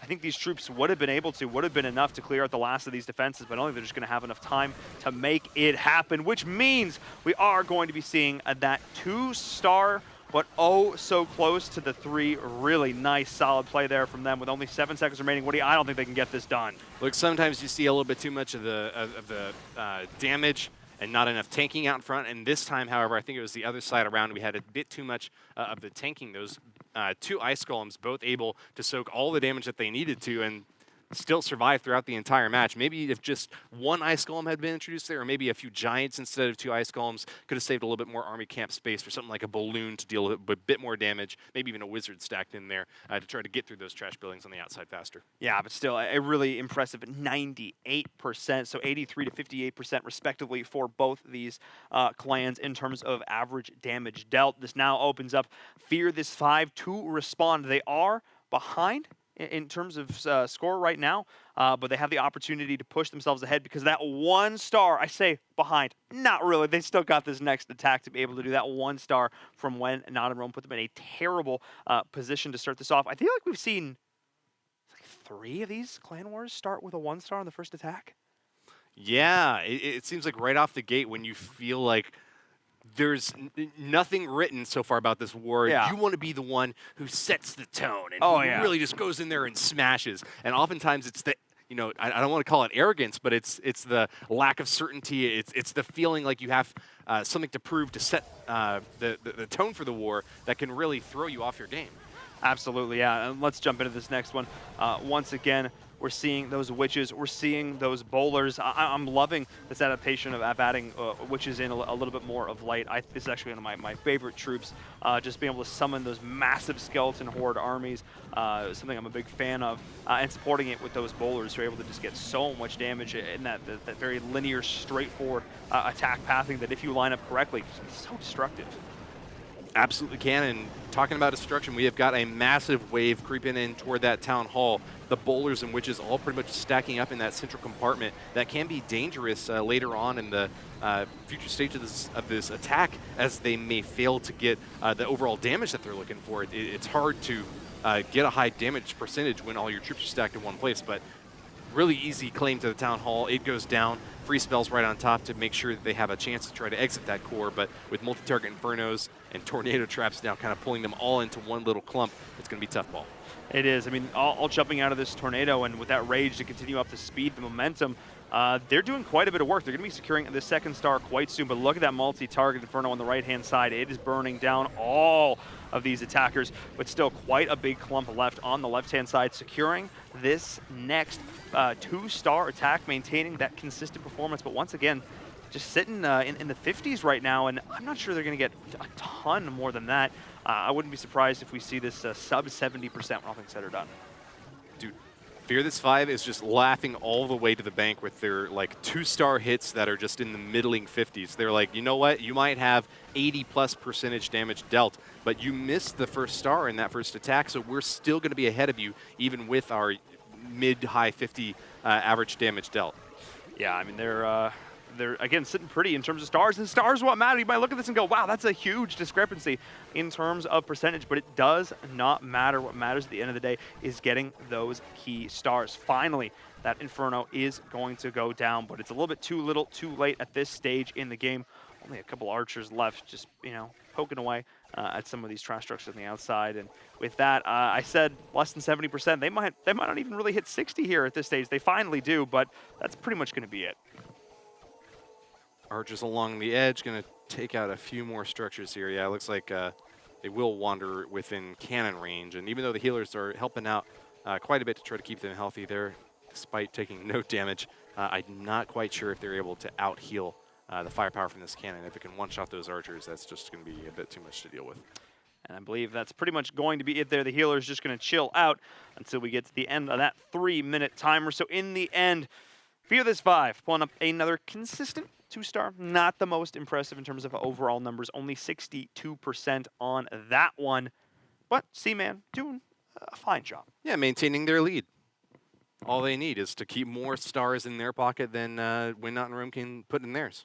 I mean, I guess why not? I just got to take the spaghetti out, put the stars in. That's really what it's all about in these situations. And I mean, to be fair, we've already seen one nearly 3-star for Why Not in Rome. If they can, repeat that performance, but just get those additional 2%, they can bring themselves right back in, and that's when that percentage is also going to start to matter again because. Well, that's when they're going to be super far ahead. So let's get on to this next attack. Let's not wait any longer. When Not in Rome, chip on the shoulder at this point. They're coming into this as the favorites. So let's get into this next attack and see if they're going to be able to pull it out right here. There's a lot of pressure on them to find the 3-star, but I think that's pressure they can live up to. I'm ready, Paul, and I'm ready for 10 wall breakers to crash through these outer barriers. It's mostly going to be an aerial attack. I think that he brought those wall breakers to try to make sure that the heroes stay on track and get in close toward that center compound there with the town hall. Archqueen on the outside, though, takes a lot of damage really early on. She will be able to poke in for a little bit of destruction here, but I actually didn't even track what caused so much damage to her that quickly. Did you notice what killed her that fast? No, I didn't pick up on. I think it was the reporter nearby that was doing some work. The cannon on the flank. I'm not 100% sure, but she went down so quickly here. I think the difference is not opting to bring the healers in on this as well. Yeah, you can pop the Royal Cloak, but not opting to bring your healers with you on this assault means that Queen Walk is more of a Queen stumble, trip, fall flat in her face. Well, she will help to provide a little bit of funnel here. The additional dragon over there at the 3 o'clock position got a few more buildings down, which should make for a pretty flat wave of dragons and balloons to kind of come across. Hopefully for Cillian and Sean of Win Not in Rome to kind of go into that center core compartment, keeping that Grand Warden on them as much as possible. We see Rage Spell coming in to try to get those dragons into their lock position as fast as possible. Free Spell misses that Eagle Artillery though, oh no. But still lots of bats to help out this push ball. Yeah, this is huge. There we go, the Eternal Tome trying to get the last of the force in here, but a lot of bats following up through this. Will the Town Hall be able to survive? I don't think it's going to be able to. The dragons are here raining down that fire. Let's target Inferno in the back. The free spell not connecting on that, though. That was huge. We do have the air defense and that key Wizard Tower doing that splash damage, but they managed to find the 2nd star. 60% is going to be reached here for When Not in Rome, but they need to step up and find the 3, and this was not the attack to get it done. Those dragons are just being absolutely burnt up by the single target Inferno. It deals a ton of damage once it ramps up its damage, and it deals a ton of damage once it ramps up its damage. Once it gets that lock. Yeah, once it gets the lock, it can burn ramp. apart, burst basically any unit in the game. 63% though, I think that's an improvement on the previous, or maybe it was only 62%. I missed that. Either way. Yeah, When Not in Rome there. That was their 5th attack, and right. it did not look as solid as that previous one. That 98%, of course, looking oh so good. And they are certainly a little bit farther behind now. They need to start to get back. I mean, they're still ahead in terms of overall percentage. As you can see, they're updated. But every single time with that attack, those 60s, they're going closer and closer to the average of Fear This 5, who are sitting ahead in terms of stars. Let's see if Fear This 5 can continue their lead. Can they continue to pull out the 2 stars and, heck, maybe even pull out a 3-star of their own. That could be pretty cool. I mean, take that 1-star lead to a 2-star while we're at it. I want to see this next attack from Fear This 5. Let's see if they can continue here, because if they stumble, that's when they're in trouble. Well said, Paul. I'm ready for the attack. Let's go ahead and take a look. Let's get on into it. You heard it here. 5 stars to 4. Like we talked about, that 1-star opener seems to be the trend of a lot of these clan wars, and definitely, I mean, is it jitters maybe going into a little bit some of this stuff? Maybe some of these players feeling the pressure? I don't know. Well, maybe hopefully as this goes on, we can talk to these players. Yeah, I mean, we got thousands of dollars insight on the line. We got a trip to DreamHack Dallas on the line. We got the first major open event in North America for Clash of Clans on the line. We've got dozens of clans trying to compete to get to the very top. If you want to pretend like this is not a high-stakes event, then you're just kidding yourself, Paul. Yeah, you know what's not kidding? No one's not playing around. It's this attack going through onto that Town Hall in the middle. That was a very light Eternal Tome. And do you see those balloons? You're thinking to yourself, what balloons? That's because they're all gone. All gone. Very shortly. Unfortunately, they just don't have that many hit points, Paul. You need something big and burly like an Electro Dragon, or even the Barbarian King out in front to be able to block for them. Unfortunately, they got quite a bit of damage in, but couldn't make it past that kind of midpoint of the base there. I think they all actually fell to the Giga Bomb there. That came through and went kaboom, and that Eternal Tome just about 2.5 seconds too late right there. So a bit of a misplay from Leica. Oh man, this is looking pretty rough. 49%. 49% has been the number of the demise for a lot of these teams. We are going to see the 2-star. We are going to see the 50% come on through, but this is still going to be a fairly low-scoring attack. Cashing in another 2 stars, though. Fear This 5 has got a very cool position. They're ahead with only 2 attacks left for both teams. Just if they do see a 3-star coming in from Win Not in Rome, which is very possible. We saw a very high 90% attack just in their second hit. If they see a 3-star, they're going to have to turn on the afterburners and try to catch back up again. But as is, it looks like they're comfortable to just try to play this out as a normal war with 2 stars expected from every player. Yeah, and that's sort of what you're looking for. Everybody pulls out 2. Everybody aims as high as they can in terms of percentage. You're going to come out all right. Again, you can find the 3. That's the situation. But really, everybody's pushing for 2. 1 is really not what they're looking for. I don't want to say it's unacceptable, per se, but it's definitely putting a lot of pressure on somebody else to pick up the slack. Archer Queen along the bottom path here is going to be able to pop down a few more buildings. That single target Inferno could cause her a lot of trouble, though. If it heats up, she's going to be going down very quickly. Might lock instead onto the Grand Warden, and that's not necessarily a better story by any means. Being finished off by that Tesla and the Wizard Tower. That Queen finished off with 76% damage dealt. Yeah, that's not actually bad. 76%, anything above that 75% mark at this stage of the game, pretty solid. Because again, these are the top 32 teams. They made it through that group stage, the closed qualifiers. We're here now in the playoffs. So 76% is still solid, and maintaining those 2s and just continuing to extend this lead here. So really nice play overall.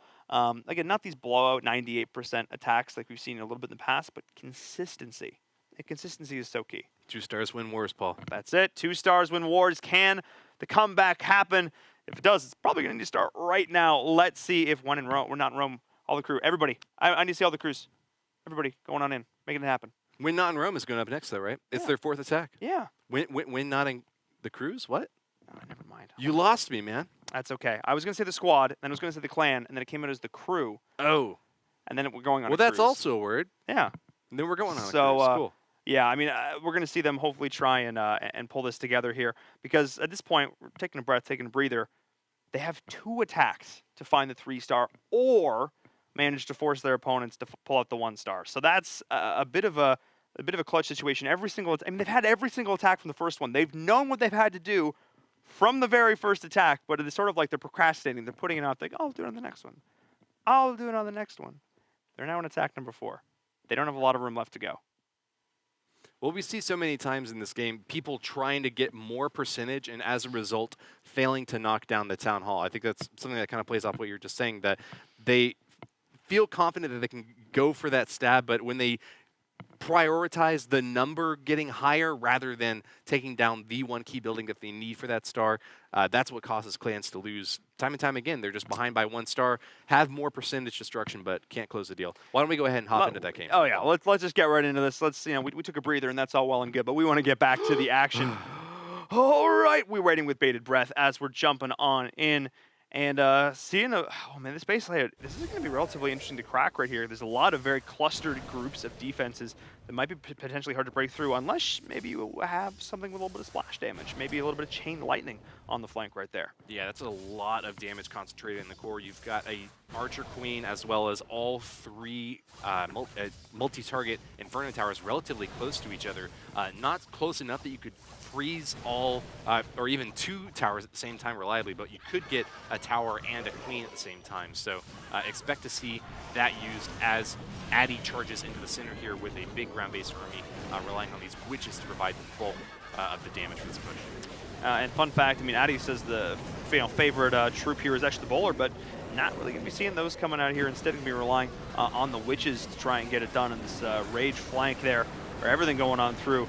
Just trying to make this happen. This push is oh so real right now. We saw the bit of the funnel being created, but now we see that Eternal Tome allowing this push to continue on into that Town Hall, denying the Gigabomb down to the final second, the final tick there, and they are going to get it done. That is 46%, the 1 star being achieved, the 2 stars now being locked in, but we need to look towards the 3. We need to see this push continue. They've got a lot of beefy front line to get it done, but can they find these key defensive structures? These Inferno Towers laugh at your pathetic witches, burning up these skeletons like they are nothing. Now, we do get a little bit of tanking out in front from the Ice Golem over there on the left side, but that's only catching one of the Inferno Towers, and it looks like the rest of these troops are having a bit of difficulty, to say the least, cracking into the core of the base. That Wizard Tower also providing quite a bit of firepower against those troops. Just splash damage aplenty on defense here for Queen Sonicta. So, well done to her on base design, but it looks like Addy will be able to clear out with a really high percentage 2-star after all. Yes, this Infernal Tower is doing a fantastic job of making sure to deny all of the pressure coming in here onto the core. Those healers are still alive, but not long yet for this world. That multi-target Inferno MVP, and the Queen's like, nah, it's fine. I'm going to go somewhere else. And just continuing to march on through, and it looks like that's it. They're finally going to be able to take it down with 50 seconds remaining. Queen don't care about your problems. She's going to go attack whatever she wants. Hang on.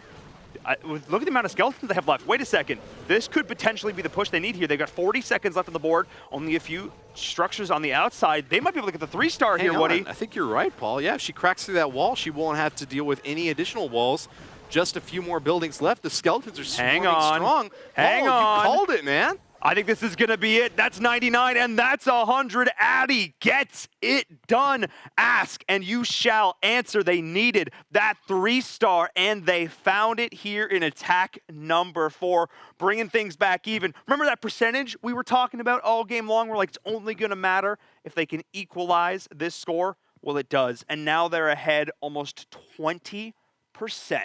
I just underestimated the fortuitous nature of those witches willing to just spawn wave after wave of skeletons, just sending them to their deaths time and time again against this Inferno Tower, until finally they sent enough that they just swarmed straight through, just zerged that Inferno Tower down as quickly as possible, finishing it off. And after that, I guess on the back side of the map, there wasn't a whole lot left in terms of splash damage defenses to try to deal with them. When the witches aren't under any fire whatsoever, when there's not enough splash damage to take down their skeletons quickly enough, I guess they can do miraculous things. They'll steamroll through any point defense. Yeah, I mean, and now we got to see the response. Now we have to see the return 3 come out. There's no chance that Fearless 5 is going to be able to pull out a high enough percentage to equalize this, which means they've got to look for a 3-star of their own. They cannot continue to just hold the status quo. No more 2 stars for you. You got to go big or go home / the lower bracket. To the lower bracket with ye, I banish thee. But hey, we can't say necessarily that Win Not Roam isn't going to screw up again and put a 1-star on the board. This is true. Look, they've done it once. Fool me once, you know, shame on me. Fool me twice. I don't think we're going to see the fool me twice. I think they're going to continue to at least pull out those 2s. Fool man, don't get fooled again, all right? That's how that goes. I'm from Texas. I know how this goes. Don't get fooled again. Yeah, that's exactly what we're seeing here up on the top of this push, continuing on in. The funnel, not really excellent to start this off here. Queen Sonic just not having the best opening, and they are finally going to be able to take down that Town Hall, but the internal tome was popped a little early, which means they're going to take a lot of splash damage on the back of that, and the double multi-inferno off the side. Great jump spells placed in early, going to be facilitating that additional movement, but a lot of these troops are already getting burned down. And by a lot, I mean like all of them. One of the most optimistic jump spells I think I've ever seen, just being like, oh yeah, there'll be plenty of troops once they get to that point. They'll just cross over, jump the wall, kill the queen, be fine. That was the first thing put down. Yeah, but like I don't know, like 15 Valkyries jumped over the wall and then died immediately afterwards. They like barely even got a swing in. That Archer Queen surviving at the very end should be a sign that it was a bit tall of an order to expect them to be able to pierce that far into the base. Remember how we talked about, when you can always, maybe they'll come out in just 1 star? Yeah. I know you're talking about why not in Rome, but I think we're seeing that here. Nah, we're close enough. There's enough trash buildings on the outside. This queen ought to be able to get it done. Oh, if no, if she's she totally can't got clear this. to 2-star, then Yeah, she's got this. she You're doesn't 100% deserve to be correct. called queen. She's going to get it done. There it is. Oh, she still had that Royal Cloak. What am I saying? More than enough in the bank and the tank to get that done. Either way. Plenty of junk in the trunk. I mean, those trash Plenty buildings. of gas in the tank. That's it. Plenty of trash in the compactor. Not the trash compactor, guys. Come on. Plenty of logs in the fire. There you go. Makes slightly more sense. Not the best attack at the end of the world there, but 2 stars still being secure.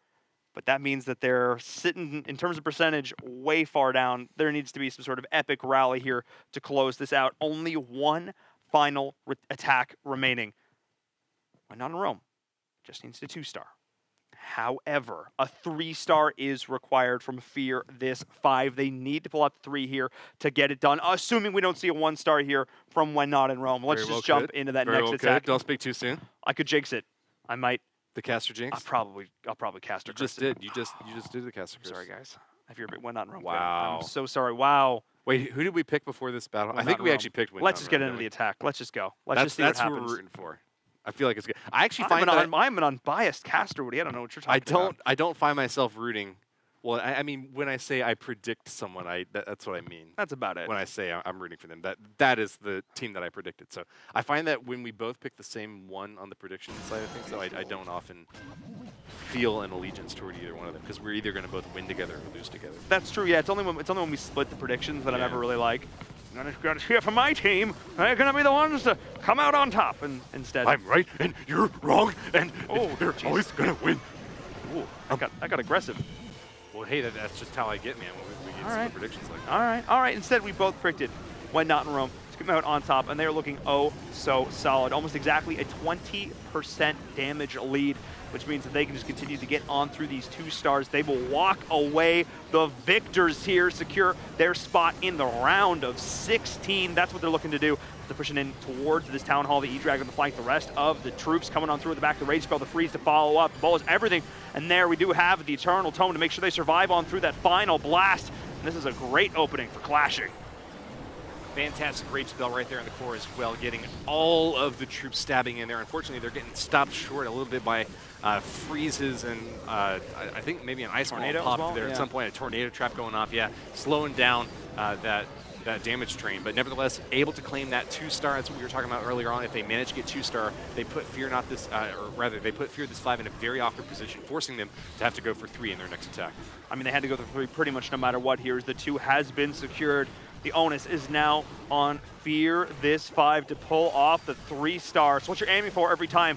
But now it's not a like to have. Now it's a must have. It's what they must do here to walk away with W in this attack. 2-star is not going to cut it because Clashing has secured this solid 2-star for his team, 64% and climbing. The healers are still alive. A lot of those key members are still up and charging on through and cleared a lot of these trash buildings on the left-hand side. Some of those last few structures, they're going to do so with ease pretty much, especially with that Ice Golem continuing to leverage that on through. Look at the size of that AoE freeze. It's massive.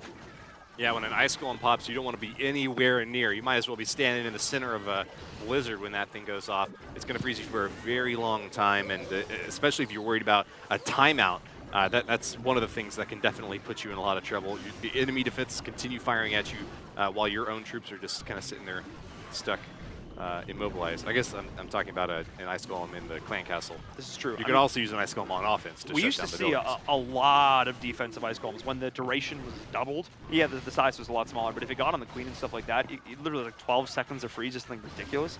It was a really long time that we ended up seeing with a lot of those defensive Ice Golems. So kind of glad we don't see those much anymore because they just kind of slowed down a lot of the action. And speaking of action, we're going to see a 90% plus clear on this attack from Clashing. He only had to walk away with the solid 2-star, but instead he is walking away with a 90% plus 2-star just to really seal the deal, make sure that there is no chance that Fear This 5 is able to equalize in terms of percentage.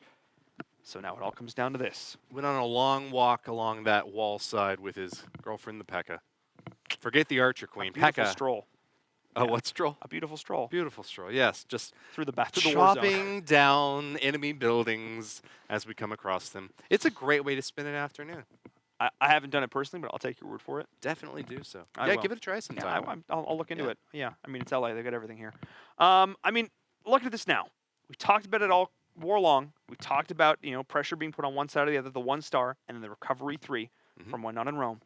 2 stars across the board from Fear This 5.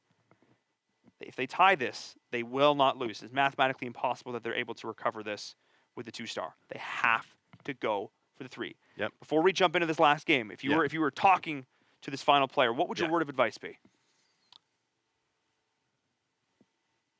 I would say make sure that your phone is on Do Not Disturb. Make sure it's connected to the very best network that it possibly can be. Make sure that you've studied every single aspect about the space that you possibly can so that you have the ideal, perfect army. Make sure to wipe your hands on a little towel beforehand so that you don't get any sweat on the screen. And then just close your eyes and hit the attack button. Don't close your eyes. Wait, hold on. I was with you right up your until that thing. point. Definitely do it with your eyes open. Oh, you didn't like that? Attack with. Let's just get into the Look, attack. use the force. It's a proven method. Right. Just put down the final visor. Yeah, just the blinders. Turn off your targeting computer. Exactly. All right. I can approve of that. Never mind. I'm with you 100%. Use the force, Owen. 60% of the time, it works every time. Uncle Owen. Oh no! He ran into a bit of trouble there. At the Yeah, end, he did. They Poor guy. They came in single file to hide their numbers. Inferno Anyway, Tower built him up. yeah, that was it. All right. Bring him down. A lot comes down to this now. Owen, the feared, needs to put the fear into Addy. Addy, who I might add was the one who put up the 100% 3-star attack for When Not in Rome. As we are seeing the Giants marching on through. That is an abnormal number of Giants. That's like a gross of Giants. It's not quite. It's not 24, but it's close. It's pretty close, yeah. You don't typically see Giants at the top levels of Clan War leagues. I think that's because they get burnt up by Inferno Towers so easily, and they don't give quite as much cushion for that pushing. But you can see, nevertheless, that we're getting pretty deep over on the left side of the base. Another really optimistic jump spell once again, hoping that those troops manage to get close to that Town Hall, maybe activate it, and then have them kind of jump right into that center category compartment. Yeah, they're trying for it here. The heal, everything is going down to try and keep them in this, being frozen up a little bit longer, trying to find the mortar. The rest of the defensive structures here on the right-hand side. Can those attacking troops make There's it my happen? queen. There is the queen there on. Oh, man, can't you get this done? I'm not sure. I mean, yeah, the Gig Tesla's activated. The queen is trying to find this key town hall. Can she do it, Woody? She's on. She's already locked, Paul. The queen locked it and dropped it. All right. That's only She's 44%. Yeah, I mean it's not going to be 3 stars, but It needed to be 3 stars. but Woody. hey, why do we put the burden on Owen the Feared? Why was it his job to get 3 stars? You know, He went last. just because he went last, I don't think that's fair. Maybe it's everyone else who went before him that needed to get 3 stars or a higher percentage. You know, Obviously, yes. It doesn't. As much as we Yeah.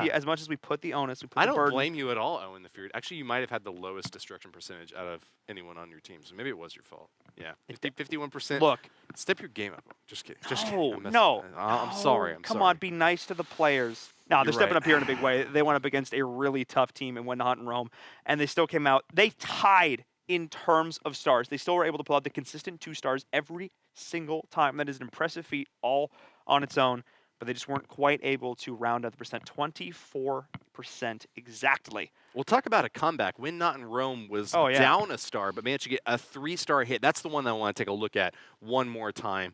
try to figure out what exactly went right with that attack so that those of y'all at home can get a little bit of insight into the best attacking strategies. And maybe I can deduce a little bit of clash achievery of my own by taking a closer look at this 3-star hit. Yeah, let's jump into it here as soon as humanly possible. We're going to take a look at it because it was a beautiful attack. It started super well, I think, off the back of that queen walk, if I do so recall, and then it was just that super straight on in beeline attack. If I'm remembering the attack correctly, you're looking at me slightly confused, but I think I might be right. No, I think you're right, and I think an additional layer to that is that it was not an attack from a position of strength or confidence. They were not ahead. When Not in Rome were behind when they started off this attack. Addy making use of nearly all 3 minutes, as you can see on the replay timer here, to get that 100% hit, had the odds stacked against them and managed to use the Electro Dragon to clear off some buildings over on the top left side earlier on so that the key force, comprised mainly of witches, as you can see in the army comp at the bottom, was able to cruise through to an early Town Hall kill and finish off those Inferno Towers toward the mid-game. I thought the Inferno Towers were going to be the end of the raid. I thought so think too. You're it's remembering. that one bottom middle left Inferno Tower that survives for so long, but eventually ended up falling.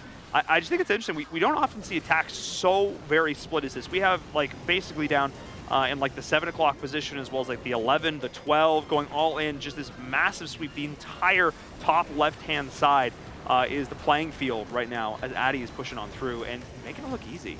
Yeah, Jimmy, you can go ahead and pause this right now if you want to. This will give us a good little bit of insight into what we're looking at here. Of course, the 3 Inferno Towers are the key defensive structures that you have to go for, especially when you have a witch-heavy raid like this. They deal a ton of splash damage spread out over all of the various attackers, and yeah, skeletons don't burn for very long. They have very brittle bones. Inferno Towers make quick work of them. So figuring out how you're going to take those 3 down is very important. Same thing goes for the Eagle Artillery over here. So the fact that all 4 of these key defensive structures are still up with the main thrust of this attack going in just really speaks to Addy's foresight in knowing what needed to be done. So Paul, why don't we go ahead and unpause and watch as this massive force kind of creeps in, because to be completely honest, I was surprised that this was a 3-star. I didn't think that it was going off well. I didn't think so either. And I kind of want to watch and learn a little bit here as to what Addy did. Now, we can say that the little bit of cleanup that went along the kind of top right edge was helpful in preventing the time fail. That Electro Dragon down at the bottom is actually still getting some work done. Look at that poison in the mid, though, as well, Woody. That thing got so much value. Like it. And exactly, right that in the middle. I think that was actually one of the key difference makers here, able to take that down and keep the troops alive just long enough to take down one of those key multi-Inferno Towers. But that bottom left multi-Inferno, that's the one that I thought was going to win it all here for Queen Sancta. Needed to try to take it out as quickly as possible, but not having the range to do so. We've seen that actually many times before when these Inferno Towers are back set behind the wall, like 4 or 5 tiles, preventing anyone who wants to try to get the lock on from being able to do so, except for possibly the Queen. I think that's not even what we saw here. The Queen took down the clan castle and then was like, yeah, forget that Inferno Tower. I'm just going to keep on going over to the right here, and left the dirty work to those witches. Yeah, the witches were able to get through. That was the key difference maker there, and keeping those witches alive. Take a look at how many skeletons are being generated. Don't forget, witches themselves, they hit pretty hard. Yeah, I mean, they can do a bit of damage, especially if you have several of them stacked up onto the same together as a target. group, as a coven, But you'd say. Ooh. I like the use of Coven there. There But you go. it's the skeletons that are doing way far more damage than the witches themselves. I mean, they can only deal melee damage, so they do have to be right up on the building that they're going for, but they were the ones who cracked through that wall, who took out the Inferno, and who finished off the remainder of those trash buildings. I wanted to say that the Archer Queen was the MVP of that raid, but I think it might actually be the massive number of skeletons, the skeleton army, #1 reason that was the 3-star hit win.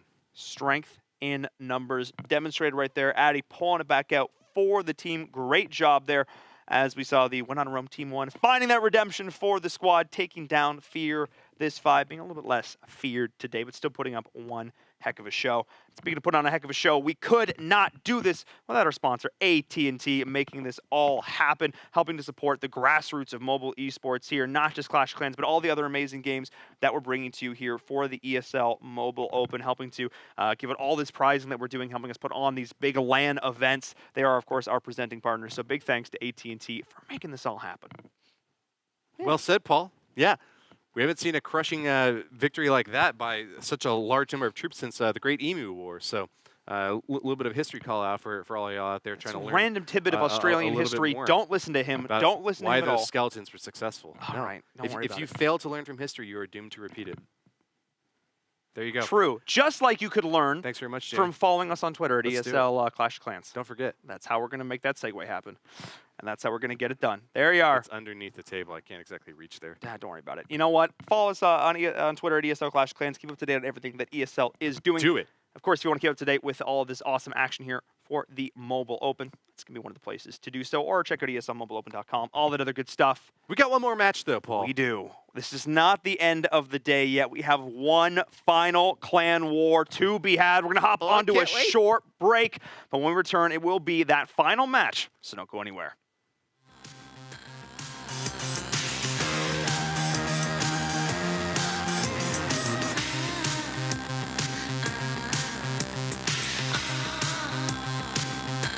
This is the ESL Mobile Open, presented by AT&T.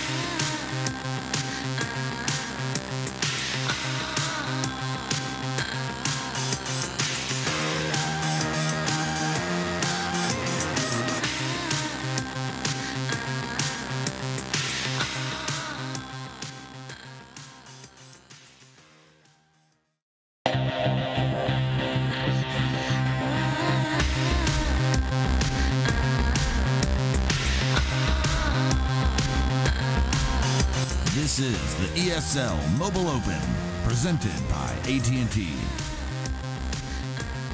Welcome back, ladies and gentlemen. It's time for our final match of the day here for Clash of Clans. The ESL Mobile Open is well underway. The playoffs are here. As always, I'm in Verum. That's Woody, bringing you all the action with this Clash of Clans, back and forth brawls, the battles. the strategies being put into play. We've seen some close games. We've seen some blowouts a little bit. But mostly we've just seen a lot of really cool attacks, a lot of really cool defenses, and a lot of really consistent plays from both sides. Yeah, if you want to build the best possible base that you can, there's no better place to look than the top clans in the world right now being showcased here in places like the ESL Mobile Open. And same thing goes for attacks. If you want to know what gets those 3 stars, we already showed you several 3-star hits already, and I think there's a good chance that we get another one in this next war. What do you think, Paul? I wouldn't be surprised. There's a pretty solid squad here. Let's take a look at the schedule from today, because you probably recognize a lot of the names on this list, like Coastal Clash, When Not in Rome, the crew there, WHF. Which now means we're down to Noble Nines up against Villains, which is going to be an interesting matchup. Noble Nines, one of those crews that I'm really keeping an eye on. They're pretty high up in the standings going on into this. Villains have to work it out for them. Noble Nines coming in as the number 2 seed. Yep, no longer just focusing on Town Hall 9 bases. I think that they have evolved to something even more monstrous. The number 2 seed will not go down without a fight, and I have high expectation for the Noble Nines, as you can see listed here on the right side of your screen. That's impressive. Most people would have gone the other way. Because it's on our please, right. I'm a professional. Woo! Paul, Nicely get done out there. of here. I know. Come on, you gotta. That's why you brought me Give in, it up. man. I know. Give it up. Thank Give it you. Up. Yeah. Let's take a look at a quote from one of these players as well, which should be hearing everywhere. They did that on purpose to make me look bad. Okay, we aren't known in the community, but we love the game and are good at it. Yeah, they definitely did that on purpose to trip me up. Look, they're going to be known after this match. It's not going to take long. They are indeed. Yeah, no, I mean, it's not going to take long. This is again, they're coming in the 2nd seed at this stage, so already they've put their mark on this, playing through multiple open stages. The groups, the closed qualifiers as well, performing good in multiple cups there. So now it's just your predictions. I'm going to go with the Noble Nines. They're the favorites going into this. If it ain't broke, don't fix it. I'm not going to try and tarnish my 100% success rate so far today. Get it done. Nice. Okay, well, I'll go with them too then. If you have a 100% rate, it seems like you have got a pretty good idea of who's going to win. So I'll go with you on that. Noble Nines all the way. I've tapped into the secret. Now just also, one of the members of Noble Nines, JWick84, likes one of the same super old school MMO games that I play, like back in literally the 1990s, called Asheron's Call. So I feel I saw that actually on the response. Yeah, that was pretty cool. A kinship really of, old school. Of the ages. Yeah, I mean, video games transcend this, and it's really cool because like a lot of people who are playing in this, they've got families, they're working, all this kind of stuff. They started playing games when they were kids, and they're continuing to play this now. And it's so easy just to pick up a mobile game like Clash of Clans and play it when you've got time and to work through it. And most of these players have been playing for like 5+ years. I think that was the consistent number I saw the most between all of our players, was 5 years of experience playing this. And it shows in these attacks. But let's not hold off any longer. Speaking of attacks, let's get right on into it. Let's start off this final war as Noble Nines are taking on Villains. Not just Villains. Villains. Villains. Yeah. I see. Because It's not spelled like Villains. They're from Aston Villa. They're the Villa-ins. They're not necessarily... You see, I don't even think they made a mistake there. No, look, the clan name is Aston Villa. So they're Villa-ins. They're those from the villa. They're not meant to be villains in the traditional sense. Wow, they really could have worked on their branding then, because I thought they were styling themselves as the villains. There's going to be onto this. We could build some storylines around that, but alas, it was not meant to be. Well, let's take a look at this attack, Paul. I think that we've got a lot to say about this P.E.K.K.A. bowler. I don't see any bats, unfortunately, but P.E.K.K.A. and bowler, heavy ground-based push, starting off with some queen charge over there on the top right side, getting really down and dirty right off the bat. She's got a couple of point defenses target right on her, but fortunately those healers not taking any fire will be able to keep her topped off, and I think should do quite fine. Now, y'all might remember that Inferno Towers used to block healing, but no longer the case. That's really helped these Queen Walk strategies succeed in the past few months. Oh yeah, for sure. I mean, that just allows her to just continue to power through with those raged up healers, continue to do the damage, just creating this funnel on the right-hand side. Oh, so important to remember that this initial setup work, the leg work, does a lot there. Does that jump spell reach over? Can they get? Yes, they can. Perfectly placed. On to be able to get through, I think, 4 different compartments there. That was a really nice, well-placed jump spell. Excellent positioning there. Yeah, she's able to get over a couple of different compartments there, and not just her, but the P.E.K.K.A.s that came in tow as well. Their biggest roadblock is running into something that takes several swings to go down, something like a wall, especially when it's maxed out like these are on this base, can really make it much more difficult to get the damage in that you need, avoid the timeout, take down those key defensive structures. Things like the Town Hall, you can see, is going to be activated relatively soon. But what are you looking at, Paul? This attack seems to be kind of stalling a little bit here. I mean, they did try and go through to this far right-hand side, despite the fact that the Town Hall is there on the left. We're only looking at 45% right now, and there's not a lot left in the tank. We still have 5 balloons in the back, but they're going to have their work cut out for them to try and push their way through into this Town Hall. The last jump spell is going to be trying to push there, and we do finally activate all this. 50% has been reached. All this test is Giga Tesla as well, and now we're going to see the hasted balloons there on the flank and to continue this pressure.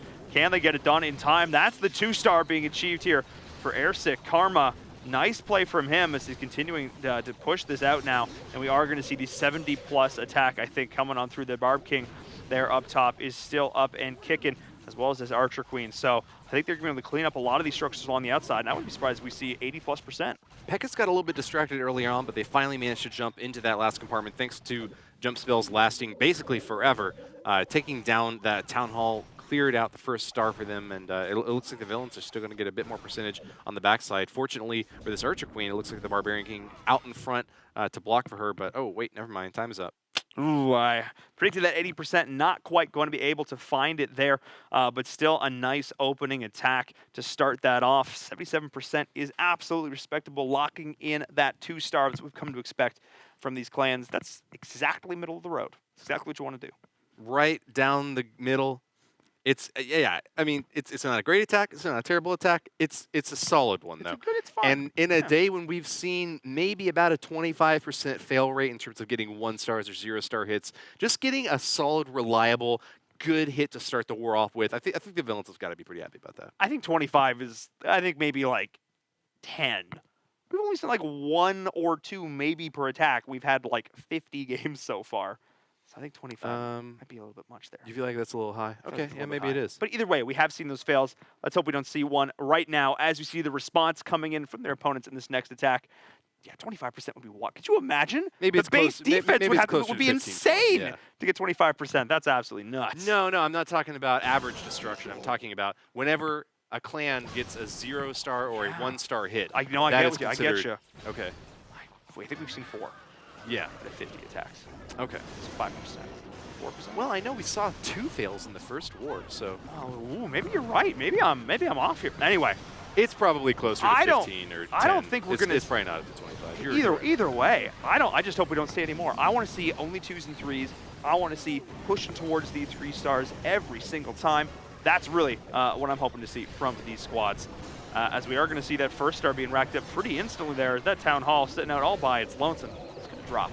Noble Lions returning fire now with that early Town Hall kill, claiming the first star, but how many more will they be able to stack up? Those 3 Inferno Towers very well spread out, make it quite difficult for Derp Smash to be able to get a big push down any lane of space. Does crack down that left side Inferno Tower with the Queen, but she's going to be not long for this world right after that. Healer's not able to keep her up long enough. Still grabs that 2nd star, and as we see now, free spells going down to try to keep these troops out of harm's way for a little bit longer. But yeah, once again, those Inferno Towers just burning up so many of the troops that Derp Smash was relying on to try to get some additional percentage destruction peeled off here. Not able to take out that Eagle Artillery in the center, I think, also contributed to the early downfall of this attack. Yeah, it is finding those 2 stars, 65% and climbing, but not a lot of troops left to get it done.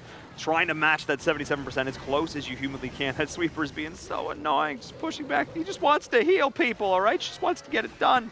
But instead, not going to be able to do so. Looks like it's going to be 66%, pretty much on the dot right here, unless that Archer can be that real MVP. And instead, not going to happen. 66% is going to be the response here from Derp Smash of Noble Nines, who Pegasus had that defense on lock. Yeah. Really great defense there. Didn't get that 1-star defense that you would ideally hope for in you know, the best case scenario, but in terms of 2-star hits, we only saw a few in the mid-50s from last war. Low mid-60s, I guess in this case mid-60s at 66% for the Noble Nines, is a solid hit, but I don't know. What else can you say? It's 11% less than the Villains. They haven't done their job of keeping pace at this point. So Villains are now in a little tiny lead, and we'll be trying to push that with the last 4 attacks that they have. Yeah, I mean, there's still, as you said, 4 more attacks to go. These are only Right. the very first few attacks. Let's keep this one going here. Again, as they continue to push this through, 195% can put all these all the combined statistics on their head. And I'm looking towards this base now. Again, we're seeing a lot of these town halls off to the sides trying to bait this in, really looking to deny these big 3-star plays. And even trying to deny these high 2 stars is what we're seeing now, because often people see this exposed, the juicy town hall, you want to get it, you want to get that star, but you commit so many resources for it, and it ends up biting you in the butt afterwards because you just have no more legs to take the rest of the base. I do think it bears mentioning that we both thought the Noble Knights were going to come out ahead in this war. So far, they had a little bit of a slow start, so it's going to be up to them to turn things around and just try to build that momentum. Although I will say, I think that the first attack in most wars has tended to be a bit weaker on average than the rest of what we've seen during the course of the war. Maybe it's because these clans want to get the hardest base out of the way early on. I would certainly buy into that sort of thinking if someone were trying to tell me what attack order we should prefer. You want to get the tough stuff out of the way.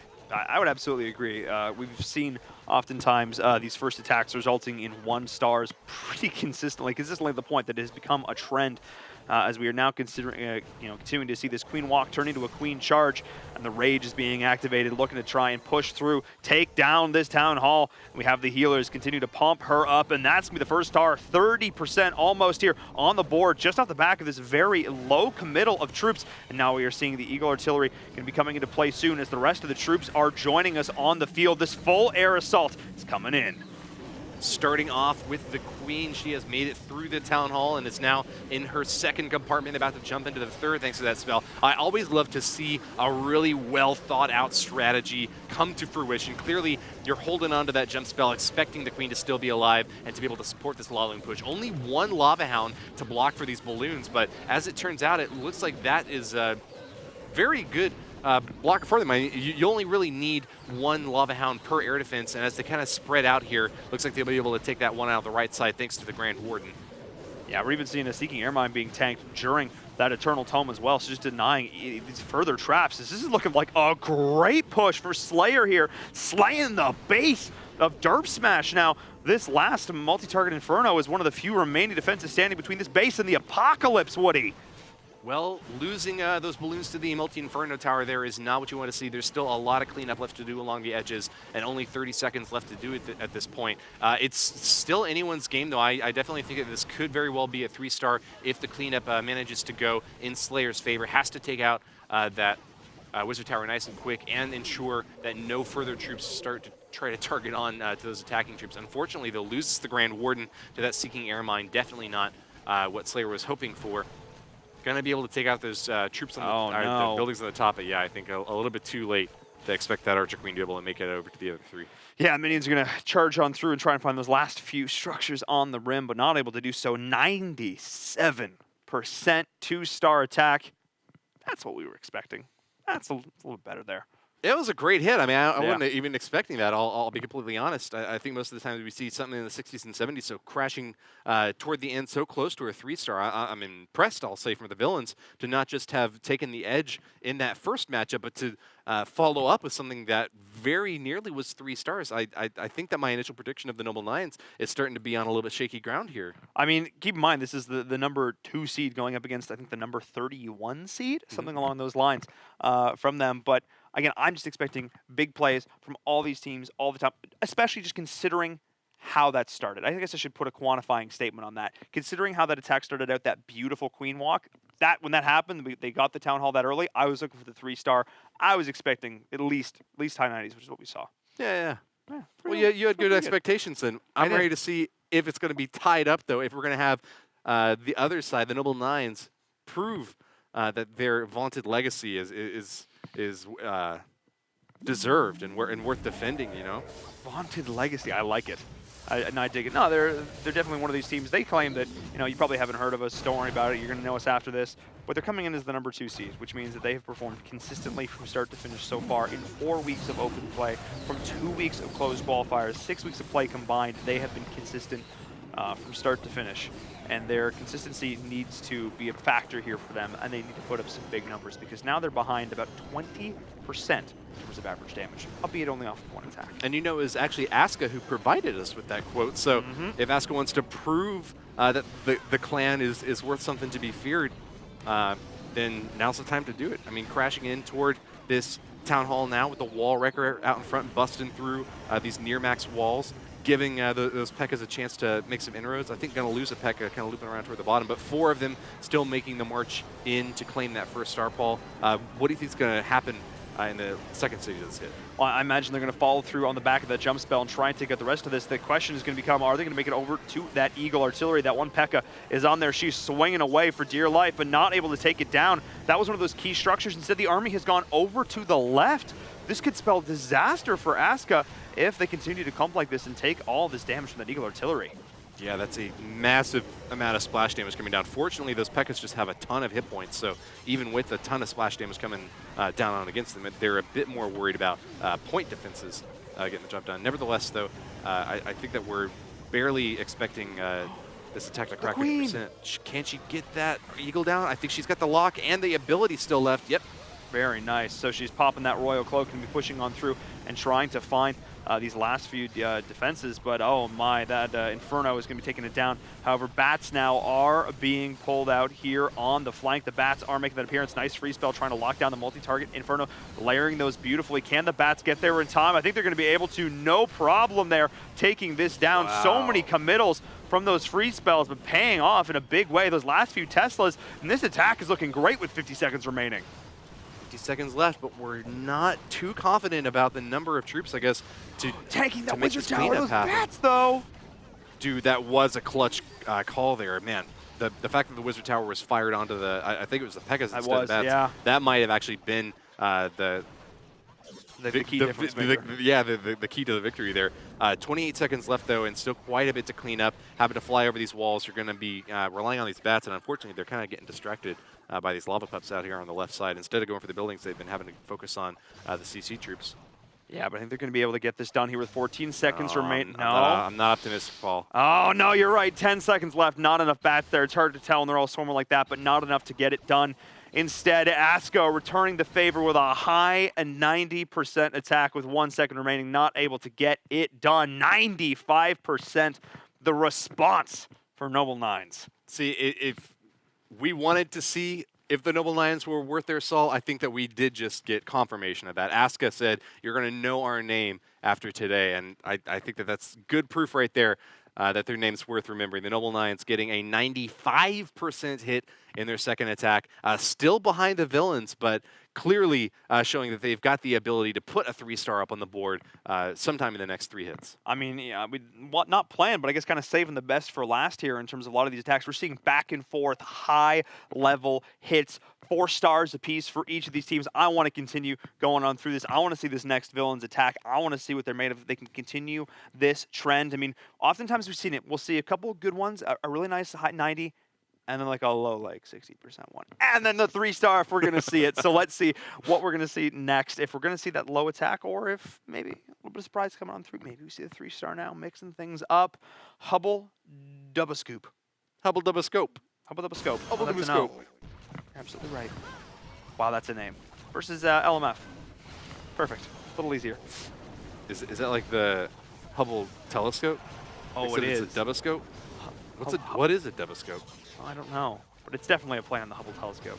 Yeah. Looking upwards into space. So he better be keeping his eyes on the ground. He needs to make sure he's putting his troops in the right position here. And speaking of on the ground or under it, we're going to see 25 miners coming on through this heal spells as well. Seeing a miner assault following up off of this initial charge with the wall wrecker, with the queen. Can they get it done? How much damage can they do to start this off? Charging in right to the center there. Unfortunately, they're taking a lot of damage with that Inferno Tower, locking onto 5 troops at once and trying to burn them down. The CC troops popping out now as we've got Dragons trying to fight back.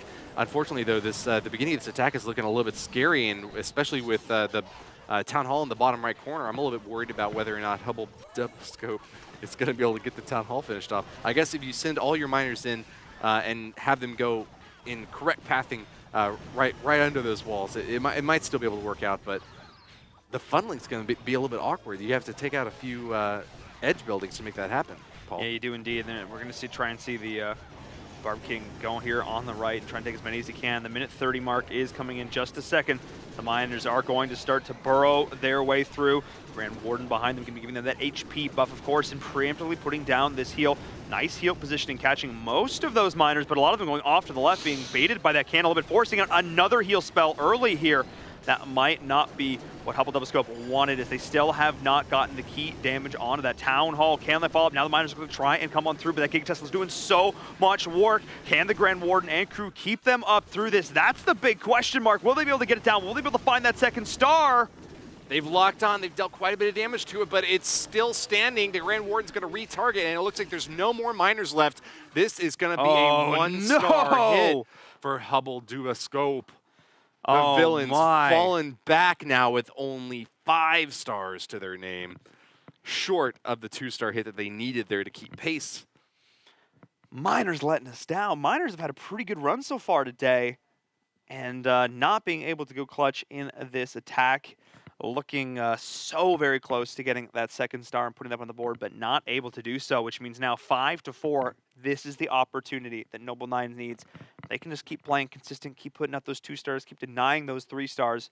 They're looking pretty for the rest of this attack. That's what I'm expecting to see. The Noble Lions have had a clear 2-star path so far, and I think especially when we get later on in the day, we start to kind of assume things about these clans, whether or not they've kind of cracked the code as to whether they should be going for 2 stars, but particularly older clans that are really experienced in not just how to crack a base, but in how to win a war. What you need to do is not focus on getting a high percentage, especially when you pull ahead in stars like this. You just focus on getting that Town Hall down and then just clearing out as many buildings as possible, at least 50%. But once you get to 2 stars, you can pat yourself on the back, because at that point you've kind of done what you need to do to avoid your clan just falling apart. Yeah, you got what you came for at that point. Yeah. Just play consistent. Let's get into our next attack. Let's see if the rally will come on through, continue to push this lead. It is Skeels from Noble Nines. He wants to, just continue. If they get a 3-star at this point, at the back of a 1-star, that would propel them so far forward. We're looking at doubling the stars of their opponents at that point. Certainly could pull off the 3-star here, and it definitely seems like a relatively safe base to go for 3 stars on, especially because that Town Hall is relatively far from the center. You can snipe it kind of early on with some heavy damage dealers and then kind of try to sweep through the rest of the base. But unfortunately, it's actually looking like with an Electro Dragon down now, and with these P.E.K.K.A.'s kind of staggered out in a strange way. I'm a little bit curious as to how he'd be able to pull off. What do you think? Is it 3-star still on the books here, Paul? I don't think so. I think we're looking at maybe a 2-star here coming on through already. I feel confident about the 2. I feel confident about the 2. Is going to happen easily. I feel like the 2 is going on through. I'm going to be curious as to when he opts to just sort of augment this charge on the flank. With those additional spells, how he's going to play that out. Nice use of that Eternal Tome once more. Just that Rage spell got almost no value. Yeah, troops did not go into that compartment at all. No, the army's splitting now kind of awkwardly, actually. Some going off to the right just to get roasted down by the Multi-Target Inferno. All the ones on the left are getting picked off with relative ease. This is not the most ideal attack here from Skills. He still has a lot of big tanky units in the bulk of this push. The jump still is still there, able to get them in to that Eagle artillery compartment, and they're the bats. Those are what I was looking for, utilizing them on the flank here, but not having those, or not opting to use those free spells to try and augment them, which means they got roasted quite a bit there off the back of that, using the freeze instead on that wizard tower, trying to lock it down, but already too little too late. Those bats are gone. Look, they only have 44% damage dealt at this point, and it looks like it's kind of low, but I want to point you to the outsides of the base. This is a base that particularly focuses the firepower into the core. Now, there is a mortar down there around the 7 o'clock position that's going to make it a bit difficult to snipe buildings with archers and stuff like that, but you can see already on the top side of this base, Skills noticed that those buildings are undefended now. There's barracks, collectors, gold mines, storages, even a spell factory out there that are just not defended at all. I would have even placed a few more archers over there on the left side as well, because I can count like 5, 6, 7, maybe even buildings that you can take out without even having your troops come under fire. Yeah, there's a lot of opportunity for free percentage right there, which in a battle of the clans where this skilled, every percent counts. So we say that over and over again, every percent counts. And as these last few archers go down, it's going to be a while for that actually. Look, probably going to time fail here at the end of this. We're going to be seeing probably 57% at the end of this. So not the best hit of all time, but a fairly solid clan attack coming through for the Noble Nines, just maintaining this lead, which they've established off the back of that 1-star fail of the Villains, and they're looking good now. I mean, again, they're going to be coming out of this at 7-4, that really solid 3-star lead, which means that, again, all the pressure is on Villains. Yep, the reliable 2-star hit down. I think that there could have been a bit more work done along the edges to clean up a few more buildings and maybe push that percentage up closer to 70. But nevertheless, managed to get the Town Hall, kept pace. 2 stars is what you needed. Good job to you, Noble Nines. It is, and they're still actually behind overall, though, in percentage, 79 to 79. It doesn't matter. Doesn't matter. I mean, Hey, look, Villains have been putting up consistent numbers. Maybe they can put it a 3-star. Maybe they can get it done. This is their 4th attack that we're about to see right now. They only have 2 more chances to pull out the 3-star, 2 more chances to get it done. You can't assume that Noble Nines is only going to pull out the 1. You can't assume it. You've got to push for the 3. This is your moment. Absolutely, and that's why a war lasts for an entire day. You get the chance to reevaluate your attack strategy. If you happen to lose a star here or there, you get the chance to try to find a way to punch back and regain it in a different attack. So now it's Aska going to be on defense this time, Paul. Aska, yeah, he's been doing work for the squad. Got to give us that quote again at the beginning, talking about the idea that we know for something at the end of this. So we'll see how Aska's base defense is holding up here. Very much opting to try and deny as much pressure as possible, putting that Town Hall right at the center as the full force, the brunt of Lek is pushing up here in the top. We do have those bowlers behind that wall wrecker. The Rage Spell getting a lot of value with the multi-target Inferno, trying to burn all of this down. Grand Warden AoE pass getting so much value through all of this, but looking to freeze the back of the Ice Golem, stunting the growth of that army, or the advance, I should say, as they do finally get that jump spell, pushing out the back of the freeze to try and work their way in to this Town Hall. Grand Warden pops that Eternal Tome ability, providing a protective aura to everyone around him at a crucial moment, right when you get to the center of a base that has so much damage stacked up in the form of these multi-target Infernos, Eagle Artillery is raining down, Wizard Towers surrounding the entire core of the space. It's really important to try to keep your troops nice and healthy as they try to get one more stab in there before taking additional fire. Looks like the Town Hall down now does clear the way for the 1st star, and still with an Archer Queen near full health over there on the top. We should be able to get, yep, there's the 2nd star claimed here for Lek. Yeah, we just see the heroes marching in on the right and left, trying to pick up as many of these buildings as possible before they do go down. The healers opting to follow Barb King on his quest to continue to get all of these percentage. And I'm thinking we're looking at a mid to high 60% by the end of this, depending on how much damage this Archer Queen takes before she drops. Once again, though, you see another base layout here that gives away a lot of free buildings along the outside. If there had been a few more archers in Lek's army composition, would have been able to get, I see 3 easy barracks up on the top, along with 3 additional buildings, 2 pumps, and the builder side. It's just a bit painful at the very end to see a minute left on the clock and still lots of buildings that you could easily take out uncontested, but don't get the chance to do so because all your forces have been neutralized by the defenses in the center. Yeah, it's part of the reason why I think we see a lot of these long, kind of drawn-out queen walks to start off this, because she's able to just rip through a lot of these external structures with ease. That's a good point, yeah. And one of the reasons that we see that is you talk about opening up the funnel, and it's not just setting up that big push, the big charge. It's also getting a lot of these quote-unquote free percent that are hugging along the outside of the base. With 30 seconds remaining, we're just going to watch this Archer slowly but surely fire her Nerf arrows into these buildings, as it takes a long time for them to drop. Sure does, but you know what? She's trying really hard. There you go. Yeah.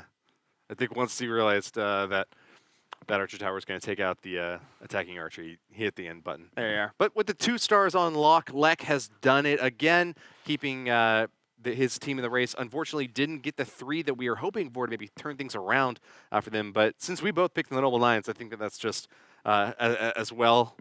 Anyways. Unbiased casting. Yes, of course. No, I mean, Villains have had some great runs of their own. Not quite able to find the 3-star there, which they've only got one more opportunity to. But before they can do that, we have to see what the Noble Nines can bring to the table in their attack numero quattro, number 4 for them.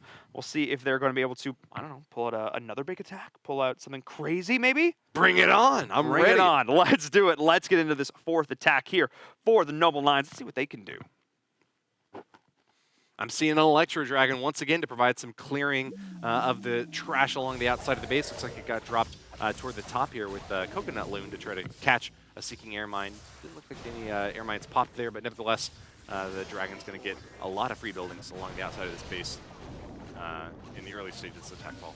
Yeah, absolutely will. And having the P.E.K.K.A there to continue to push all this down, soaking up a lot of this attack, but also doing a lot of damage as these P.E.K.K.As. But look at the way that Chain Lightning is working, just ripping through all these external structures. Already, you want to talk about that free percentage? We're looking at almost 20% going to be going the way of LFM before we even start to break through these walls. And now we're seeing the bulk of this push coming through. Bowlers in the back. All the while, the Grand Warden's going to be giving them that HP buff, activating this big Town Hall, the Rage spell going on through. We're going to see the Eternal Tome being popped as well. Beautifully done, denying the splash damage off the back of that. Now the base is going to continue to be opened up as the arm is pushing in. Multiple multi-target Infernos trying to roast them through a nice jump spell to get them over and through to this one on the right. And they're going to be able to take that down with relative ease. Grabs the first star and is going to continue to clean up along the sides. It looks like a great hit from LMF. We've got free spells going down now against that multi-target Inferno over the left side to try to give those bats another chance to take that out. Another free spell to give them a little bit more time, and as the final bats come through, what happens with the Expo? The Expo is killing all those bats, Woody, almost denying them from taking down that multi-target Inferno. It took so many bats just to kill that one structure. Used 2 freezes to get it done, and yes, he did, but the Expo and crew are still alive, and this is LFM, not with a whole lot left in this attack. LMF was still 2 heroes in the center there, trying to get healed up. Oh man, they took a couple of bomb shots. That's not going to be very helpful, is it?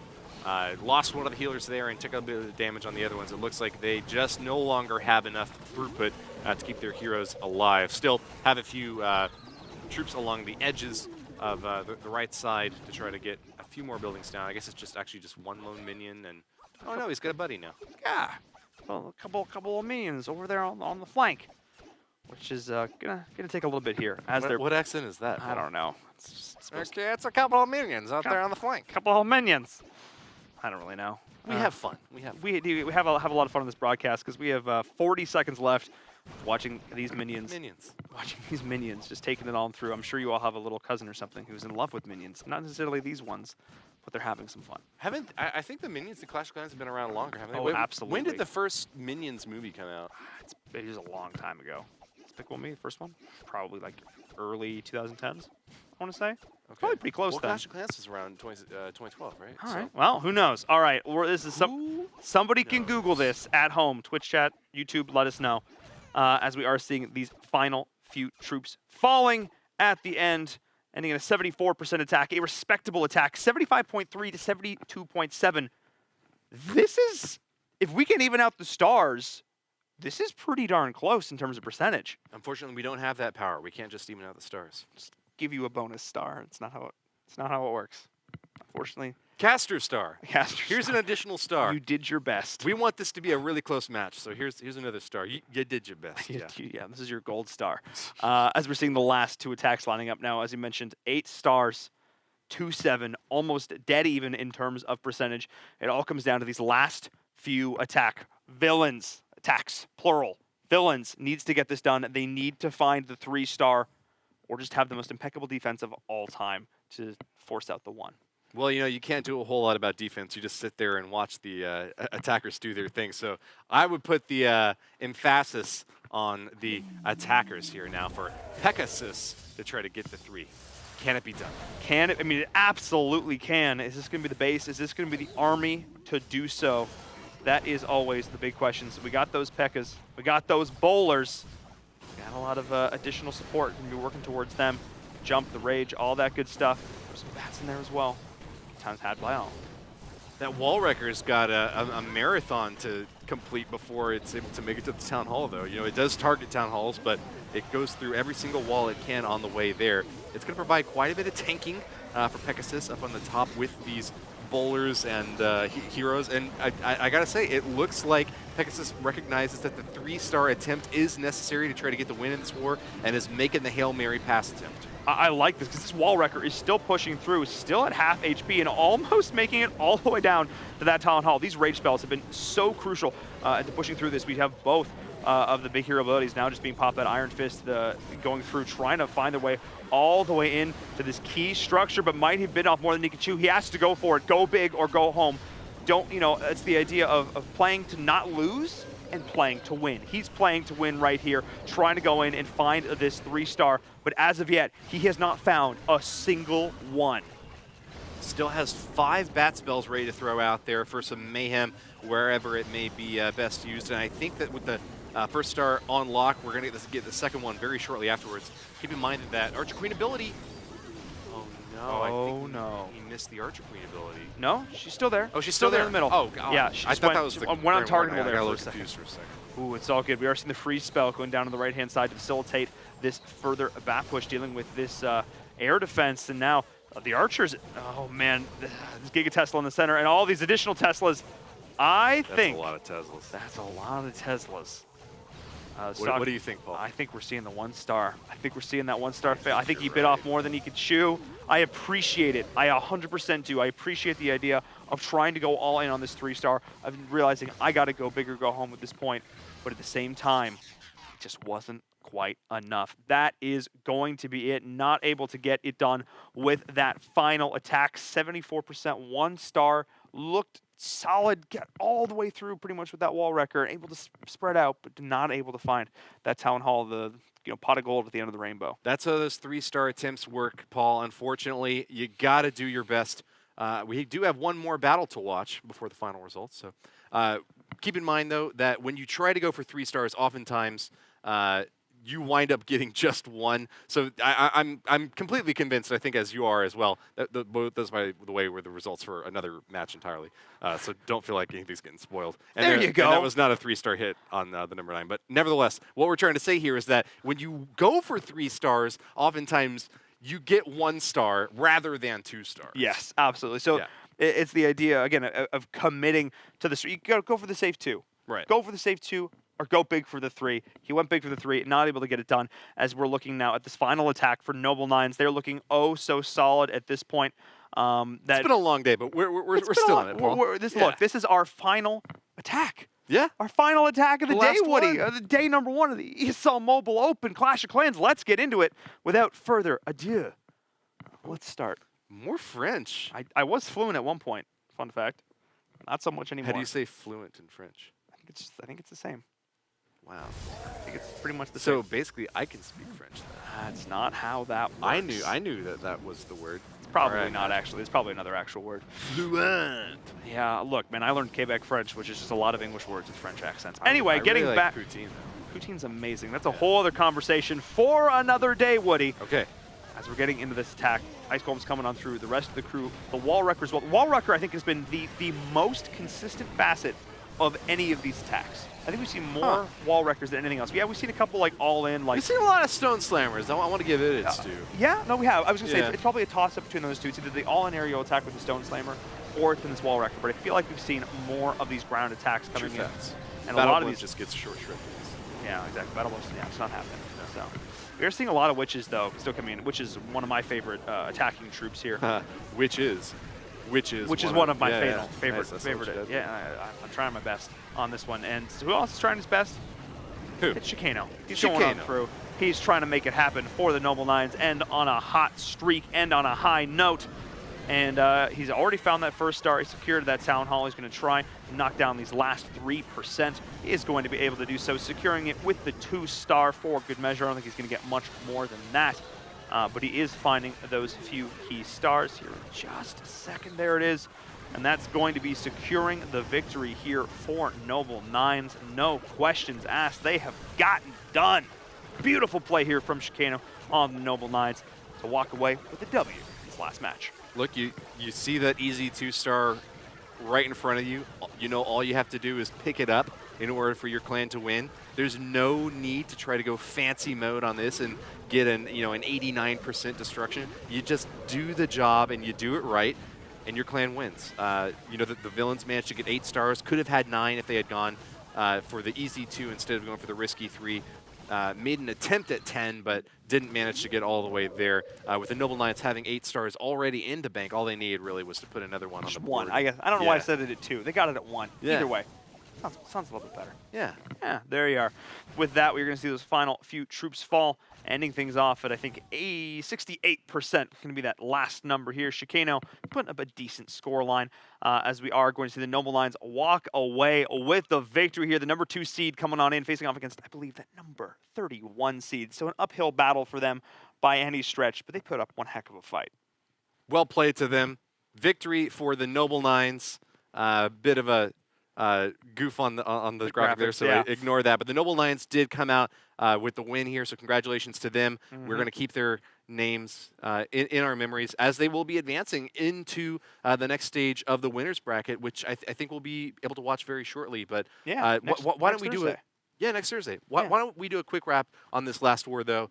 I don't think that we saw any 3-star hits, so I'm having trouble recalling any specific one of the 2-star ones. So, Jimmy, why don't you just go ahead and surprise me and just throw up a high percentage 2-star hit, and we'll go ahead and break that down for the viewers out there. There is nobody on this crew named Jimmy. Jamie? Don't know. Is it Jamie? Don't know who he's talking to. Oh. It's totally fine. I'm gonna call him out on it on broadcast. We're gonna have a new person named Jimmy. For shame. For shame. You gotta hire a Jimmy, man. I'm gonna find one, man. I'm gonna find one. And let's just hop into this replay. Let's go. do it. Let's I'm do it. ready. We're gonna be surprised You with can you call guys. me Jamie from now on. I'm gonna call you I'll Jamie. be the Jamie. I'll be young Jamie. I'll be the Jamie. Get it in there. We have one too many hands for that. What? Never mind. I don't get it. That's fine. Okay, so it's going to be a Town Hall pretty far from the center. Easy 2-star attempt, but this was just the last attack that we just saw, the closeout hit from Chicano 180. All right, so breaking down what happened here, we have an Electro Dragon grabbing some easy percentage up in the top, kind of the same thing going on around the left side of the base. Those bowlers just kind of cruising through some free gold mines and storages on the outside. The bulk of the attack, of course, coming from these witches. Yeah. Which is, Which is my favorite troop. Your favorite troop. Yeah, no, this was the last one here at the end, Chicano doing work. And again, because they were going into this 8, they already had the advantage. They're going to finish up this clan war 10-8, being that final score for the Noble Lions, getting those 2 1-star attacks were the side of the villains. Why don't you go ahead and pause it right here? We can just kind of break down what I'm seeing. I'm still seeing a big old multi-target Inferno up here, and as well 2 more down here, but I don't even think that we're going to get far enough to kind of worry about those. As we saw, this was like a high 60s attack, but nevertheless, if we were to try to make this into a 3-star hit, you would have to go for those much sooner in the attack. You might have actually seen an attack from the bottom right, but nevertheless, with an easy 2-star push from the top left, Chicano knew that with the Town Hall down, there were plenty of trash buildings along the outside, and I think it bears repeating, because oftentimes we're trying to set up on the telestrator here something that can give people at home an idea of how to go for 3 stars. But when there's plenty of trash buildings on the outside here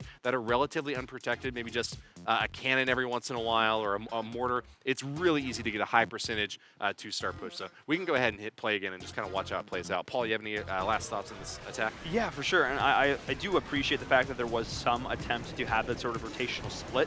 Like we saw putting some of those witches down around the outside here, but you're still having the bulk of this main force together. We're seeing a lot of these sort of death ball compositions pushing on through, which is getting everybody grouped together, having the Grand Warden to keep them all buffed up, getting a lot of value out of those rage spells. But they can be high risk, high reward. They either go in, they do a ton of damage, they blow up everything, and then they sort of dissolve into the base, they spread their weight, or they just instantly get annihilated if you don't time everything perfectly, and especially in a situation where you tend on throwing in things with the bat spells. I'm not sure that I necessarily want to see so much committal of that all in. Maybe I'd rather see a little bit more spread out a bit to try and deny, or do it simultaneously so that they're still there to tank up some of these additional defensive structures. That's maybe more what I'm looking for here, because bats, without the support of those free spells, without those additional units to tank for them, they can do a ton of damage if they're left to their own devices, but in this case, they weren't. They were instantly shredded and didn't get a whole lot of value. I agree with you on that. We saw a little bit more cleanup here, but you can go ahead and take the replay down. I don't think there's anything else that we need to really debate or talk about here. Great use of free spell, but a little bit, whoa, it's dark. It's so dark. Bring back the lights. Bring back the lights. No, absolutely fantastic there. I feel enlightened because of this casting experience, though, and Yeah. I appreciate the opportunity to watch these 12 clans duke it out. This is what happens when you don't 3-star. We get put in the dark closet. That's what happens. It's so true. It's absolutely true. But in the end, we were brought back to the light by a lot of fantastic plays today. We saw multiple 3-stars. We saw multiple wars go down to the last attack. Yes. Of course, none of this would be Those are my possible. favorite. Those are always so close when it comes down to the final one. None of this would be possible without our sponsor AT&T making this happen. Got to give a big shout outs to AT&T for helping us at ESL to put together this amazing league, supporting the grassroots of mobile esports here in the old US of A. They are, of course, our presenting partner, enabling us to, not only bring out these teams to the finals at DreamHack Dallas and make sure we have prize pools for not just the top 1 and 2 and 3 and 4, like all the way down the list. All these clans will be walking away with some cash in their pockets. So big shout outs to AT&T for helping Thank us you, put this AT&T. on. Woohoo! Making it work. So let's take a look at the schedule for the day and recap how all these games went. Woody, walk us through. I should say, let's take a look at how the future games are going to go. We've already talked enough about those past games. Let's talk about future. Round of 16 next week. Yeah. Quarters and semis the week after that. Okay. And then we have our finals at DreamHack Dallas. Boom.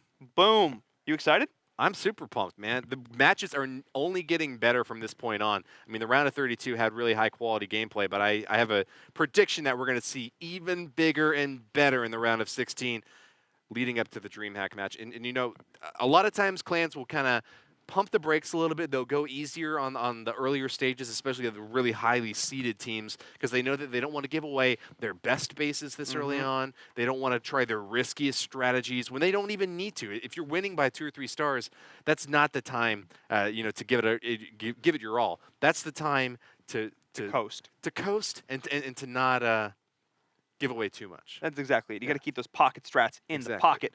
And if you've got up something in your pocket, maybe it's a phone, maybe you want to follow us on social media, you can do so at ESL Clash of Clans. Beautiful segue. I work really hard on those segues, guys. Follow us at ESL Clash of Clans. Keep up to date on all the amazing stuff that ESL is doing. Keep up to date on where we're going to be going live next and when. Be sure to hit a follow on whatever respective channel you happen to be watching this, whether it be Twitch or YouTube. And thanks to everyone who's tuned in for this very first show here for the ESL Mobile Open. We'll be returning on Saturday with PUBG Mobile action at 12 p.m. Pacific. So we hope to see you all then for some amazing Clash of Clans. PUBG Mobile action. Sorry about that. And with that, that's the end of it for us today, man. For myself and thanks Verm, to for you, Finland for being the home of Supercell and making this cool game too. I'm a fan of Finland. Finland's pretty great. And thanks to phone makers for letting us have a way to play this game. Thanks to couch makers. Okay, this is a comfy couch, to be honest. That's pretty good. Thanks to the production crew, and thanks to the people who ordered catering, and the people who brought the catering. It's good food. Hey, what's good food? What's good food? And with that, we're going to say goodbye, everybody. That's a wrap on this show. We will see you next time, next Thursday, 12 p.m. Pacific. See you then.